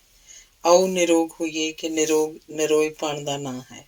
ਆਓ ਨਰੋਏ ਬਣੀਏ, ਸੱਚਾ ਸੁੱਚਾ ਤੇ ਸਿਆਣਾ ਸੋਚਣ ਲਈ ਆਓ ਨਹਾਈਏ ਕਿ ਨਹਾਉਣਾ ਪਵਿੱਤਰ ਕੰਮ ਹੈ। ਨਿੱਕੂ ਉਹ ਗੀਤ ਸੁਣਨ ਲੱਗ ਪਿਆ ਤੇ ਫਿਰ ਬਾਲ ਉੱਡਦੇ ਉੱਡਦੇ ਪਹਾੜੀ ਦੇ ਉੱਲੇ ਚਲੇ ਗਏ। ਉੱਥੇ ਜ਼ਰੂਰ ਪਾਣੀ ਹੋਏਗਾ। ਬਾਲ ਉੱਥੇ ਨਹਾਉਣ ਲਈ ਹੀ ਗਏ ਹੋਣਗੇ। ਨਿੱਕੂ ਵੀ ਉਸੇ ਪਾਸੇ ਤੁਰ ਪਿਆ। ਪਹਾੜੀ ਦੇ ਸਿਖਰ ਉੱਤੇ ਪਹੁੰਚ ਕੇ ਉਸ ਵੇਖਿਆ ਅਗਲੀ ਪਹਾੜੀ ਤੇ ਇਸ ਪਹਾੜੀ ਦੇ ਵਿਚਕਾਰ ਇੱਕ ਝੀਲ ਸੀ। ਰੰਗ ਬਿਰੰਗੇ ਪਰਾਂ ਵਾਲੇ ਗਿੱਠਮੁੱਠੀਏ ਬਾਲ ਝੀਲ ਦੇ ਕਿਨਾਰੇ ਉਤਰਨ ਸਾਰ ਹੀ ਨਹਾਉਣ ਲੱਗ ਪਏ ਸਨ। ਉਹ ਨਹਾਉਂਦੇ ਹੋਏ ਸ਼ਰਾਰਤਾਂ ਕਰ ਰਹੇ ਸਨ, ਹੱਸ ਰਹੇ ਸਨ, ਇੱਕ ਦੂਜੇ ਵੱਲ ਪਾਣੀ ਸੁੱਟ ਰਹੇ ਸਨ। ਨਿੱਕੂ ਬੁਰੇ ਹਾਲ 'ਚ ਸੀ। ਉਹਦੇ ਜ਼ਖਮ ਅੱਠੜੇ ਹੋਏ ਸਨ, ਪੂਰਾ ਸਰੀਰ ਦੁਖ ਰਿਹਾ ਸੀ। ਉਹਦਾ ਲਿਬਾਸ ਚਿੱਕੜ ਦਾ ਭਰਿਆ ਹੋਇਆ ਸੀ ਤੇ ਚਿਹਰਾ ਵੀ ਮੈਲਾ ਸੀ। ਨਿੱਕੂ ਡਿੱਗਦਾ ਢਹਿੰਦਾ ਝੀਲ ਤੱਕ ਪਹੁੰਚ ਗਿਆ। ਖੰਭਾਂ ਵਾਲੇ ਬਾਲ ਉਦੋਂ ਤੱਕ ਨਹਾ ਚੁੱਕੇ ਸਨ। ਉਹ ਉੱਡਣ ਦੀ ਤਿਆਰੀ 'ਚ ਸਨ। ਨਿੱਕੂ ਨੂੰ ਵੇਖ ਕੇ ਰੁਕ ਗਏ। ਤੂੰ ਨਹਾ ਲੈ, ਫਿਰ ਠੀਕ ਹੋ ਜਾਏਗਾ, ਉਹਨਾਂ ਵਿੱਚੋਂ ਇੱਕ ਜਣੇ ਨੇ ਕਿਹਾ। ਮੈਥੋਂ ਤਾਂ ਰਾਹ ਵੀ ਗੁਆਚ ਗਿਆ, ਨਿੱਕੂ ਨੇ ਦੱਸਿਆ। ਤੂੰ ਤੁਰਿਆ ਹੀ ਰਾਹ ਬਣੋ, ਲਾਲ ਪੀਲੇ ਖੰਭਾਂ ਵਾਲੇ ਬਾਲ ਨੇ ਸਲਾਹ ਦਿੱਤੀ। ਨਿੱਕੂ ਨਾਲ ਇੰਨੀਆਂ ਕੁ ਗੱਲਾਂ ਕਰਨ ਪਿੱਛੋਂ ਬਾਲ ਹੱਸਦੇ ਗਾਉਂਦੇ ਉੱਥੋਂ ਉੱਡ ਗਏ। ਬਾਲਾਂ ਦੇ ਜਾਣ ਪਿੱਛੋਂ ਨਿੱਕੂ ਨੇ ਰੱਜ ਕੇ ਪਾਣੀ ਪੀਤਾ ਤੇ ਝੀਲ 'ਚ ਵੜ ਕੇ ਖੂਬ ਨਹਾਤਾ। ਉਹਨੇ ਆਪਣਾ ਲਿਬਾਸ ਵੀ ਧੋ ਲਿਆ। ਝੀਲ ਦਾ ਪਾਣੀ ਇੰਨਾ ਸਾਫ਼ ਸੀ ਕਿ ਨਿੱਕੂ ਝੀਲ ਦੇ ਤਲ ਤੱਕ ਵੇਖ ਸਕਦਾ ਸੀ। ਝੀਲ ਦੇ ਤਲ ਤੇ ਉਹਨੇ ਰੰਗ ਬਿਰੰਗੇ ਪੱਥਰ ਵੇਖੇ। ਉਹ ਪੱਥਰ ਮੋਤੀਆਂ ਦੇ ਗੀਟਿਆਂ ਜਿਹੇ ਸਨ। ਉਹ ਪੱਥਰ ਚਾਨਣ ਦੀਆਂ ਰੇਸ਼ਮਾਂ ਨਾਲ ਚਮਕ ਰਹੇ ਸਨ। ਨਿੱਕੂ ਨੂੰ ਲੱਗਾ ਗਿੱਠਮੁੱਠੀਏ ਬਾਲ ਆਪਣੇ ਖੰਭਾਂ ਦੇ ਕੁਝ ਰੰਗ ਉਹਨਾਂ ਪੱਥਰਾਂ ਨੂੰ ਦੇ ਗਏ ਸਨ। ਨਿੱਕੂ ਨੇ ਚੁੱਭੀ ਮਾਰੀ ਤੇ ਉਹਨਾਂ ਪੱਥਰਾਂ ਦਾ ਬੁੱਕ ਭਰ ਲਿਆ। ਉਹ ਪੱਥਰ ਬਹੁਤ ਸੋਹਣੇ ਸਨ। ਉਹਨਾਂ ਪੱਥਰਾਂ ਦੀ ਕੀਮਤ ਦਾ ਅੰਦਾਜ਼ਾ ਲਾਉਣਾ ਸੰਭਵ ਨਹੀਂ ਸੀ। ਝੀਲ ਤੋਂ ਬਾਹਰ ਆ ਕੇ ਨਿੱਕੂ ਲੰਮਾ ਪੈ ਗਿਆ। ਉਹਨੂੰ ਝਟਪਟ ਹੀ ਗੂੜੀ ਨੀਂਦ ਆ ਗਈ। ਜਦੋਂ ਉੱਠਿਆ ਤਾਂ ਆਪਣੇ ਆਪ ਨੂੰ ਤਰੋ ਤਾਜ਼ਾ ਮਹਿਸੂਸ ਕੀਤਾ। ਉਹਦੀਆਂ ਸੱਟਾਂ ਦੀ ਪੀੜ ਮੁੱਕ ਗਈ ਸੀ। ਉਹਦੇ ਜ਼ਖਮ ਠੀਕ ਹੋ ਚੁੱਕੇ ਸਨ। ਉਦੋਂ ਤੱਕ ਨਿੱਕੂ ਦੇ ਕੱਪੜੇ ਵੀ ਸੁੱਕ ਚੁੱਕੇ ਸਨ ਤੇ ਇਮੂ ਦਾ ਬਣਾਇਆ ਹੋਇਆ ਲਿਬਾਸ ਵੀ ਸੁੱਕ ਗਿਆ ਸੀ। ਉਹ ਕੱਪੜੇ ਪਾਉਣ ਲੱਗਾ ਤਾਂ ਨਿੱਕਰ ਦੀ ਜੇਬ 'ਚੋਂ ਕੁਝ ਰੜਕਿਆ। ਉਹਨੇ ਹੱਥ ਪਾ ਕੇ ਪੋਲੀਥੀਨ ਦਾ ਲਿਫਾਫਾ ਬਾਹਰ ਕੱਢ ਲਿਆ। ਉਸ ਲਿਫਾਫੇ 'ਚ ਭੁੱਜੇ ਹੋਏ ਛੋਲੇ ਤੇ ਗੁੜ ਸੀ। ਘਰੋਂ ਤੁਰਨ ਵੇਲੇ ਮਾਂ ਨੇ ਉਹ ਲਿਫਾਫਾ ਨਿੱਕੂ ਦੀ ਜੇਬ 'ਚ ਪਾਉਂਦਿਆਂ ਪੱਕੀ ਕੀਤੀ ਸੀ, ਜਦੋਂ ਵੀ ਭੁੱਖ ਲੱਗੀ ਖਾ ਲਵੇ। ਗਿੱਠਮੁੱਠੀਆਂ ਦੇ ਦੇਸ਼ ਆਉਣ ਸਾਰੀ ਨਿੱਕੂ ਗੁੜ ਤੇ ਛੋਲਿਆਂ ਬਾਰੇ ਭੁੱਲ ਹੀ ਗਿਆ ਸੀ। ਉਹਨੂੰ ਹੌਸਲਾ ਹੋਇਆ, ਹੁਣ ਲੋੜ ਵੇਲੇ ਉਹ ਆਪਣੀ ਭੁੱਖ ਮਿਟਾ ਸਕਦਾ ਸੀ। ਨਿੱਕੂ ਨੇ ਲਿਫਾਫਾ ਖੋਲ੍ਹ ਕੇ ਵੇਖਿਆ। ਪੋਲੀਥੀਨ ਦੇ ਲਿਫਾਫੇ ਨੇ ਗੁੜ ਤੇ ਛੋਲਿਆਂ ਨੂੰ ਭਿੱਜਣ ਨਹੀਂ ਸੀ ਦਿੱਤਾ। ਗੁੜ ਤੇ ਛੋਲਿਆਂ ਵਾਲਾ ਲਿਫਾਫਾ ਸੰਭਾਲ ਕੇ ਉਸ ਮੁੜ ਨਿੱਕਰ ਦੀ ਜੇਬ 'ਚ ਪਾ ਲਿਆ। ਸੰਗਮਰਮਰ ਦਾ ਵਿਸ਼ਾਲ ਪਹਾੜ ਅਣਗਿਣਤ ਬੁੱਤਾਂ ਦੇ ਰੂਪ 'ਚ ਚਮਕ ਰਿਹਾ ਸੀ। ਉਹ ਪਹਾੜੀ ਚੜ੍ਹਿਆ ਤਾਂ ਗੁਫਾਵਾਂ ਦੇ ਮੂੰਹ ਦਿਸਣ ਲੱਗ ਪਏ। ਉਹਨੇ ਮਰਮਰੀ ਗੁਫਾ ਦੇ ਰਾਹ ਜਾਣ ਦਾ ਨਿਰਣਾ ਕਰ ਲਿਆ।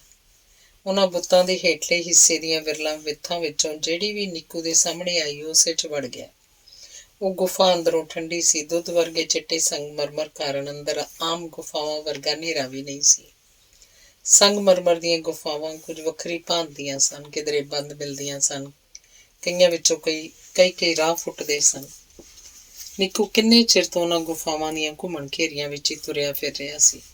ਉਹਨੇ ਪਰੇਸ਼ਾਨ ਹੋ ਕੇ ਸਿਰ ਫੜ ਲਿਆ ਤੇ ਉੱਥੇ ਬੈਠ ਗਿਆ। ਉਹ ਕਿੱਧਰ ਜਾਵੇ? ਅੱਗੇ ਜਾਣ ਵਾਲਾ ਰਾਹ ਉਹਨੂੰ ਨਹੀਂ ਸੀ ਆਉਂਦਾ। ਵਾਪਸ ਝੀਲ ਤੱਕ ਪਹੁੰਚਣ ਵਾਲਾ ਰਾਹ ਉਹ ਕਦੋਂ ਦਾ ਭੁੱਲ ਚੁੱਕਿਆ ਸੀ। ਨਿੱਕੂ ਨੇ ਗੁਫਾ ਦੀ ਕੰਧ ਨਾਲ ਢੋ ਲਾਈ। ਅਚਾਨਕ ਉਹਨੂੰ ਲੱਗਾ ਉਹਨੇ ਕੰਧ ਦੇ ਦੂਜੇ ਪਾਸੇ ਪਾਣੀ ਦੇ ਵਗਣ ਦੀ ਮੱਧਮ ਜਿਹੀ ਆਵਾਜ਼ ਸੁਣੀ ਸੀ।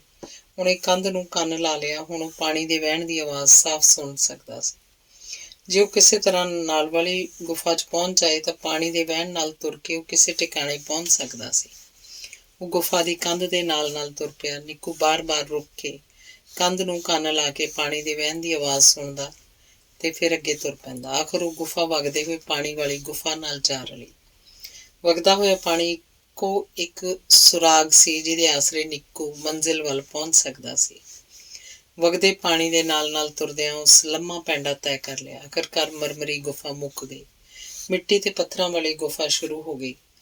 ਉਹ ਗੁਫਾ ਕੱਚੀ ਤੇ ਸਿੱਲ੍ਹੀ ਸੀ। ਉਹਦੇ ਉਬੜ ਖਾਬੜ ਰਾਹ ਤੋਂ ਪਤਾ ਲੱਗਦਾ ਸੀ ਉਸ ਵਿੱਚੋਂ ਕਦੀ ਕੋਈ ਨਹੀਂ ਸੀ ਲੰਘਿਆ।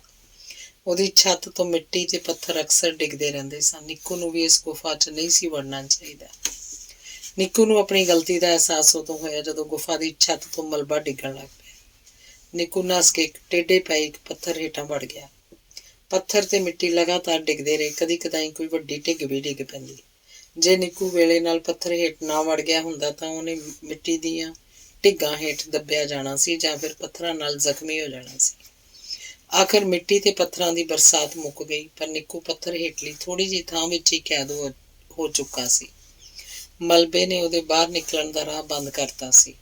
ਨਿੱਕੂ ਨੇ ਹੱਥਾਂ ਨਾਲ ਮਿੱਟੀ ਪੁੱਟ ਕੇ ਪੱਥਰ ਹੇਠੋਂ ਬਾਹਰ ਆਉਣ ਜੋਗਾ ਰਾਹ ਬਣਾ ਲਿਆ ਤੇ ਸਰਕ ਕੇ ਕੁੰਦਰ ਵਿੱਚੋਂ ਬਾਹਰ ਨਿਕਲ ਆਇਆ। ਪੱਥਰ ਹੇਠ ਗੁੱਛਾ ਮੁੱਛਾ ਪਾਏ ਰਹਿਣ ਨਾਲ ਨਿੱਕੂ ਦੇ ਜੋੜ ਦੁਖਣ ਲੱਗ ਪਏ ਸਨ। ਉਸ ਲੱਤਾਂ ਬਾਹਾਂ ਛੰਡੀਆਂ ਤੇ ਫਿਰ ਆਕੜ ਭੰਨੀ। ਨਿੱਕੂ ਦਾ ਅਗਲਾ ਪੈਂਡਾ ਕੁਝ ਸੌਖਾ ਸੀ। ਗੁਫਾ ਦੀ ਛੱਤ ਤੋਂ ਨਾ ਮੁੜ ਮਿੱਟੀ ਡਿੱਗੀ, ਨਾ ਪੱਥਰ। ਗੁਫਾ ਖੁੱਲੀ ਹੋ ਗਈ ਸੀ। ਹੁਣ ਉਹਦਾ ਸਿਰ ਵੀ ਬਾਰ-ਬਾਰ ਉੱਪਰ ਨਹੀਂ ਸੀ ਵੱਜ ਰਿਹਾ ਤੇ ਸਰੀਰ ਵੀ ਗੁਫਾ ਨਾਲ ਨਹੀਂ ਸੀ ਖਹਿ ਰਿਹਾ। ਉਹ ਖੁੱਲੇ ਥਾਂ ਪਹੁੰਚ ਚੁੱਕਿਆ ਸੀ। ਅਚਾਨਕ ਨਿੱਕੂ ਤਰਬਕ ਕੇ ਰੁਕ ਗਿਆ। ਉਹਨੇ ਪੀੜ ਦੀ ਭਰੀ ਹੋਈ ਕਰਾਹਟ ਸੁਣੀ। ਨੇੜੇ ਦੇ ਇੱਕ ਟੋਏ 'ਚ ਅੱਧ-ਮੋਇਆ ਜਿਹਾ ਗਿੱਠ-ਮੁੱਠੀਆ ਮੁੱਦਾ ਪਿਆ ਹੋਇਆ ਸੀ। ਅੰਗ 15। ਨਿੱਕੂ ਪੈਰਾਂ ਭਾਰ ਬੈਠ ਗਿਆ ਤੇ ਹੱਥਾਂ ਦੇ ਜ਼ੋਰ ਨਾਲ ਗਿੱਠ-ਮੁੱਠੀਏ ਦੇ ਸਰੀਰ ਨੂੰ ਸਿੱਧਾ ਕਰ ਦਿੱਤਾ। ਉਹਦਾ ਚਿਹਰਾ ਵੇਖ ਕੇ ਨਿੱਕੂ ਦਾ ਤਰਾਹ ਨਿਕਲ ਗਿਆ। ਇਹ ਇੰਮੂ ਸੀ। ਇੰਮੂ ਦੀ ਹਿੱਕ ਨਾਲ ਕੰਨ ਲਾ ਕੇ ਨਿੱਕੂ ਨੇ ਉਹਦੇ ਦਿਲ ਦੀ ਮੱਧਮ ਜਿਹੀ ਧੜਕਣ ਸੁਣੀ। ਉਹਦੇ ਸਾਹ 'ਚ ਸਾਹ ਆਇਆ। ਉਹਨੂੰ ਨੇੜਿਓਂ ਹੀ ਪਾਣੀ ਲੱਭ ਪਿਆ। ਬੁੱਕ ਵਿੱਚ ਪਾਣੀ ਲਿਆ ਕੇ ਨਿੱਕੂ ਨੇ ਇੰਮੂ ਦੇ ਮੂੰਹ 'ਚ ਪਾਣੀ ਪਾਇਆ ਤੇ ਕੁਝ ਛਿੱਟੇ ਉਹਦੇ ਮੂੰਹ ਤੇ ਮਾਰੇ। ਨਿੱਕੂ ਨੇ ਉਹਦੇ ਹੱਥ ਪੈਰ ਖੋਲ੍ਹ ਦਿੱਤੇ ਤੇ ਤਲੀਆਂ ਝੱਸਣ ਲੱਗ ਪਿਆ। ਇੰਮੂ ਨੂੰ ਹੋਸ਼ ਆ ਗਈ। ਉਹਨੇ ਅੱਖਾਂ ਉਘੇੜੀਆਂ ਤੇ ਨਿੱਕੂ ਨੂੰ ਸਾਹਮਣੇ ਵੇਖ ਕੇ ਮੁਸਕਰਾਇਆ ਤੇ ਫਿਰ ਨਿੱਕੂ ਦੇ ਗਲ ਨਾਲ ਚੰਬੜ ਕੇ ਫੁੱਟ-ਫੁੱਟ ਰੋਣ ਲੱਗ ਪਿਆ। ਨਿੱਕੂ ਦਾ ਵੀ ਗੱਚ ਭਰ ਆਇਆ। ਉਹ ਜਿਵੇਂ ਵਰ੍ਹਿਆਂ ਦੇ ਵਿਛੜੇ ਹੋਏ ਮਿਲੇ ਸਨ। ਉਹ ਦੋਵੇਂ ਇੱਕ ਦੂਜੇ ਨਾਲ ਲਈ ਉਦਾਸ ਹੋਏ ਸਨ, ਇੱਕ ਦੂਜੇ ਲਈ ਫਿਕਰਮੰਦ ਹੋਏ ਸਨ। ਉਹਨਾਂ ਇੱਕ ਦੂਜੇ ਬਿਨਾਂ ਇਕੱਲੇ ਤੇ ਨਿਆਸਰੇ ਮਹਿਸੂਸ ਕੀਤਾ ਸੀ। ਨਿੱਕੂ ਉਹਨੂੰ ਆਸਰਾ ਦੇ ਕੇ ਪਾਣੀ ਦੇ ਸਰੋਤ ਕੋਲ ਲੈ ਗਿਆ। ਇੰਮੂ ਨੇ ਰੱਜ ਕੇ ਪਾਣੀ ਪੀਤਾ ਤੇ ਫਿਰ ਇੱਕ ਪੱਥਰ ਨਾਲ ਢੋਹ ਲਾ ਕੇ ਬੈਠ ਗਿਆ। ਸ਼ਾਹੀ ਜੂਹ ਵੱਲ ਜਾਂਦੀਆਂ ਗੁਫਾਵਾਂ 'ਚੋਂ ਲੰਘਣ ਕਰਕੇ ਇੰਮੂ ਤੇ ਨਿੱਕੂ ਦੇ ਕੱਦ ਆਮ ਗਿੱਠ-ਮੁੱਠੀਆਂ ਨਾਲੋਂ ਵੀ ਨਿੱਕੇ ਹੋ ਗਏ ਸੀ। ਰੱਜਣ ਲਈ ਉਹਨਾਂ ਨੂੰ ਬਹੁਤੇ ਭੋਜਨ ਦੀ ਲੋੜ ਨਹੀਂ ਸੀ। ਨਿੱਕੂ ਨੇ ਛੋਲਿਆਂ ਦਾ ਇੱਕ ਦਾਣਾ ਤੇ ਥੋੜ੍ਹਾ ਜਿਹਾ ਗੁੜ ਇੰਮੂ ਨੂੰ ਖਾਣ ਲਈ ਦੇ ਦਿੱਤਾ। ਇੰਮੂ ਨੇ ਇਹੋ ਜਿਹਾ ਭੋਜਨ ਨਾ ਕਦੀ ਖਾਧਾ ਸੀ, ਨਾ ਹੀ ਕਦੀ ਵੇਖਿਆ ਸੀ। ਉਹਨੇ ਝਿਜਕ ਜਿਹੀ 'ਚ ਛੋਲਿਆਂ ਦੇ ਦਾਣੇ ਨੂੰ ਦੰਦੀ ਵੱਢੀ ਤੇ ਫਿਰ ਗੁੜ ਦਾ ਸਵਾਦ ਵੇਖਿਆ। ਉਹਦੇ ਚਿਹਰੇ ਤੇ ਮੁਸਕਰਾਹਟ ਫੈਲ ਗਈ। ਇਸ ਭੋਜਨ ਨੂੰ ਆਪਾਂ ਦੋਵੇਂ ਐਵੇਂ ਖਰਚ ਨਹੀਂ ਕਰਨਾ। ਇਹ ਭੋਜਨ ਆਪਣੇ ਔਖੇ ਵੇਲੇ ਬਹੁਤ ਕੰਮ ਆਊ। ਇੰਨਾ ਸਵਾਦੀ ਵੀ ਕੁਛ ਹੁੰਦਾ, ਮੈਨੂੰ ਤਾਂ ਪਤਾ ਹੀ ਨਹੀਂ ਸੀ। ਢਿੱਡ ਭਰ ਗਿਆ ਤਾਂ ਇੰਮੂ ਨੇ ਆਪਣੇ ਸਰੀਰ 'ਚ ਸ਼ਕਤੀ ਦਾ ਅਨੁਭਵ ਕੀਤਾ ਤੇ 2-3 ਦਿਨਾਂ ਨੀਂਦਾਂ ਤੋਂ ਪਿੱਛੋਂ ਇੰਮੂ ਅਗਲੇ ਸਫ਼ਰ ਉੱਤੇ ਜਾਣ ਲਈ ਤਿਆਰ ਹੋ ਗਿਆ। ਉਹ ਜਿਸ ਗੁਫਾ 'ਚ ਵੜੇ ਉਸ 'ਚ ਖੁਸ਼ਬੂ ਸੀ, ਪਾਣੀ ਡਿੱਗਣ ਦਾ ਮੱਧਮ ਜਿਹਾ ਸੰਗੀਤ ਵੀ। ਭੋਜਨ ਲਈ ਮਿੱਠੀਆਂ ਜੜ੍ਹਾਂ ਵੀ ਗੁਫਾ ਦੀਆਂ ਕੰਧਾਂ 'ਚੋਂ ਬਾਹਰ ਨਿਕਲੀਆਂ ਸਨ। ਉਹ ਸਫ਼ਰ ਸੁਖਾਵਾਂ ਸੀ, ਪਰ ਉਹ ਹੋਰ ਨਿੱਕੇ ਹੋਈ ਜਾ ਰਹੇ ਸਨ। ਪਹਿਲੋਂ ਇਸ ਬਾਰੇ ਫਿਕਰਮੰਦ ਵੀ ਹੋਏ ਸਨ, ਫਿਰ ਇਸ ਗੱਲੋਂ ਅਵੇਸਲੇ ਹੋ ਗਏ ਸਨ। ਇਸ ਵਾਰ ਉਹ ਗੁਫਾ ਲੰਘ ਕੇ ਅਗਲੇ ਪਾਰ ਪਹੁੰਚੇ ਤਾਂ ਉੱਥੇ ਉਹਨਾਂ ਇੱਕ ਬੁੱਤ ਵੇਖਿਆ। ਉਹ ਬੁੱਤ ਇੱਕ ਬੁੱਢੇ ਗਿੱਠ-ਮੁੱਠੀਏ ਦਾ ਸੀ, ਪਰ ਉਸ ਬੁੱਤ ਨੂੰ ਕਈ ਗੁਣਾ ਵੱਡਾ ਕਰਕੇ ਬਣਾਇਆ ਹੋਇਆ ਸੀ। ਬੁੱਤ ਵਿੱਚ ਬੁੱਢੇ ਦੀ ਲੰਮੀ ਦਾੜੀ ਸੱਪ ਵਾਂਗ ਦੁਆਲੇ ਵਲੇਟੀ ਹੋਈ ਸੀ। ਉਹ ਬੁੱਢਾ ਸਿਰ ਤੋਂ ਗੰਜਾ ਸੀ ਤੇ ਉਹਦੇ ਮੂੰਹ 'ਚ ਘਾਹ ਦਾ ਰੁੱਗ ਸੀ। ਕੁਝ ਬਾਘੇ ਉੱਥੇ ਪਹਿਰਾ ਦੇ ਰਹੇ ਸਨ। ਇਹ ਕਿਹਦਾ ਬੁੱਤ ਹੈ? ਨਿੱਕੂ ਨੇ ਹੌਲੀ ਜਿਹੀ ਪੁੱਛਿਆ। ਪਤਾ ਨਹੀਂ। ਬੁੱਤ ਦੇ ਨੇੜੇ ਇੱਕ ਪੱਥਰ ਉੱਤੇ ਕੁਝ ਗੋਲ ਤੇ ਕੁਝ ਚੁਣਕਰੇ ਛੋਟੇ ਵੱਡੇ ਆਕਾਰ ਉੱਕਰੇ ਹੋਏ ਸਨ।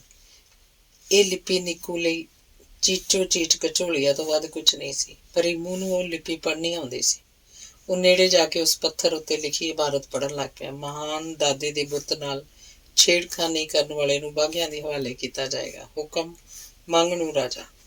ਨਿੱਕੂ ਨੇ ਉਤਸੁਕਤਾ ਵਸ ਪਹਿਰੇ ਉੱਤੇ ਖਲੋਤੇ ਇੱਕ ਬਾਘੇ ਨੂੰ ਪੁੱਛਿਆ, ਕੀ ਲੋਕ ਇਸ ਬੁੱਤ ਨੂੰ ਛੇੜਦੇ ਨੇ? ਨਹੀਂ। ਫਿਰ ਇਸ ਤਰ੍ਹਾਂ ਕਿਉਂ ਲਿਖਿਆ ਹੋਇਆ? ਇਹ ਹਦਾਇਤ ਪੜ੍ਹ ਕੇ ਲੋਕੀ ਬੁੱਤ ਨੂੰ ਛੇੜਨ ਦੀ ਕੋਸ਼ਿਸ਼ ਕਰਦੇ ਨੇ। ਨਿੱਕੂ ਹੱਸਿਆ। ਇੱਕ ਬੁੱਢੇ ਦੇ ਬੁੱਤ ਨੂੰ ਛੇੜ ਕੇ ਲੋਕਾਂ ਨੂੰ ਭਲਾ ਕੀ ਲੱਭਦਾ ਹੋਊ? ਤੂੰ ਰਾਜੇ ਦੇ ਦਾਦੇ ਨੂੰ ਬੁੱਢਾ ਆਖਦਾ ਹੈ? ਪਹਿਰੇਦਾਰ ਬਾਘਾ ਗੁੱਸੇ 'ਚ ਆ ਗਿਆ। ਇੰਮੂ ਨੇ ਵੇਲੇ ਦੀ ਗੰਭੀਰਤਾ ਨੂੰ ਝੱਟ ਪਛਾਣ ਲਿਆ। ਉਹਨੇ ਅੱਗੇ ਹੋ ਕੇ ਪਹਿਰੇਦਾਰ ਬਾਘੇ ਨੂੰ ਸ਼ਾਂਤ ਕਰਨ ਦੀ ਕੋਸ਼ਿਸ਼ ਕੀਤੀ। ਉਹ ਬੋਲਿਆ, ਭਰਾਵਾ, ਸਾਨੂੰ ਮਾਫ਼ ਕਰੇ। ਸਾਨੂੰ ਪਤਾ ਨਹੀਂ ਸੀ ਕਿ ਰਾਜੇ ਦੇ ਦਾਦੇ ਦਾ ਬੁੱਤ ਹੈ। ਪਹਿਰੇਦਾਰ ਬਾਘਾ ਹੋਰ ਵੀ ਲੋਹਾ ਲਾਖਾ ਹੋ ਗਿਆ। ਉਹਨੇ ਹਰਖੇ ਹੋਏ ਨੇ ਆਵਾਜ਼ ਦੇ ਕੇ ਕਲਗੀ ਵਾਲੇ ਬਾਘੇ ਨੂੰ ਬੁਲਾ ਲਿਆ। ਉਸ ਦੱਸਿਆ ਕਿ ਦੋਵੇਂ ਗੱਦਾਰ ਨੇ। ਇਹਨਾਂ ਰਾਜੇ ਦੇ ਦਾਦੇ ਨੂੰ ਬੁੱਢਾ ਆਖਿਆ ਤੇ ਉਸ ਨੂੰ ਪਛਾਣਨ ਤੋਂ ਵੀ ਇਨਕਾਰ ਕਰਦਾ। ਇੰਮੂ ਨੇ ਤਰਲਾ ਕੀਤਾ, ਤੁਸੀਂ ਸਾਨੂੰ ਮਾਫ਼ ਕਰ ਦਿਓ। ਪਹਿਰੇਦਾਰ ਬਾਘੇ ਦੀ ਗੱਲ ਸੁਣ ਕੇ ਕਲਗੀ ਵਾਲੇ ਬਾਘੇ ਨੂੰ ਵੀ ਗੁੱਸਾ ਚੜ੍ਹ ਗਿਆ ਸੀ। ਉਸ ਪੁੱਛਿਆ, ਕੀ ਇਹ ਜ਼ਰੂਰੀ ਨਹੀਂ ਕਿ ਤੁਸੀਂ ਰਾਜੇ ਦੇ ਦਾਦੇ ਨੂੰ ਪਛਾਣੋ ਤੇ ਉਹਦਾ ਗੁਣਗਾਨ ਵੀ ਕਰੋ? ਹਾਂ, ਇਹ ਜ਼ਰੂਰੀ ਹੈ। ਫਿਰ ਅੱਗੇ ਤੋਂ ਗਲਤੀ ਨਹੀਂ ਹੋਏਗੀ। ਕਲਗੀ ਵਾਲੇ ਬਾਗੇ ਨੇ ਆਪਣੀ ਤਫਤੀਸ਼ ਨੂੰ ਅਗਾਂਹ ਤੋਰਿਆ। ਕੀ ਤੁਹਾਨੂੰ ਰਾਜੇ ਦੇ ਪੜਦਾਦੇ ਬਾਰੇ ਕੁਝ ਪਤਾ ਹੈ? ਨਹੀਂ। ਕੀ ਤੁਸੀਂ ਰਾਜੇ ਦੇ ਪਿਓ ਨੂੰ ਪਛਾਣਦੇ ਹੋ? ਨਹੀਂ। ਕੀ ਤੁਸੀਂ ਰਾਜੇ ਦੇ ਕਿਸੇ ਵੀ ਹੋਰ ਰਿਸ਼ਤੇਦਾਰ ਜਾਂ ਕਰੀਬੀ ਨੂੰ ਪਛਾਣਦੇ ਹੋ? ਨਹੀਂ। ਪਰ ਤੁਸੀਂ ਦੇਸ਼ ਧਰੋਹੀ ਹੋ ਤੇ ਸਜ਼ਾ ਦੇ ਹੱਕਦਾਰ ਹੋ। ਕਲਗੀ ਵਾਲਾ ਬਾਘਾ ਗੁੱਸੇ 'ਚ ਬੋਲਿਆ। ਉਹਨੇ ਨੇੜਿਓਂ ਦੋ ਬਾਘਿਆਂ ਨੂੰ ਬੁਲਾ ਕੇ ਕੋਈ ਹੁਕਮ ਦਿੱਤਾ ਤੇ ਫਿਰ ਪਰਾਂ ਤੁਰ ਗਿਆ। ਉਹਨਾਂ ਬਾਘਿਆਂ ਨੇ ਨਿੱਕੂ ਤੇ ਇਮੂ ਦੇ ਹੱਥ ਨੂੜ ਦਿੱਤੇ ਤੇ ਰੱਸੀ ਦਾ ਸਿਰਾ ਇੱਕ ਰੱਥ ਦੇ ਪਿੱਛੇ ਬੰਨ੍ਹ ਦਿੱਤਾ। ਰੱਥ ਉੱਤੇ ਸਵਾਰ ਹੋ ਕੇ ਉਹਨਾਂ ਡੱਡੂਆਂ ਨੂੰ ਤੋਰ ਲਿਆ। ਜਦੋਂ ਬਾਘੇ ਡੱਡੂਆਂ ਨੂੰ ਦੌੜਾਉਂਦੇ ਤਾਂ ਇਮੂ ਤੇ ਨਿੱਕੂ ਨੂੰ ਵੀ ਦੌੜਨਾ ਪੈਂਦਾ। ਜਦੋਂ ਡੱਡੂ ਹੌਲੀ ਤੁਰਦੇ, ਇਮੂ ਤੇ ਨਿੱਕੂ ਦੀ ਚਾਲ ਵੀ ਹੌਲੀ ਹੋ ਜਾਂਦੀ। ਡੱਡੂਆਂ ਵਾਲੇ ਰੱਥ ਦੇ ਪਿੱਛੇ ਤੁਰਦੇ ਦੌੜਦੇ ਨਿੱਕੂ ਤੇ ਇਮੂ ਬਹੁਤ ਥੱਕ ਗਏ। ਰੱਥ ਵਿੱਚ ਸਵਾਰ ਦੋਵੇਂ ਬਾਘੇ ਵੀ ਸ਼ਾਇਦ ਥੱਕ ਗਏ ਸਨ। ਪੱਧਰੀ ਜੀ ਥਾਂ ਵੇਖ ਕੇ ਉਹਨਾਂ ਰੱਥ ਰੋਕ ਲਿਆ। ਦੋਵੇਂ ਬਾਘੇ ਰੱਥ 'ਚੋਂ ਉਤਰ ਕੇ ਖਲੋ ਗਏ। ਮੈਨੂੰ ਤਾਂ ਬਹੁਤ ਭੁੱਖ ਲੱਗੀ ਹੈ, ਇੱਕ ਨੇ ਕਿਹਾ। ਮੈਨੂੰ ਵੀ। ਮੈਂ ਦੋਹਾਂ ਕੈਦੀਆਂ ਦੀ ਰਾਖੀ ਕਰਦਾ, ਤੂੰ ਖਾਣ ਲਈ ਕੁਝ ਲੱਭ ਕੇ ਲਿਆ। ਇੱਕ ਬਾਘੇ ਦਾ ਨਾਂ ਕੜੀ ਸੀ, ਦੂਜੇ ਦਾ ਝੂਠ। ਝੂਠ ਬਾਘਾ ਭੋਜਨ ਲੱਭਣ ਤੁਰ ਪਿਆ। ਕੁਝ ਚਿਰ ਪਿੱਛੋਂ ਖਾਲੀ ਹੱਥ ਵਾਪਸ ਮੁੜ ਆਇਆ। ਉਹਨੇ ਦੱਸਿਆ, ਅਸੀਂ ਬੰਜਰ ਗੁਫਾ ਦੇ ਇਲਾਕੇ 'ਚ ਹਾਂ, ਇੱਥੇ ਤਾਂ ਦੂਰ ਦੂਰ ਤੱਕ ਵੀ ਭੋਜਨ ਨਹੀਂ। ਹੁਣ ਫਿਰ ਕੀ ਕਰੀਏ? ਕੜੀ ਬਾਘਾ ਫਿਕਰ 'ਚ ਬੋਲਿਆ। ਪਾਣੀ ਪੀ ਕੇ ਕੁਝ ਚਿਰ ਸੌਂ ਜਾਈਏ, ਹੁਣ ਥੱਕੇ ਹੋਏ ਹਾਂ, ਉੱਠ ਕੇ ਸੋਚਾਂਗੇ। ਉਹਨਾਂ ਸਾਰਿਆਂ ਨੇ ਪਾਣੀ ਪੀਤਾ, ਆਰਾਮ ਕਰਨ ਲਈ ਲੰਮੇ ਪੈ ਗਏ। ਭੁੱਖੇ ਢਿੱਡ ਕਿਸੇ ਨੂੰ ਵੀ ਨੀਂਦ ਨਹੀਂ ਸੀ ਆ ਰਹੀ, ਪਰ ਇਮੂ ਤੇ ਨਿੱਕੂ ਨੇ ਘੂਕ ਸੁੱਤੇ ਹੋਏ ਹੋਣ ਦਾ ਦਿਖਾਵਾ ਕੀਤਾ ਤਾਂ ਕਿ ਦੋਹਾਂ ਬਾਘਿਆਂ ਦੀਆਂ ਗੱਲਾਂ ਸੁਣ ਸਕਣ। ਦੋਹਾਂ ਨੇ ਸੁੱਤਿਆਂ ਜਾਣ ਕੇ ਝੂਠ ਬਾਘਾ ਹੌਲੀ ਜਿਹੀ ਬੋਲਿਆ, ਇਸ ਇਲਾਕੇ 'ਚ ਤਾਂ ਆਪਾਂ ਭੁੱਖੇ ਮਰ ਜਾਵਾਂਗੇ। ਹਾਂ, ਜੇ ਕੋਈ ਬਹਾਨਾ ਲਾ ਕੇ ਇਹਨਾਂ ਨੂੰ ਖਾ ਜਾਈਏ। ਰਾਜੇ ਨੂੰ ਪਤਾ ਲੱਗ ਗਿਆ ਤਾਂ ਆਪਣੀਆਂ ਪੂਛਾਂ ਲੈ ਜਾਣਗੀਆਂ ਤੇ ਕੋਈ ਹੋਰ ਸਜ਼ਾ ਵੱਖਰੀ ਮਿਲੂ। ਨਿੱਕੀ ਜਿਹੀ ਗੱਲ ਦਾ ਰਾਜੇ ਨੂੰ ਕੀ ਪਤਾ ਲੱਗੂ? ਜੇ ਪਤਾ ਲੱਗ ਵੀ ਗਿਆ ਤਾਂ ਕਹਿ ਦਾਂਗੇ ਕਿ ਕੈਦੀਆਂ ਨੇ ਨੱਸਣ ਦੀ ਕੋਸ਼ਿਸ਼ ਕੀਤੀ ਸੀ। ਹਾਂ, ਇਹ ਠੀਕ ਰਹੂ। ਦੋਵੇਂ ਬਾਘੇ ਆਪਣੀ ਸਿਆਣਪ ਉੱਤੇ ਖੁਸ਼ ਹੋਏ। ਉਹਨਾਂ ਇਮੂ ਤੇ ਨਿੱਕੂ ਨੂੰ ਹਲੂਣ ਕੇ ਉਠਾ ਦਿੱਤਾ। ਕੜੀ ਬਾਘਾ ਮਿੱਠੀ ਆਵਾਜ਼ 'ਚ ਬੋਲਿਆ, ਦੋਸਤੋ, ਤੁਹਾਨੂੰ ਭੁੱਖ ਲੱਗੀ ਹੋਊ, ਜਾਓ ਇੱਧਰ ਉੱਧਰ ਘੁੰਮ ਕੇ ਕੁਝ ਖਾਓ। ਇਮੂ ਤੇ ਨਿੱਕੂ ਵਾਸੀ ਲੈਂਦਿਆਂ ਉੱਠ ਕੇ ਬੈਠ ਗਏ। ਉਹਨਾਂ ਕੁਝ ਇਸ ਤਰ੍ਹਾਂ ਦਾ ਦਿਖਾਵਾ ਕੀਤਾ ਜਿਵੇਂ ਗੂੜੀ ਨੀਂਦ 'ਚੋਂ ਜਾਗੇ ਹੋਣ। ਤੁਹਾਨੂੰ ਵੀ ਤਾਂ ਭੁੱਖ ਲੱਗੀ ਹੋਊ, ਨਿੱਕੂ ਨੇ ਆਖਿਆ। ਹਾਂ, ਸਾਨੂੰ ਵੀ ਭੁੱਖ ਲੱਗੀ ਹੈ, ਡੱਡੂ ਵੀ ਭੁੱਖੇ ਨੇ। ਇਹ ਠੀਕ ਨਹੀਂ ਕਿ ਅਸੀਂ ਆਪਣੇ ਲਈ ਭੋਜਨ ਲੱਭਣ ਤੁਰ ਪਈਏ ਤੇ ਤੁਸੀਂ ਭੁੱਖਣ ਭਾਣੇ ਬੈਠੇ ਰਹੋ। ਬਾਅਦ 'ਚ ਅਸੀਂ ਵੀ ਭੋਜਨ ਲੱਭ ਲਾਂਗੇ, ਨਿੱਕੂ ਨੇ ਸਲਾਹ ਦਿੱਤੀ। ਜੇ ਤੁਸੀਂ ਮੇਰੀ ਗੱਲ ਮੰਨ ਲਓ ਤਾਂ ਆਪਾਂ ਸਾਰੇ ਰੱਜ ਕੇ ਭੋਜਨ ਖਾ ਸਕਦੇ ਹਾਂ। ਕਿਹੜੀ ਗੱਲ? ਦੋਵੇਂ ਬਾਘੇ ਇਕੱਠੇ ਬੋਲੇ। ਮੈਨੂੰ ਇੱਕ ਮੰਤਰ ਆਉਂਦਾ ਹੈ, ਮਿੱਟੀ ਵਿੱਚੋਂ ਭੋਜਨ ਪੈਦਾ ਕਰਨ ਦਾ ਮੰਤਰ, ਨਿੱਕੂ ਨੇ ਦੱਸਿਆ। ਦੋਹਾਂ ਬਾਘਿਆਂ ਨੂੰ ਨਿੱਕੂ ਦੀ ਗੱਲ ਉੱਤੇ ਯਕੀਨ ਹੀ ਨਾ ਆਇਆ। ਝੂਠ ਬਾਘਾ ਬੋਲਿਆ, ਠੀਕ ਹੈ, ਪੜ੍ਹ ਮੰਤਰ। ਇਸ ਤਰ੍ਹਾਂ ਨਹੀਂ, ਨਿੱਕੂ ਬੋਲਿਆ, ਮੰਤਰ ਮੈਨੂੰ ਓਹਲੇ ਬਹਿ ਕੇ ਪੜ੍ਹਨਾ ਪਊ ਤੇ ਭੋਜਨ ਪੈਦਾ ਹੋ ਜਾਊ, ਫਿਰ ਤੁਸੀਂ ਰੱਜ ਕੇ ਖਾ ਲਿਓ।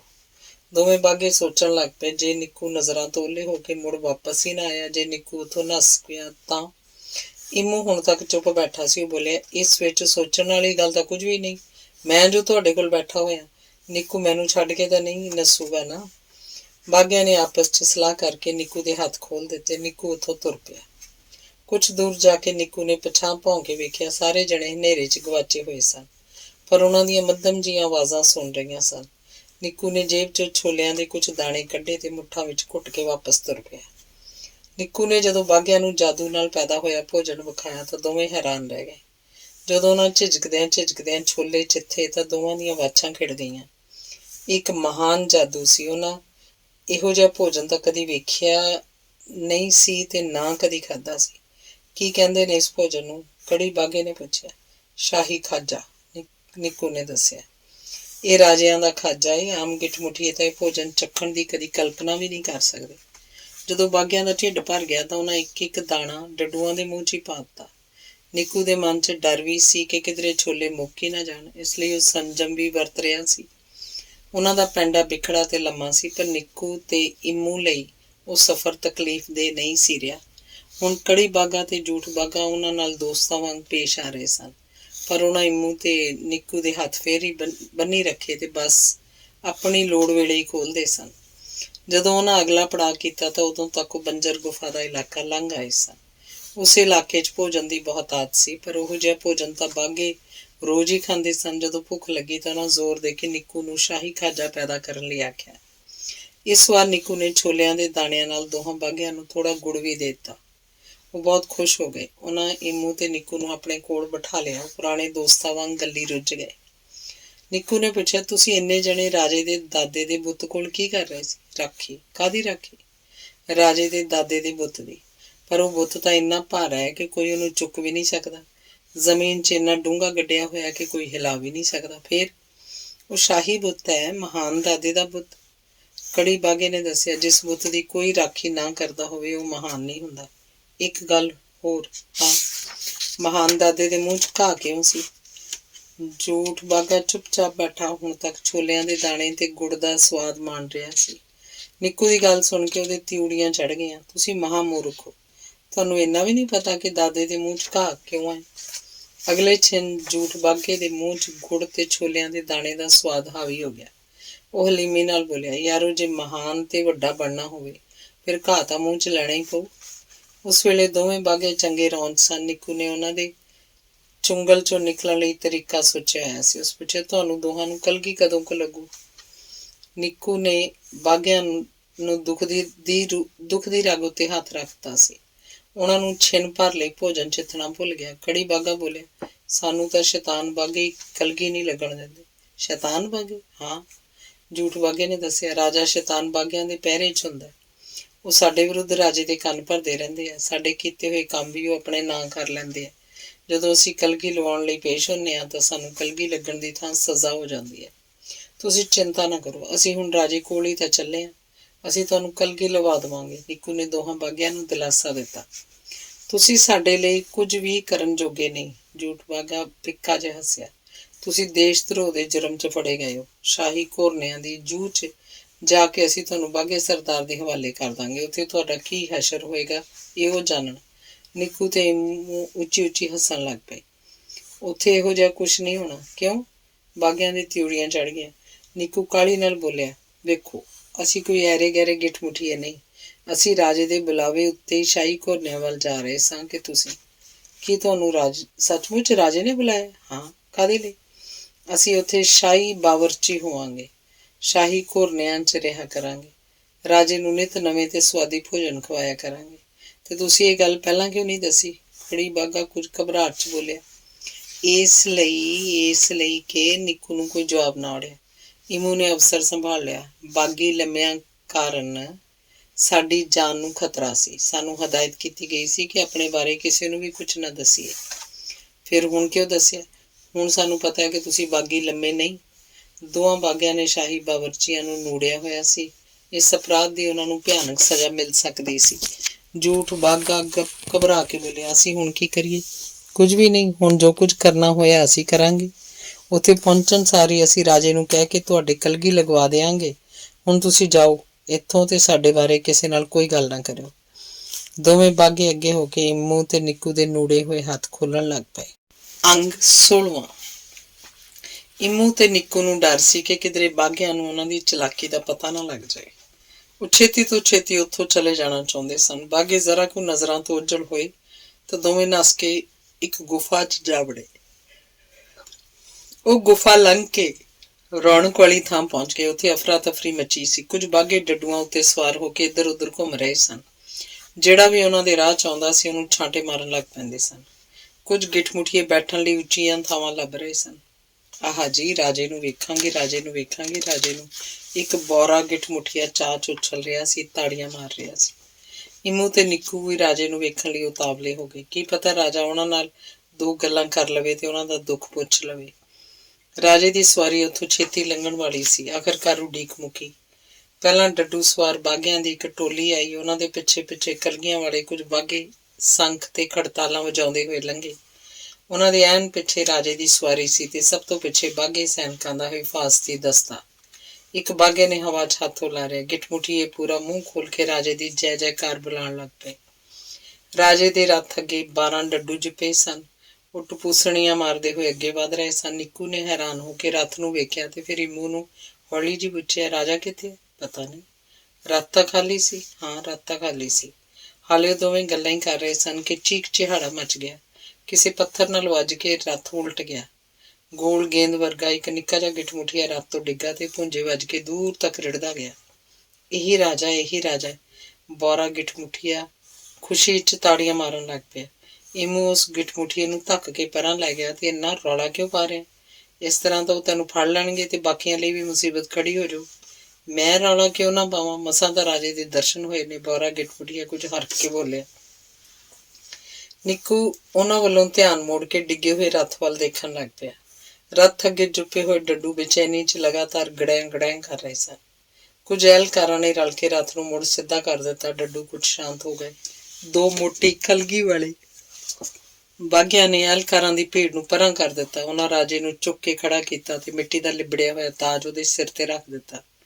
ਬੋਰਾ ਗਿਟਮੁਟੀਆ ਆਪਣੇ ਹੀ ਰੌਂਚ ਸੀ। ਉਹ ਮੋਟੇ ਸ਼ੀਸ਼ੇ ਵਿੱਚੋਂ ਮੰਗਣੂ ਰਾਜੇ ਨੂੰ ਵੇਖਦਿਆਂ ਬੋਲਿਆ, ਉਹ ਗੋਲਮੋਲ ਜਿਹਾ, ਇਹੋ ਜਿਹਾ ਮੈਂ ਪਹਿਲੋਂ ਕਦੀ ਵੀ ਕੁਝ ਨਹੀਂ ਵੇਖਿਆ। ਇਮੂ ਤੇ ਨਿੱਕੂ ਨੂੰ ਰਾਜੇ ਦਾ ਝੋਲਾ ਮਾਤਰ ਵੀ ਨਹੀਂ ਸੀ ਦਿਸਿਆ। ਇਮੂ ਕਾਹਲੀ ਨਾਲ ਬੋਲਿਆ, ਤੇਰੇ ਸ਼ੀਸ਼ੇ 'ਚ ਅਸੀਂ ਵੀ ਰਾਜੇ ਨੂੰ ਵੇਖ ਲਈਏ। ਬੋਰੇ ਗਿਟਮੁਟੀਏ ਨੇ ਸ਼ੀਸ਼ੇ ਵਾਲਾ ਹੱਥ ਇਮੂ ਵੱਲ ਕਰ ਦਿੱਤਾ। ਇਮੂ ਨੇ ਸ਼ੀਸ਼ਾ ਫੜ ਕੇ ਅੱਖਾਂ ਨਾਲ ਲਾ ਲਿਆ। ਸ਼ੀਸ਼ੇ ਵਿੱਚੋਂ ਰਾਜਾ ਨਿੱਕੇ ਜਿਹੇ ਬਿੰਦੂ ਵਾਂਗ ਦਿਸ ਰਿਹਾ ਸੀ। ਬੋਰੇ ਗਿਟਮੁਟੀਏ ਨੇ ਉਹ ਸ਼ੀਸ਼ਾ ਅੱਖਾਂ ਨੂੰ ਪੁੱਠਾ ਲਾਇਆ ਹੋਇਆ ਸੀ। ਇਮੂ ਨੇ ਸ਼ੀਸ਼ਾ ਸਿੱਧਾ ਕੀਤਾ ਤਾਂ ਪੂਰਾ ਦ੍ਰਿਸ਼ ਵੱਡਾ ਦਿਸਣ ਲੱਗ ਪਿਆ। ਪਰ ਉਹਨਾਂ ਲਈ ਰਾਜੇ ਨੂੰ ਵੇਖ ਸਕਣਾ ਅਸੰਭਵ ਸੀ। ਉਦੋਂ ਤੱਕ ਰਾਜਾ ਰੁਤਬੇ ਵਾਲਿਆਂ ਦੀ ਭੀੜ 'ਚ ਲੁਕ ਚੁੱਕਿਆ ਸੀ। ਰਾਜੇ ਦੀ ਸਵਾਰੀ ਉੱਥੋਂ ਕੂਚ ਕਰ ਗਈ। ਕੰਮ ਪੂਰਾ ਹੋਣ ਪਿੱਛੋਂ ਬਾਘੇ ਵੀ ਉੱਥੋਂ ਤੁਰ ਪਏ ਤੇ ਤਮਾਸ਼ਬੀਨ ਗਿਟਮੁਟੀਏ ਵੀ ਆਪੋ ਆਪਣੇ ਰਾਹ ਪੈ ਗਏ। ਇਮੂ ਨੇ ਸ਼ੀਸ਼ਾ ਅੱਖਾਂ ਤੋਂ ਹੇਠਾਂ ਕਰਦਿਆਂ ਬੋਰੇ ਗਿਟਮੁਟੀਆਂ ਨੂੰ ਪੁੱਛਿਆ, ਤੂੰ ਸ਼ੀਸ਼ੇ ਵਿੱਚੋਂ ਉਲਟੇ ਪਾਸਿਓਂ ਕਿਉਂ ਵੇਖ ਰਿਹਾ ਸੀ? ਮੈਂ ਵੇਖਣਾ ਚਾਹੁੰਦਾ ਸੀ ਕਿ ਰਾਜਾ ਵੱਧ ਤੋਂ ਵੱਧ ਕਿੰਨਾ ਕੁ ਨਿੱਕਾ ਏ, ਸਹਿਜ ਭਾ ਦੱਸਿਆ। ਲਗਰ ਗਿਟਮੁਟੀਏ ਨੇ ਨਿੱਕੂ ਤੇ ਇਮੂ ਨੂੰ ਤੁਰਨ ਵੇਲੇ ਪੱਕੀ ਕੀਤੀ ਸੀ ਕਿ ਉਹ ਚੀਜ਼ਾਂ ਨੂੰ ਵੱਡਾ ਕਰਕੇ ਵਿਖਾਉਣ ਵਾਲਾ ਸ਼ੀਸ਼ਾ ਜ਼ਰੂਰ ਹਾਸਲ ਕਰਨ। ਨਿੱਕੂ ਨੇ ਬੋਰੇ ਗਿਟਮੁਟੀਏ ਨੂੰ ਆਖਿਆ, ਤੂੰ ਰਾਜੇ ਨੂੰ ਤਾਂ ਵੇਖ ਹੀ ਲਿਆ, ਤੂੰ ਇਹ ਸ਼ੀਸ਼ਾ ਸਾਨੂੰ ਦੇ, ਅਸੀਂ ਰਾਜੇ ਨੂੰ ਮਿਲਣਾ। ਇਹ ਸ਼ੀਸ਼ਾ ਸਾਡੇ ਕੰਮ ਆਊ। ਇਹਦੇ ਬਦਲੇ ਵਿੱਚ ਤੂੰ ਸਾਥੋਂ ਚਾਨਣ ਪੱਥਰ ਲੈ ਲਵੇਂ। ਹੁਣ ਇਹ ਸ਼ੀਸ਼ਾ ਮੇਰੇ ਕਿਸ ਕੰਮ ਹੈ, ਤੁਸੀਂ ਰੱਖੋ। ਬੋਰੇ ਗਿਟਮੁਟੀਏ ਨੇ ਸ਼ੀਸ਼ਾ ਉਹਨਾਂ ਵੱਲ ਕਰ ਦਿੱਤਾ। ਹੁਣ ਮੈਂ ਤੁਹਾਡੇ ਕੋਲੋਂ ਚਾਨਣ ਪੱਥਰ ਲੈ ਕੇ ਆਪਣੇ ਘੋਰਨੇ 'ਚ ਚਾਨਣ ਕਰੋ। ਸ਼ੀਸ਼ੇ ਦੇ ਬਦਲੇ ਉਹਨਾਂ ਬੋਰੇ ਗਿਟਮੁਟੀਆਂ ਨੂੰ ਚਾਨਣ ਪੱਥਰ ਦੇ ਦਿੱਤਾ। ਚੰਗਾ ਹੋਇਆ ਸਾਨੂੰ ਇਹ ਸ਼ੀਸ਼ਾ ਮਿਲ ਗਿਆ। ਜੇਬ 'ਚ ਸ਼ੀਸ਼ਾ ਪਾਉਂਦਿਆਂ ਇਮੂ ਨੇ ਤਸੱਲੀ ਦਾ ਸਾਹ ਲਿਆ। ਹੁਣ ਰਾਜੇ ਨੂੰ ਨਿਝੱਕ ਹੋ ਕੇ ਮਿਲਾਂਗੇ। ਬੋਰਾ ਗਿਟਮੁਟੀਆ ਉੱਚੀ ਉੱਚੀ ਹੱਸਣ ਲੱਗ ਪਿਆ। ਹੁਣ ਸਾਰੀ ਉਮਰ ਲੱਭਦੇ ਰਹੋ ਰਾਜੇ ਨੂੰ, ਉਹਨੇ ਨਹੀਂ ਮਿਲਣਾ ਤੁਹਾਨੂੰ। ਉਹ ਵਿਹਲਾ ਹੋਊ ਤਾਂ ਕਿਸੇ ਨੂੰ ਮਿਲੂ। ਉਹ ਕਦੀ ਦਾ ਵਿਹਲਾ ਹੁੰਦਾ ਹੋਊ? ਨਹੀਂ, ਕਦੀ ਵੀ ਨਹੀਂ। ਉਹ ਇਹੋ ਜਿਹਾ ਕਿਹੜਾ ਕੰਮ ਕਰਦਾ ਹੈ ਕਿ ਉਹਦੇ ਕੋਲ ਪ੍ਰਜਾ ਦੇ ਦੁੱਖ ਸੁਣਨ ਜੋਗਾ ਵੀ ਵਿਹਲ ਨਹੀਂ। ਸੁਣੋ। ਬੋਰਾ ਗਿਟਮੁਟੀਆ ਚੌਂਕੜੀ ਮਾਰ ਕੇ ਭੁੰਜੇ ਬੈਠ ਗਿਆ ਤੇ ਉਂਗਲਾਂ ਉੱਤੇ ਰਾਜੇ ਦੇ ਕੰਮ ਗਿਣਨ ਲੱਗ ਪਿਆ। ਅੱਜ ਉਹ ਸੱਸ ਦੀ ਮੜੀ ਉੱਤੇ ਮੱਥਾ ਟੇਕਣ ਗਿਆ। ਭਲਕੇ ਉਹਨੇ ਪਿਓ ਦੀ ਮੜੀ ਤੇ ਜਾਣਾ, ਪਰਸੋਂ ਦਾਦੇ ਦੀ ਮੜੀ ਤੇ, ਫਿਰ ਪੜਦਾਦੇ ਦੀ ਤੇ ਉਹ ਤੋਂ ਪਿੱਛੋਂ। ਨਿੱਕੂ ਨੇ ਬੋਰੇ ਨੂੰ ਟੋਕ ਦਿੱਤਾ, ਮੜੀਆਂ ਕਦੀ ਤਾਂ ਮੁੱਕ ਜਾਂਦੀਆਂ ਹੋਣਗੀਆਂ। ਨਹੀਂ, ਮੜੀਆਂ ਨਹੀਂ ਮੁੱਕਦੀਆਂ। ਹੁਣ ਤਾਂ ਸਗੋਂ ਮੜੀਆਂ ਦੀ ਗਿਣਤੀ ਹੋਰ ਵੱਧ ਗਈ ਹੈ। ਪਤਾ ਪਹਿਲਾਂ ਸ਼ਾਹੀ ਘੋਰਨੇ ਇੱਥੇ ਨੇੜੇ ਹੀ ਹੁੰਦੇ ਸੀ, ਫਿਰ ਪੂਰੀ ਰਾਜਧਾਨੀ ਮੜੀਆਂ ਦੀ ਬਣ ਗਈ ਤਾਂ ਰਾਜੇ ਨੂੰ ਸ਼ਾਹੀ ਘੋਰਨੇ ਦੂਰ ਜਾ ਕੇ ਬਣਾਉਣੇ ਪੈ ਗਏ। ਜੇ ਮੜੀਆਂ ਉੱਥੇ ਤੱਕ ਵੀ ਪਹੁੰਚ ਗਈਆਂ ਤਾਂ? ਬੋਰਾ ਲਗਾਤਾਰ ਬੋਲੀ ਜਾ ਰਿਹਾ ਸੀ। ਨਿੱਕੂ ਖਿੱਝ ਕੇ ਬੋਲਿਆ, ਜੇ ਰਾਜੇ ਨੇ ਸਾਰੀਆਂ ਮੜੀਆਂ ਉੱਤੇ ਮੱਥਾ ਟੇਕ ਲਿਆ ਹੋਵੇ ਤਾਂ ਉਹ ਮੁੱਢੋਂ ਸੁੱਢੋਂ ਮੱਥਾ ਟੇਕਣਾ ਸ਼ੁਰੂ ਕਰ ਦਿੰਦਾ। ਬੋਰਾ ਗੱਲ ਦੱਸਦਾ ਮੁੜ ਪਾਗਲਾਂ ਹੱਥ ਹੱਸਣ ਲੱਗ ਪਿਆ। ਤੁਸੀਂ ਜ਼ਰੂਰ ਮਿਲਣਾ ਹੈ ਨਾ ਰਾਜੇ ਨੂੰ? ਜਾਓ ਮਿਲੋ ਤੇ ਮਰੋ। ਜਾਓ ਮਰੋ, ਜਾਓ ਮਰੋ, ਜਾਓ ਮਰੋ, ਕਹਿੰਦਾ ਬੋਰਾ ਗਿਟਮੁਟੀਆ ਉੱਠ ਕੇ ਪਰਾਂ ਤੁਰ ਪਿਆ। ਇਮੂ ਨੇ ਦੌੜ ਕੇ ਉਹਨੂੰ ਰੋਕ ਲਿਆ। ਸਾਨੂੰ ਇੰਨਾ ਕੁ ਤਾਂ ਦੱਸ ਦੇ ਕਿ ਸ਼ਾਹੀ ਘੋਰਨਿਆਂ ਤੱਕ ਕਿਹੜਾ ਰਾਹ ਜਾਊ? ਸਾਰੇ? ਸਾਰੇ? ਬੋਰਾ ਗਿਟਮੁਟੀਆ ਅੱਗੇ ਨੂੰ ਝੁੱਕ ਕੇ ਹੌਲੀ ਜਿਹੀ ਬੋਲਿਆ, ਤੁਹਾਨੂੰ ਸੱਚੀ ਗੱਲ ਦੱਸਾਂ, ਵੈਸੇ ਕੋਈ ਰਾਹ ਵੀ ਰਾਜੇ ਤੱਕ ਨਹੀਂ ਜਾਂਦਾ। ਇਮੂ ਤੇ ਨਿੱਕੂ ਭਮੱਤਰੇ ਜਿਹੇ ਖਲੋਤੇ ਰਹੇ ਤੇ ਬੋਰਾ ਗਿਟਮੁਟੀਆ ਉੱਥੋਂ ਤੁਰ ਪਿਆ। ਅੰਗ 17ਵਾਂ। ਬੋਰੇ ਗਿਟਮੁਟੀਏ ਦੀਆਂ ਗੱਲਾਂ ਹੌਸਲਾ ਪਸਤ ਕਰਨ ਵਾਲੀਆਂ ਸਨ, ਪਰ ਇਮੂ ਤੇ ਨਿੱਕੂ ਨੇ ਪੱਕਾ ਧਾਰ ਲਿਆ ਸੀ ਕਿ ਮੰਜ਼ਿਲ ਤੱਕ ਪਹੁੰਚਣਾ ਜ਼ਰੂਰ ਹੈ। ਉਹ ਤੁਰਦੇ ਰਹੇ, ਫਿਰ ਉਹ ਥੱਕ ਕੇ ਬੈਠ ਗਏ, ਉੱਥੇ ਹੀ ਸੌਂ ਗਏ। ਅਚਾਨਕ ਨਿੱਕੂ ਦੀ ਅੱਖ ਖੁੱਲ ਗਈ। ਕੋਈ ਉਹਨੂੰ ਨਾਂ ਲੈ ਕੇ ਹਿਲਾਉਣ ਰਿਹਾ ਸੀ। ਇਮੂ ਵੀ ਅੱਖਾਂ ਮਲਦਾ ਉੱਠ ਕੇ ਬੈਠ ਗਿਆ। ਲਗਰ ਗਿਟਮੁਟੀਏ ਨੂੰ ਸਾਹਮਣੇ ਵੇਖ ਕੇ ਦੋਵੇਂ ਬਹੁਤ ਖੁਸ਼ ਹੋਏ। ਉਹਨਾਂ ਲਗਰ ਦੇ ਸਰੀਰ ਨੂੰ ਟੋਹ ਕੇ ਵੇਖਿਆ, ਉਹਦੇ ਜ਼ਖਮ ਰਾਜ਼ੀ ਹੋ ਚੁੱਕੇ ਸਨ। ਲਗਰ ਹੱਸਿਆ ਤੇ ਫਿਰ ਖਿਸ ਕੇ ਉਹਨਾਂ ਦੇ ਕੁਝ ਹੋਰ ਕੋਲ ਹੋ ਗਿਆ। ਹੌਲੀ ਜਿਹੀ ਬੋਲਿਆ, ਤੁਹਾਨੂੰ ਤੁਰਦੇ ਰਹਿਣਾ ਚਾਹੀਦਾ ਸੀ, ਅਸੀਂ ਥੱਕ ਗਏ ਸੀ। ਜਿਹੜਾ ਖਲੋ ਜਾਵੇ ਉਹ ਥੱਕ ਜਾਂਦਾ। ਹੁਣ ਤੁਸੀਂ ਉਦੋਂ ਹੀ ਰੁਕਿਓ ਜਦੋਂ ਮੰਜ਼ਿਲ ਆ ਜਾਏ। ਇਮੂ ਤੇ ਨਿੱਕੂ ਉੱਠ ਕੇ ਖਲੋ ਗਏ। ਹੁਣ ਅਸੀਂ ਇਸ ਤਰ੍ਹਾਂ ਹੀ ਕਰਾਂਗੇ, ਉਹ ਜੋਸ਼ 'ਚ ਬੋਲੇ। ਲਗਰ ਨੇ ਦੋਹਾਂ ਦੇ ਮੋਢੇ ਥਾਪੜੇ। ਚੰਗਾ, ਫਿਰ ਮੈਂ ਵੀ ਹੁਣ ਤੁਰਾਂ। ਤੂੰ ਸਾਡੇ ਨਾਲ ਨਹੀਂ ਤੁਰੇਂਗਾ? ਨਿੱਕੂ ਨੇ ਪੁੱਛਿਆ। ਨਹੀਂ, ਕਿਉਂ? ਬਾਘੇ ਮੇਰੀ ਭਾਲ 'ਚ ਨੇ। ਜੇ ਉਹਨਾਂ ਮੈਨੂੰ ਫੜ ਲਿਆ ਤਾਂ ਤੁਹਾਡੇ ਉੱਤੇ ਵੀ ਮੁਸੀਬਤਾਂ ਦਾ ਪਹਾੜ ਟੁੱਟ ਪਊ। ਇਸ 'ਚ ਤੁਹਾਡਾ ਹੀ ਭਲਾ ਹੈ ਕਿ ਮੈਂ ਇੱਥੋਂ ਇਕੱਲਾ ਤੁਰਾਂ। ਤੁਰਦਿਆਂ ਤੁਰਦਿਆਂ ਉਹ ਇੱਕ ਛਿਣ ਰੁਕਿਆ ਤੇ ਬੋਲਿਆ, ਆਪਾਂ ਫੇਰ ਮਿਲ ਪਾਵਾਂਗੇ ਤੇ ਉਦੋਂ ਵੱਖੋ ਵੱਖਰੇ ਤੁਰਨ ਦੀ ਲੋੜ ਨਹੀਂ ਹੋਊ। ਉਹ ਵੱਖਰੀਆਂ ਵੱਖਰੀਆਂ ਦਿਸ਼ਾਵਾਂ ਨੂੰ ਤੁਰ ਪਏ। ਜਿਸ ਰਾਹੇ ਲਗਰ ਗਿੱਠਮੁੱਠੀਏ ਨੇ ਉਹਨਾਂ ਨੂੰ ਪਾਇਆ ਸੀ, ਉਸ ਰਾਹ ਉੱਤੇ ਤਿੱਖੇ ਰੋਡ ਸਨ। ਰੋਡ ਉਹਨਾਂ ਦੇ ਪੈਰਾਂ 'ਚ ਚੁਭਣ ਲੱਗ ਪਏ। ਉਹਨਾਂ ਚੋਭਾਂ ਨੇ ਹੌਲੀ ਹੌਲੀ ਜ਼ਖਮ ਬਣ ਜਾਣਾ ਸੀ ਤੇ ਫਿਰ ਉਹਨਾਂ ਕੋਲੋਂ ਤੁਰਿਆ ਵੀ ਨਹੀਂ ਸੀ ਜਾਣਾ। ਇਮੂ ਤੇ ਨਿੱਕੂ ਨੇ ਪੈਰਾਂ ਹੇਠ ਸੱਕ ਬੰਨ੍ਹ ਲਏ। ਉਹਨਾਂ ਦਾ ਤੁਰਨਾ ਕੁਝ ਸੌਖਾ ਹੋ ਗਿਆ, ਪਰ ਰੋਡ ਫਿਰ ਵੀ ਚੁਭਦੇ ਰਹੇ। ਉਹ ਇਸ ਚੁਭਣ ਨੂੰ ਝੱਲ ਸਕਦੇ ਸਨ। ਉਹਨਾਂ ਦਾ ਰਾਹ ਹੌਲੀ ਹੌਲੀ ਤੰਗ ਤੇ ਹਨੇਰਾ ਹੁੰਦਾ ਗਿਆ। ਉਸ ਹਨੇਰੇ 'ਚ ਅਣਗਿਣਤ ਚੂਹੇ ਸਨ। ਉਹ ਚੂਹੇ ਪਤਾ ਨਹੀਂ ਕਦੋਂ ਦੇ ਭੁੱਖੇ ਸਨ। ਉਹ ਇਮੂ ਤੇ ਨਿੱਕੂ ਵੱਲ ਛਾਲਾਂ ਮਾਰਨ ਲੱਗ ਪਏ। ਕੁਝ ਚੂਹੇ ਉਹਨਾਂ ਨੂੰ ਚੰਬੜ ਗਏ, ਕੁਝ ਹੇਠਾਂ ਝੜ ਗਏ। ਚੰਬੜੇ ਹੋਏ ਚੂਹੇ ਤਿੱਖੇ ਤਿੱਖੇ ਦੰਦਾਂ ਨਾਲ ਇਮੂ ਤੇ ਨਿੱਕੂ ਦੇ ਦੰਦੀਆਂ ਵੱਢਣ ਲੱਗ ਪਏ। ਜੇ ਉਹ ਚੂਹੇ ਨਿੱਕੂ ਦੀ ਧਰਤੀ ਦੇ ਚੂਹਿਆਂ ਜਿੱਡੇ ਹੁੰਦੇ ਤਾਂ ਗਿੱਠਮੁੱਠੀਏ ਬਣਨ ਪਿੱਛੋਂ ਚੂਹੇ ਨਿੱਕੂ ਨੂੰ ਦਾਨਵ ਚੂਹੇ ਲੱਗਣੇ ਸੀ। ਪਰ ਉਹ ਚੂਹੇ ਆਮ ਚੂਹਿਆਂ ਨਾਲੋਂ ਵੀ ਛੋਟੇ ਸੀ। ਉਹ ਜਿਉਂ-ਜਿਉਂ ਅੱਗੇ ਵਧ ਰਹੇ ਸੀ, ਚੂਹਿਆਂ ਦੀ ਗਿਣਤੀ ਵਧ ਰਹੀ ਸੀ। ਉਹ ਪੈਰਾਂ ਵੱਲੋਂ ਉਹਨਾਂ ਉੱਤੇ ਚੜ੍ਹ ਰਹੇ ਸਨ, ਕੰਧਾਂ ਵੱਲੋਂ ਛੱਤ ਤੋਂ ਉਹਨਾਂ ਤੇ ਛਾਲਾਂ ਮਾਰ ਰਹੇ ਸਨ। ਉੱਥੋਂ ਦੋਹਾਂ ਦਾ ਜਿਉਂਦੇ ਨਿਕਲ ਸਕਣਾ ਸੰਭਵ ਨਹੀਂ ਸੀ ਲੱਗਦਾ, ਪਰ ਉਹ ਹੌਸਲਾ ਤੇ ਹਿੰਮਤ ਹਾਰਨ ਵਾਲੇ ਨਹੀਂ ਸਨ। ਚੂਹਿਆਂ ਨੂੰ ਸਰੀਰ ਉੱਤੋਂ ਹੱਥਾਂ ਨਾਲ ਝਾੜਦੇ ਹੋਏ ਉੱਥੋਂ ਸੰਤੋੜ ਨੱਸੇ। ਦੌੜਦਿਆਂ ਦੌੜਦਿਆਂ ਉਹਨਾਂ ਨੂੰ ਗੂੜ੍ਹੇ ਹਨੇਰੇ ਤੋਂ ਬਾਅਦ ਮੰਤਵ ਜਿਹਾ ਚਾਨਣ ਦਿਸਣ ਲੱਗ ਪਿਆ। ਸ਼ਾਇਦ ਗੁਫਾ ਦਾ ਮੁਹਾਣਾ ਨੇੜੇ ਸੀ। ਚਾਨਣ ਹੋਰ ਵੱਧ ਗਿਆ। ਉਸ ਤਿੱਖੇ ਚਾਨਣ ਦਾ ਚੂਹਿਆਂ ਉੱਤੇ ਕੁਝ ਇਸ ਤਰ੍ਹਾਂ ਦਾ ਅਸਰ ਹੋਇਆ ਕਿ ਛਾਲਾਂ ਮਾਰਦੇ ਗੁਫਾ ਦੇ ਹਨੇਰੇ ਵੱਲ ਦੌੜੇ। ਚੂਹੇ ਚਾਨਣ ਤੋਂ ਡਰਦੇ ਸਨ। ਚੂਹਿਆਂ ਦੇ ਨੱਸ ਜਾਣ ਪਿੱਛੋਂ ਬਾਕੀ ਸਫ਼ਰ ਬੇਰੋਕ ਮੁੱਕ ਗਿਆ। ਉਹ ਸ਼ਾਹੀ ਜੂਹ ਨੇੜੇ ਪਹੁੰਚ ਗਏ ਸਨ। ਸਾਹਮਣੇ ਸੁੰਡੀਆਂ ਵਾਲੀ ਖਾਈ ਸੀ, ਜਿਹਨੂੰ ਟੱਪ ਕੇ ਸ਼ਾਹੀ ਜੂਹ 'ਚ ਦਾਖਲ ਹੋਇਆ ਜਾ ਸਕਦਾ ਸੀ। ਉਸ ਪਾਸੇ ਜਾਣ ਲਈ ਖਾਈ ਉੱਤੇ ਇੱਕ ਝੂਲਣਾ ਪੁਲ ਸੀ। ਭਾਰ ਸਾਵਾਂ ਨਾ ਰਹੇ ਤਾਂ ਪੁਲ ਟੇਢਾ ਹੋ ਜਾਂਦਾ ਸੀ ਤੇ ਪੁਲ ਉੱਤੋਂ ਲੰਘਣ ਵਾਲਾ ਰਿੜ ਕੇ ਖਾਈ 'ਚ ਡਿੱਗ ਪੈਂਦਾ ਸੀ। ਉਹ ਪੁਲ ਜੜ੍ਹਾਂ ਨਾਲ ਬੁਣਿਆ ਹੋਇਆ ਸੀ। ਉਸ ਬੁਣਤੀ 'ਚ ਵਿਰਲਾਂ ਸਨ। ਪੁਲ ਉੱਤੋਂ ਲੰਘਣ ਵਾਲਾ ਉਹਨਾਂ ਵਿਰਲਾ ਰਾਹ ਵੀ ਖਾਈ 'ਚ ਡਿੱਗ ਸਕਦਾ ਸੀ। ਉਸ ਖਾਈ ਉੱਤੇ ਇੱਕ ਦੂਸਰਾ ਪੁਲ ਵੀ ਸੀ। ਉਹ ਪੁਲ ਰਾਜੇ ਲਈ ਸੀ ਤੇ ਜਾਂ ਫਿਰ ਉਹਦੇ ਅਹਿਲਕਾਰਾਂ ਲਈ। ਆਮ ਗਿੱਠਮੁੱਠੀਏ ਤਾਂ ਉਸ ਪੁਲ ਉੱਤੇ ਪੈਰ ਧਰਨ ਬਾਰੇ ਵੀ ਨਹੀਂ ਸੀ ਸੋਚ ਸਕਦੇ। ਚੂਹਿਆਂ ਵਾਲੀ ਗੁਫਾ ਦੇ ਸਫ਼ਰ ਨੇ ਇਮੂ ਤੇ ਨਿੱਕੂ ਨੂੰ ਨਿਢਾਲ ਕਰਤਾ ਸੀ। ਚੂਹਿਆਂ ਨੇ ਉਹਨਾਂ ਦੇ ਸਰੀਰਾਂ ਨੂੰ ਥਾਂ ਥਾਂ ਤੋਂ ਚੂੰਢਿਆ ਹੋਇਆ ਸੀ। ਉਹਨਾਂ ਦੇ ਜ਼ਖਮ ਪੀੜ ਕਰ ਰਹੇ ਸਨ। ਇਮੂ ਨੇ ਜੜ੍ਹਾਂ ਦਾ ਰਸ ਪਹਿਲਾਂ ਨਿੱਕੂ ਦੇ ਜ਼ਖਮਾਂ ਤੇ ਲਾਇਆ, ਫਿਰ ਆਪਣੇ ਜ਼ਖਮਾਂ ਤੇ। ਜੜ੍ਹਾਂ ਦੇ ਰਸ ਨਾਲ ਪੀੜ ਕੁਝ ਘਟ ਗਈ। ਇਮੂ ਨੇ ਆਰਾਮ ਮਹਿਸੂਸ ਕਰਦਿਆਂ ਅੱਖਾਂ ਮੀਟ ਲਈਆਂ। ਨਿੱਕੂ ਕੁਝ ਅਗਾਂਹ ਹੋ ਕੇ ਖਾਈ ਦੀਆਂ ਸੁੰਡੀਆਂ ਵੱਲ ਵੇਖਣ ਲੱਗ ਪਿਆ। ਨਿੱਕੀਆਂ ਵੱਡੀਆਂ ਸੁੰਡੀਆਂ ਨਾਲ ਖਾਈ ਭਰੀ ਹੋਈ ਸੀ। ਭੋਜਨ ਦੀ ਤਲਾਸ਼ 'ਚੋਂ ਪਾਣੀ 'ਚ ਕੁਰਬਲ ਕੁਰਬਲ ਕਰਦੀਆਂ ਤੁਰੀਆਂ ਫਿਰਦੀਆਂ ਸਨ। ਉਹਨਾਂ ਨੂੰ ਵੱਡੀ ਮਾਤਰਾ 'ਚ ਭੋਜਨ ਮਿਲਦਾ ਸੀ, ਪਰ ਉਹਨਾਂ ਸੁੰਡੀਆਂ ਦੇ ਸੁਭਾਅ ਦੀ ਇੱਕ ਗੱਲ ਬੜੀ ਅਜੀਬ ਸੀ। ਉਹ ਭਰ ਪੇਟ ਭੋਜਨ ਕਰਦੀਆਂ ਸਨ, ਪਰ ਉਹਨਾਂ ਦੀ ਭੁੱਖ ਹੋਰ ਵੱਧ ਜਾਂਦੀ ਸੀ। ਵੱਡੀਆਂ ਸੁੰਡੀਆਂ ਨਿੱਕੀਆਂ ਸੁੰਡੀਆਂ ਨੂੰ ਅਕਸਰ ਖਾ ਜਾਂਦੀਆਂ ਸਨ। ਉੱਥੇ ਹੋਰ ਗਿੱਠਮੁੱਠੀਏ ਵੀ ਸਨ। ਉਹ ਇਮੂ ਤੇ ਨਿੱਕੂ ਵਾਂਗ ਹੀ ਥੱਕੇ ਟੁੱਟੇ ਨਿਢਾਲ ਹੋਏ ਪਏ ਸਨ। ਉੱਥੇ ਚੁੱਪ ਪਸਰੀ ਪਈ ਸੀ। ਅਚਾਨਕ ਉਹਨਾਂ 'ਚ ਰੌਲਾ ਪੈਣ ਲੱਗ ਪਿਆ। ਨਿੱਕੂ ਨੇ ਵੇਖਿਆ ਇੱਕ ਬੁੱਢਾ ਗਿੱਠਮੁੱਠੀਆ ਸ਼ਾਹੀ ਘੋਰਨਿਆਂ ਦੀ ਜੂਹ ਵਿੱਚ ਜਾਣ ਲਈ ਪੁਲ ਵੱਲ ਤੁਰਿਆ ਜਾ ਰਿਹਾ ਸੀ। ਕੁਝ ਗਿੱਠਮੁੱਠੀਏ ਉਹਨੂੰ ਰੋਕ ਰਹੇ ਸੀ। ਬੁੱਢੇ ਗਿੱਠਮੁੱਠੀਏ ਦੇ ਪੈਰ ਜ਼ਖਮੀ ਸਨ। ਨਿੱਕੂ ਨੇ ਨੱਸ ਕੇ ਉਹਨੂੰ ਬਾਹੋਂ ਜਾ ਫੜਿਆ। ਬਾਬਾ, ਤੂੰ ਹਾਲੇ ਪੁਲ ਉੱਤੋਂ ਦੀ ਨਾ ਜਾ। ਕਿਉਂ? ਤੂੰ ਜ਼ਖਮਾਂ ਦੇ ਠੀਕ ਹੋਣ ਦੀ ਉਡੀਕ ਕਰ।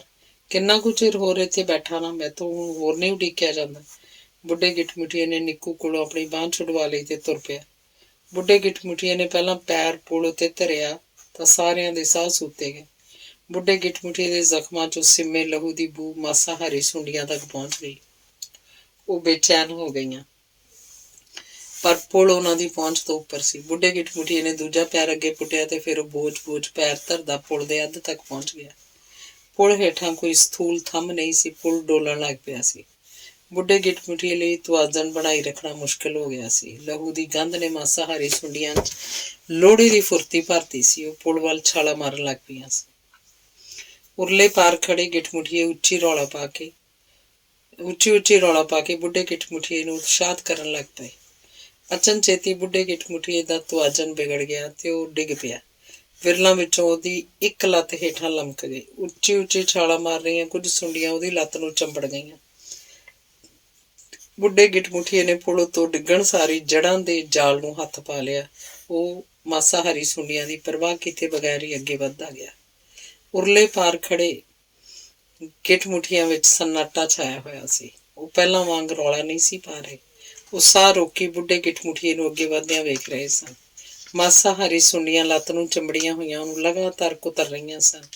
ਆਖਰਕਾਰ ਉਹ ਦੂਸਰੇ ਕਿਨਾਰੇ ਤੱਕ ਪਹੁੰਚ ਗਿਆ। ਬੁੱਢੇ ਗਿੱਠ ਮੁਠੀਏ ਨੇ ਕਾਲੀ ਕਾਲੀ ਮਾਸਾਹਾਰੀ ਸੁੰਡੀਆਂ ਖਾਈ ਵੱਲ ਝਾੜ ਦਿੱਤੀਆਂ ਤੇ ਉੱਥੇ ਡਿੱਗ ਪਿਆ। ਉਹ ਸ਼ਾਇਦ ਬੇਹੋਸ਼ ਹੋ ਗਿਆ ਸੀ। ਅੰਗ 18। ਬੁੱਢੇ ਗਿੱਠ ਮੁਠੀਏ ਦੇ ਸਰੀਰ 'ਚ ਕੋਈ ਹਰਕਤ ਨਹੀਂ ਸੀ। ਇਮੂ ਨੇ ਸਹਿਮ ਕੇ ਨਿੱਕੂ ਦਾ ਹੱਥ ਫੜ ਲਿਆ। ਕਿਤੇ ਉਹ ਮਾਰੀ ਨਾ ਗਿਆ ਹੋਵੇ, ਸ਼ਾਇਦ ਉਹ ਜਿਉਂਦਾ ਹੀ ਹੋਵੇ। ਚੱਲ ਫਿਰ ਆਪਾਂ ਵੀ ਪੁਲ ਟੱਪੀਏ, ਇਮੂ ਨੇ ਜ਼ੋਰ ਦੇ ਕੇ ਆਖਿਆ। ਕੀ ਪਤਾ ਹੈ ਆਪਣੀ ਸਹਾਇਤਾ ਨਾਲ ਉਹਦੀ ਜਾਨ ਬਚ ਜਾਏ। ਨਿੱਕੂ ਸੋਚੀ ਪੈ ਗਿਆ। ਉਸ ਵੇਲੇ ਪੁਲ ਪਾਰ ਕਰਨਾ ਖਤਰੇ ਤੋਂ ਖਾਲੀ ਨਹੀਂ ਸੀ। ਉਹ ਥੱਕੇ ਹੋਏ ਵੀ ਸਨ ਤੇ ਘਬਰਾਏ ਹੋਏ ਵੀ। ਇਸ ਹਾਲਤ ਵਿੱਚ ਉਹਨਾਂ ਕੋਲੋਂ ਝੂਲਦੇ ਹੋਏ ਪੁਲ ਉੱਤੇ ਅਡੋਲ ਤੁਰ ਸਕਣਾ ਸੰਭਵ ਨਹੀਂ ਸੀ। ਤੂੰ ਬੋਲਦਾ ਕਿਉਂ ਨਹੀਂ? ਇਮੂ ਨੇ ਨਿੱਕੂ ਨੂੰ ਹਿਲਾਉਣਿਆ। ਠੀਕ ਹੈ, ਮੈਂ ਹੁਣੇ ਤੁਰਨ ਲਈ ਤਿਆਰ ਹਾਂ, ਪਰ ਤੈਨੂੰ ਮੇਰੀ ਗੱਲ ਮੰਨਣੀ ਪਊ। ਮੈਨੂੰ ਤੇਰੀਆਂ ਸਾਰੀਆਂ ਗੱਲਾਂ ਮਨਜ਼ੂਰ ਹੈ। ਆਪਾਂ ਲੰਮੇ ਪੈ ਕੇ ਪੁਲ ਪਾਰ ਕਰਾਂਗੇ। ਕੀ? ਹਾਂ, ਉੱਥੇ ਲੰਮੇ ਪੈ ਕੇ ਕਿਸੇ ਕੰਮ ਨੂੰ ਨੇਪਰੇ ਚਾੜਨ ਦਾ ਅਰਥ ਸੀ ਕਿ ਹੀਣਾ ਹੋ ਕੇ ਕੁਝ ਕਰਨਾ। ਇਮੂ ਤੇ ਨਿੱਕੂ ਨੇ ਕੁਝ ਗੁਫਾਵਾਂ ਇਸ ਤਰ੍ਹਾਂ ਵੀ ਪਾਰ ਕੀਤੀਆਂ ਸਨ। ਇਸ ਤਰ੍ਹਾਂ ਕਰਦੇ ਉਹ ਨਿੱਕੇ ਵੀ ਹੋਏ ਸਨ। ਇਮੂ ਬੋਲਿਆ, ਨਿੱਕੂ ਆਪਾਂ ਹੁਣ ਹੋਰ ਨਿੱਕੇ ਨਾ ਹੋਈਏ। ਜੇ ਇਸ ਤਰ੍ਹਾਂ ਕਰਦੇ ਕਰਦੇ ਪੋਟਾ ਭਰ ਵੀ ਨਾ ਰਹੇ ਤਾਂ? ਨਿੱਕੂ ਨੇ ਸਮਝਾਇਆ। ਵੇਖ ਇਮੂ, ਆਪਾਂ ਆਪਣਾ ਮੰਤਵ ਪੂਰਾ ਕਰਨ ਲਈ ਜਿਉਂਦੇ ਤਾਂ ਰਹਾਂਗੇ ਹੀ ਨਾ। ਬਹੁਤ ਜ਼ੋਰ ਦੇਣ ਤੇ ਇਮੂ ਮੰਨ ਗਿਆ। ਦੋਵੇਂ ਇੱਕ ਦੂਜੇ ਦਾ ਹੱਥ ਫੜ ਕੇ ਪੁਲ ਵੱਲ ਤੁਰ ਪਏ। ਪੁਲ ਕੋਲ ਪਹੁੰਚ ਕੇ ਉਹਨਾਂ ਹੱਥ ਛੱਡ ਦਿੱਤੇ ਤੇ ਪੁਲ ਉੱਤੇ ਇੱਕ ਦੂਜੇ ਦੇ ਪਿੱਛੇ ਮੁੱਧੇ ਲੰਮੇ ਪੈ ਗਏ। ਗਿੱਠ ਮੁਠੀਆਂ ਨੇ ਉਹਨਾਂ ਨੂੰ ਵੇਖਿਆ ਤਾਂ ਤੋਏ ਫਿੱਟੇ ਕਰਨ ਲੱਗ ਪਏ। ਉਹਨਾਂ ਨੂੰ ਗਾਲਾਂ ਦੇਣ ਲੱਗ ਪਏ। ਗਿੱਠ ਮੁਠੀਆਂ ਦੀਆਂ ਆਵਾਜ਼ਾਂ ਨੂੰ ਅਣਗੌਲਿਆਂ ਕਰਕੇ ਉਹ ਅੱਗੇ ਸਰਕਦੇ ਰਹੇ। ਪੁਲ ਡੋਲਦਾ ਰਿਹਾ। ਇਸ ਤਰ੍ਹਾਂ ਵਿਰਲਾਂ ਵਿੱਚ ਉਹਦੀ ਹੇਠਾਂ ਨਹੀਂ ਸਨ ਡਿੱਗ ਸਕਦੇ। ਉਹਨਾਂ ਆਖਰਕਾਰ ਪੁਲ ਟੱਪ ਲਿਆ। ਬੁੱਢਾ ਗਿੱਠ ਮੁਠੀਆ ਬੇਹੋਸ਼ੀ ਦੀ ਹਾਲਤ ਵਿੱਚ ਉੱਥੇ ਹੀ ਪਿਆ ਹੋਇਆ ਸੀ। ਉਹਦੇ ਸਾਹ ਟੁੱਟਵੇਂ ਜਿਹੇ ਚੱਲ ਰਹੇ ਸਨ। ਉਹਦੇ ਜ਼ਖਮਾਂ 'ਚੋਂ ਲਹੂ ਵਗ ਰਿਹਾ ਸੀ। ਇਮੂ ਨੇ ਲੱਕ ਨਾਲੋਂ ਰੱਸੇ ਵਾਂਗ ਬੰਨੀ ਹੋਈ ਮੋਟੀ ਜੜ ਖੋਲੀ। ਉਹਨੇ ਜੜ ਨੂੰ ਦੰਦਾਂ ਹੇਠ ਨਾਲ ਥੋੜਾ ਜਿਹਾ ਛਿੱਲਿਆ। ਜੜ ਦਾ ਰਸ ਲੱਤ ਦੇ ਜ਼ਖਮਾਂ ਉੱਤੇ ਨਿਚੋੜ ਦਿੱਤਾ। ਉਸੇ ਜੜ ਦਾ ਛਿਲਕਾ ਉਤਾਰ ਕੇ ਉਸ ਪੱਟੀ ਵਾਂਗ ਬੁੱਢੇ ਗਿੱਠ ਮੁਠੀਏ ਦੇ ਜ਼ਖਮਾਂ ਤੇ ਵਲੇਟ ਦਿੱਤਾ। ਕੁਝ ਚਿਰ ਪਿੱਛੋਂ ਗਿੱਠ ਮੁਠੀਏ ਨੂੰ ਹੋਸ਼ ਆ ਗਈ। ਤਰਲਾ ਲਿਆ, ਤੁਸੀਂ ਮੈਨੂੰ ਇੱਥੇ ਛੱਡ ਕੇ ਨਾ ਜਾਇਓ। ਕਿਸੇ ਵੀ ਖਾਲੀ ਕੁੰਦਰ ਘੋਰਨੇ 'ਚ ਪਹੁੰਚਾ ਦਿਓ, ਉੱਥੇ ਮੈਂ ਬਚਿਆ ਰਹੂੰ। ਬਾਬਾ, ਤੇਰਾ ਇੱਥੇ ਰਹਿਣਾ ਸਗੋਂ ਠੀਕ ਰਹੂ, ਇਮੂ ਨੇ ਰਾਏ ਦਿੱਤੀ। ਤੁਸੀਂ ਬਾਘਿਆਂ ਨੂੰ ਨਹੀਂ ਜਾਣਦੇ, ਉਹਨਾਂ ਦੀ ਤਾਂ ਹਵਾ ਵੀ ਮਾੜੀ ਹੈ। ਬੁੱਢੇ ਗਿੱਠ ਮੁਠੀਏ ਨੇ ਗੱਲ ਕਰਦਿਆਂ ਕਸੀਸ ਸੁੱਟੀ। ਇਮੂ ਤੇ ਨਿੱਕੂ ਨੇ ਬੁੱਢੇ ਗਿੱਠ ਮੁਠੀਏ ਦੀ ਗੱਲ ਮੰਨ ਲਈ ਤੇ ਉਹਨੂੰ ਆਸਰਾ ਦੇ ਕੇ ਤੋਰ ਲਿਆ। ਉਹ ਬੜਖਾਪੜ ਪੱਥਰਾਂ ਦਾ ਇਲਾਕਾ ਸੀ। ਕਈ ਥਾਈਂ ਉੱਚੇ ਨੀਵੇਂ ਸੁੰਨਸਾਨ ਪਹਾੜ ਸਨ। ਇੱਧਰ ਉੱਧਰ ਭਟਕਦਿਆਂ ਇਮੂ ਤੇ ਨਿੱਕੂ ਨੂੰ ਆਖਰਕਾਰ ਇੱਕ ਕੁੰਦਰ ਲੱਭ ਪਈ। ਉਹ ਕੁੰਦਰ ਇੱਕ ਲੁਕਵੇਂ ਥਾਂ ਸੀ। ਬੁੱਢਾ ਗਿੱਠ ਮੁਠੀਆ ਰਾਜੀ ਹੋਣ ਤੱਕ ਉੱਥੇ ਰਹਿ ਸਕਦਾ ਸੀ। ਉਹਨਾਂ ਬੁੱਢੇ ਗਿੱਠ ਮੁਠੀਏ ਨੂੰ ਕੁੰਦਰ 'ਚ ਭੁੰਜੇ ਲੰਮਾ ਪਾ ਦਿੱਤਾ। ਇਮੂ ਤੇ ਨਿੱਕੂ ਉਹਦੇ ਲਈ ਕੁਝ ਭੋਜਨ ਕੁੰਦਰ 'ਚ ਜਮ੍ਹਾਂ ਰੱਖਣਾ ਚਾਹੁੰਦੇ ਸਨ। ਇਸ ਕੰਮ ਲਈ ਉਹਨਾਂ ਨੂੰ ਮਾਸਾਹਾਰੀ ਸੁੰਡੀਆਂ ਦੀ ਖਾਈ ਵਾਲੇ ਪਾਸੇ ਜਾਣਾ ਪੈਣਾ ਸੀ। ਉੱਥੋਂ ਤੁਰ ਪਏ। ਅਚਨਚੇਤੀ ਠਟੰਬਰ ਕੇ ਖਲੋ ਗਏ। ਉਹਨਾਂ ਨੂੰ ਚੀਕਾਂ ਤੇ ਹਾਹਾਕਾਰ ਸੁਣਾਈ ਦਿੱਤੀ। ਆਵਾਜ਼ਾਂ ਇੱਕ ਪਹਾੜੀ ਦੇ ਦੂਜੇ ਪਾਸਿਓਂ ਆ ਰਹੀਆਂ ਸਨ। ਇਮੂ ਤੇ ਨਿੱਕੂ ਪਹਾੜੀ ਤੇ ਚੜ੍ਹ ਗਏ। ਉਹਨਾਂ ਅਗਲੇ ਪਾਸੇ ਝਾਤੀ ਮਾਰੀ। ਬਾਘੇ ਗਿੱਠ ਮੁਠੀਆਂ ਨੂੰ ਲੱਤਾਂ ਤੋਂ ਫੜ ਧੂ ਰਹੇ ਸਨ। ਉਹਨਾਂ ਉੱਤੇ ਛਾਂਟੇ ਬਰਸਾ ਰਹੇ ਸਨ। ਕੁਝ ਬਾਘੇ ਜ਼ਖਮੀਆਂ ਨੂੰ ਪੈਰਾਂ ਨਾਲ ਖਾਈ ਵੱਲ ਰੇੜ ਰਹੇ ਸਨ। ਇਮੂ ਤੇ ਨਿੱਕੂ ਨੇ ਵੇਖਿਆ ਇੱਕ ਗਿੱਠ ਮੁਠੀਆ ਬਾਘਿਆਂ ਤੋਂ ਆਪਣੀ ਜਾਨ ਬਚਾਉਣ ਲਈ ਉਸ ਪਹਾੜੀ ਵੱਲ ਨਸਾ ਰਿਹਾ ਸੀ। ਉਸ ਵੇਲੇ ਬਾਘਿਆਂ ਦਾ ਉਹਦੇ ਵੱਲ ਧਿਆਨ ਨਹੀਂ ਸੀ। ਉਹ ਪਹਾੜੀ ਤੱਕ ਆਇਆ, ਇੱਕ ਛਿਣ ਲਈ ਝਿਜਕਿਆ, ਫਿਰ ਹੱਥਾਂ ਪੈਰਾਂ ਦੇ ਆਸਰੇ ਪਹਾੜੀ ਚੜ੍ਹਨ ਲੱਗ ਪਿਆ। ਸਿਖਰ ਦੇ ਐਨ ਨੇੜੇ ਪਹੁੰਚ ਕੇ ਅਟਕ ਗਿਆ। ਉਸ ਤੋਂ ਅਗਲੀ ਚੜ੍ਹਾਈ ਤਿੱਖੀ ਸੀ। ਉਹਦੇ ਕੋਲੋਂ ਚੜ੍ਹੀ ਨਹੀਂ ਸੀ ਜਾ ਰਹੀ। ਉਹ ਇੱਕ ਪੱਥਰ ਦੇ ਆਸਰੇ ਉਸ ਹਾਲਤ 'ਚ ਬਹੁਤ ਦੇਰ ਤੱਕ ਅਟਕਿਆ ਨਹੀਂ ਸੀ ਰਹਿ ਸਕਦਾ। ਜਦੋਂ ਵੀ ਹੱਥ ਛੁੱਟੇ ਉਹਨੇ ਹੇਠਾਂ ਰਿੜ ਜਾਣਾ ਸੀ। ਨਿੱਕੂ ਨੇ ਕੁੱਬਰੇ ਹੋਏ ਪੱਥਰ ਨਾਲ ਦੋਵੇਂ ਪੈਰ ਫਸਾ ਲਏ ਤੇ ਪਹਾੜੀ ਤੋਂ ਹੇਠਾਂ ਵੱਲ ਝੁਕਦਿਆਂ ਗਿੱਠ ਮੁਠੀਏ ਵੱਲ ਹੱਥ ਲੰਮੇ ਕਰ ਦਿੱਤੇ। ਗਿੱਠ ਮੁਠੀਏ ਨੇ ਉਹਦੇ ਹੱਥ ਫੜ ਲਏ। ਇਮੂ ਨੇ ਵੀ ਅੱਗੇ ਹੋ ਕੇ ਨਿੱਕੂ ਦੀ ਸਹਾਇਤਾ ਕੀਤੀ। ਦੋਵਾਂ ਨੇ ਹੌਲੀ ਹੌਲੀ ਉਸ ਗਿੱਠ ਮੁਠੀਏ ਨੂੰ ਉੱਪਰ ਖਿੱਚ ਲਿਆ। ਉਹ ਗਿੱਠ ਮੁਠੀਆ ਡੈਂਬਰਿਆ ਹੋਇਆ ਸੀ। ਉਹਦੀਆਂ ਗੋਲ ਗੋਲ ਅੱਖਾਂ ਦੇ ਆਨੇ ਇੱਧਰ ਉੱਧਰ ਹਿੱਲੇ। ਉਹਨੇ ਬੋਲਣਾ ਚਾਹਿਆ ਪਰ ਉਹਦੇ ਕੋਲੋਂ ਬੋਲਿਆ ਨਾ ਗਿਆ। ਇਮੂ ਤੇ ਨਿੱਕੂ ਨੇ ਉਹਨੂੰ ਦਿਲਾਸਾ ਦਿੱਤਾ ਤੇ ਆਰਾਮ ਕਰਨ ਲਈ ਇੱਕ ਪਾਸੇ ਲੰਮਿਆਂ ਪਾ ਦਿੱਤਾ। ਕੁਝ ਚਿਰ ਚੁੱਪ ਵਰਤੀ ਰਹੀ ਤੇ ਫਿਰ ਉਹ ਗਿੱਠ ਮੁਠੀਆ ਪਾਗਲਾਂ ਹਾਰ ਬੋਲਣ ਲੱਗ ਪਿਆ। ਉਹ ਮੈਨੂੰ ਮਾਰ ਦੇਣਗੇ, ਉਹ ਮੈਨੂੰ ਖਾਈ 'ਚ ਸੁੱਟ ਦੇਣਗੇ। ਜੇ ਆਵਾਜ਼ ਬਾਘਿਆਂ ਤੱਕ ਪਹੁੰਚ ਜਾਏ ਤਾਂ ਇਮੂ ਤੇ ਨਿੱਕੂ ਵੀ ਉਹਨਾਂ ਦੀ ਕਰੋਪੀ ਦਾ ਸ਼ਿਕਾਰ ਹੋ ਸਕਦੇ ਸਨ। ਉਸ ਗਿੱਠ ਮੁਠੀਏ ਨੂੰ ਉੱਥੋਂ ਲੈ ਕੇ ਜਾਣ ਵਿੱਚ ਹੀ ਭਲਾ ਸੀ। ਇਮੂ ਤੇ ਨਿੱਕੂ ਨੇ ਗਿੱਠ ਮੁਠੀਏ ਨੂੰ ਬਾਹੋਂ ਫੜ ਕੇ ਉਠਾ ਲਿਆ। ਉਹ ਬਿਨਾਂ ਕੋਈ ਉਜਰ ਕੀਤੇ ਉੱਠ ਕੇ ਖਲੋ ਗਿਆ।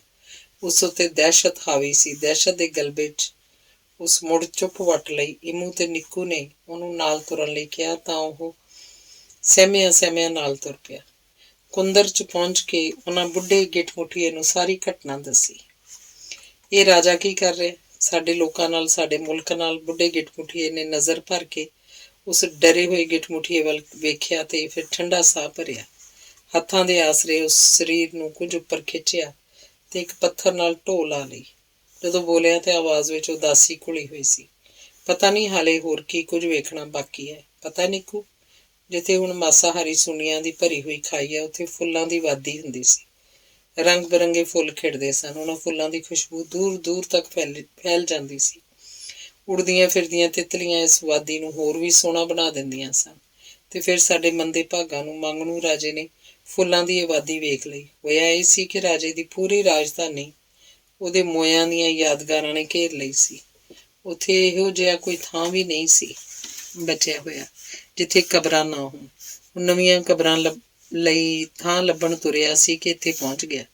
ਉਹਨੂੰ ਇਹ ਥਾਂ ਬਹੁਤ ਪਸੰਦ ਆਈ। ਉਹਨੇ ਇੱਥੇ ਆਪਣੀ ਰਾਜਧਾਨੀ ਬਣਾ ਲਈ। ਬਸ ਫੇਰ ਕੀ, ਇਸ ਵਾਦੀ ਵੱਲ ਬਾਲਾਂ ਦੀਆਂ ਉਡਾਰੀਆਂ ਵੀ ਮੁੱਕ ਗਈਆਂ। ਫੁੱਲ ਪਹਿਲਾਂ ਮੁਰਝਾਣੇ ਸ਼ੁਰੂ ਹੋਏ, ਫਿਰ ਮੁੱਕ ਗਏ। ਜਦੋਂ ਫੁੱਲ ਮੁੱਕੇ ਫਿਰ ਖੁਸ਼ਬੂ ਨੇ ਤਾਂ ਮੁੱਕਣਾ ਹੀ ਸੀ। ਤੇ ਤਿਤਲੀਆਂ, ਜਿਨ੍ਹਾਂ ਸੁੰਡੀਆਂ ਨੇ ਹੌਲੀ ਹੌਲੀ ਤਿਤਲੀਆਂ ਬਣਨਾ ਸੀ, ਉਹ ਕਦੀ ਵੀ ਤਿਤਲੀਆਂ ਨਹੀਂ ਬਣ ਸਕੀਆਂ। ਉਹ ਸੁੰਡੀਆਂ ਹੀ ਬਣੀਆਂ ਰਹਿ ਗਈਆਂ। ਫੁੱਲ, ਖੁਸ਼ਬੂ ਤੇ ਰੰਗਾਂ ਤੋਂ ਬਿਨਾਂ ਉਹ ਤਿਤਲੀਆਂ ਕਿਵੇਂ ਬਣਦੀਆਂ? ਤੇ ਜਿਹੜੀਆਂ ਤਿਤਲੀਆਂ ਪਹਿਲਾਂ ਉੱਥੇ ਸਨ, ਉਹ ਵੇਲੇ ਨਾਲ ਵਿਹਾ ਗਈਆਂ। ਇੰਮੂ ਨੇ ਹੌਕੇ ਵਰਗਾ ਸਾਹ ਭਰਿਆ ਤੇ ਪੁੱਛਿਆ, ਕੀ ਹੁਣ ਕਦੀ ਵੀ ਫੁੱਲ ਨਹੀਂ ਉੱਗਣਗੇ? ਖੁਸ਼ਬੂ ਨਹੀਂ ਹੋਏਗੀ? ਤਿਤਲੀਆਂ ਨਹੀਂ ਹੋਣਗੀਆਂ? ਸਭ ਕੁਝ ਹੋਏਗਾ, ਸਭ ਕੁਝ ਹੋਏਗਾ, ਬਸ ਕੁਝ ਉਡੀਕ ਕਰਨੀ ਪਊ। ਬੁੱਢੇ ਗਿੱਠ ਮੁੱਠੀਏ ਨੇ ਧਰਵਾਸ ਦੇਣ ਵਾਂਗ ਦੱਸਿਆ। ਮੈਂ ਫੁੱਲਾਂ ਤਿਤਲੀਆਂ ਨੂੰ ਪੈਦਾ ਹੁੰਦਿਆਂ ਵੇਖਣ ਹੀ ਤਾਂ ਇੱਥੇ ਆਇਆ। ਮੇਰੇ ਪੁੱਤਰ ਨੇ ਜਦੋਂ ਖੰਭ ਉੱਗੇ ਸਨ ਤਾਂ ਮੈਂ ਉਹਨੂੰ ਆਖਿਆ ਸੀ, ਤੂੰ ਜੀ ਭਰ ਕੇ ਉੱਡ, ਜਿੱਥੇ ਮਰਜ਼ੀ ਜਾ, ਪਰ ਇਸ ਸਰਾਪੀ ਹੋਈ ਵਾਦੀ ਵੱਲ ਵੀ ਫੇਰਾ ਮਾਰੀ। ਬਾਲ ਆਉਣਗੇ ਤਾਂ ਹੀ ਇਸ ਮਿੱਟੀ ਦਾ ਵਿਉ ਮੁੱਕੂ। ਸਭ ਥਾਵਾਂ ਬਾਲਾਂ ਕਰਕੇ ਹੀ ਸੋਹਣੀਆਂ ਹੁੰਦੀਆਂ ਨੇ, ਪਰ ਸੁਣਿਆ ਰਾਜਾ ਬਾਲਾਂ ਨੂੰ ਇੱਧਰ ਨਹੀਂ ਆਉਣ ਦਿੰਦਾ। ਥਾਂ ਥਾਂ ਜਾਲ ਲੱਗੇ ਹੋਏ ਨੇ, ਬਾਗੀ ਘਾਤ ਲਾਈ ਬੈਠੇ ਨੇ। ਮੈਂ ਬਾਲ ਪੰਛੀਆਂ ਦੀ ਉਡੀਕ 'ਚ ਬੈਠਾ ਅੱਕ ਗਿਆ ਸਾਂ। ਸੋਚਿਆ ਖਾਈ ਪਾਰ ਕਰਕੇ ਸ਼ਾਹੀ ਘੋਰਨਿਆਂ ਤੱਕ ਜਾਵਾਂ। ਰਾਜੇ ਨੂੰ ਆਖਾਂ ਬਹੁਤ ਹੋ ਗਿਆ। ਉਹ ਹੁਣ ਤਾਂ ਬਾਲਾਂ ਨੂੰ ਇਸ ਵਾਦੀ 'ਚ ਉੱਡ ਲੈਣ ਦੇਵੇ। ਲਗਾਤਾਰ ਬੋਲਦੇ ਰਹਿਣ ਕਾਰਨ ਬੁੱਢਾ ਗਿੱਠ ਮੁੱਠੀਆ ਥੱਕ ਚੁੱਕਿਆ ਸੀ। ਉਹ ਲੰਮਾ ਪੈ ਗਿਆ ਤੇ ਅੱਖਾਂ ਮੀਟ ਲਈਆਂ।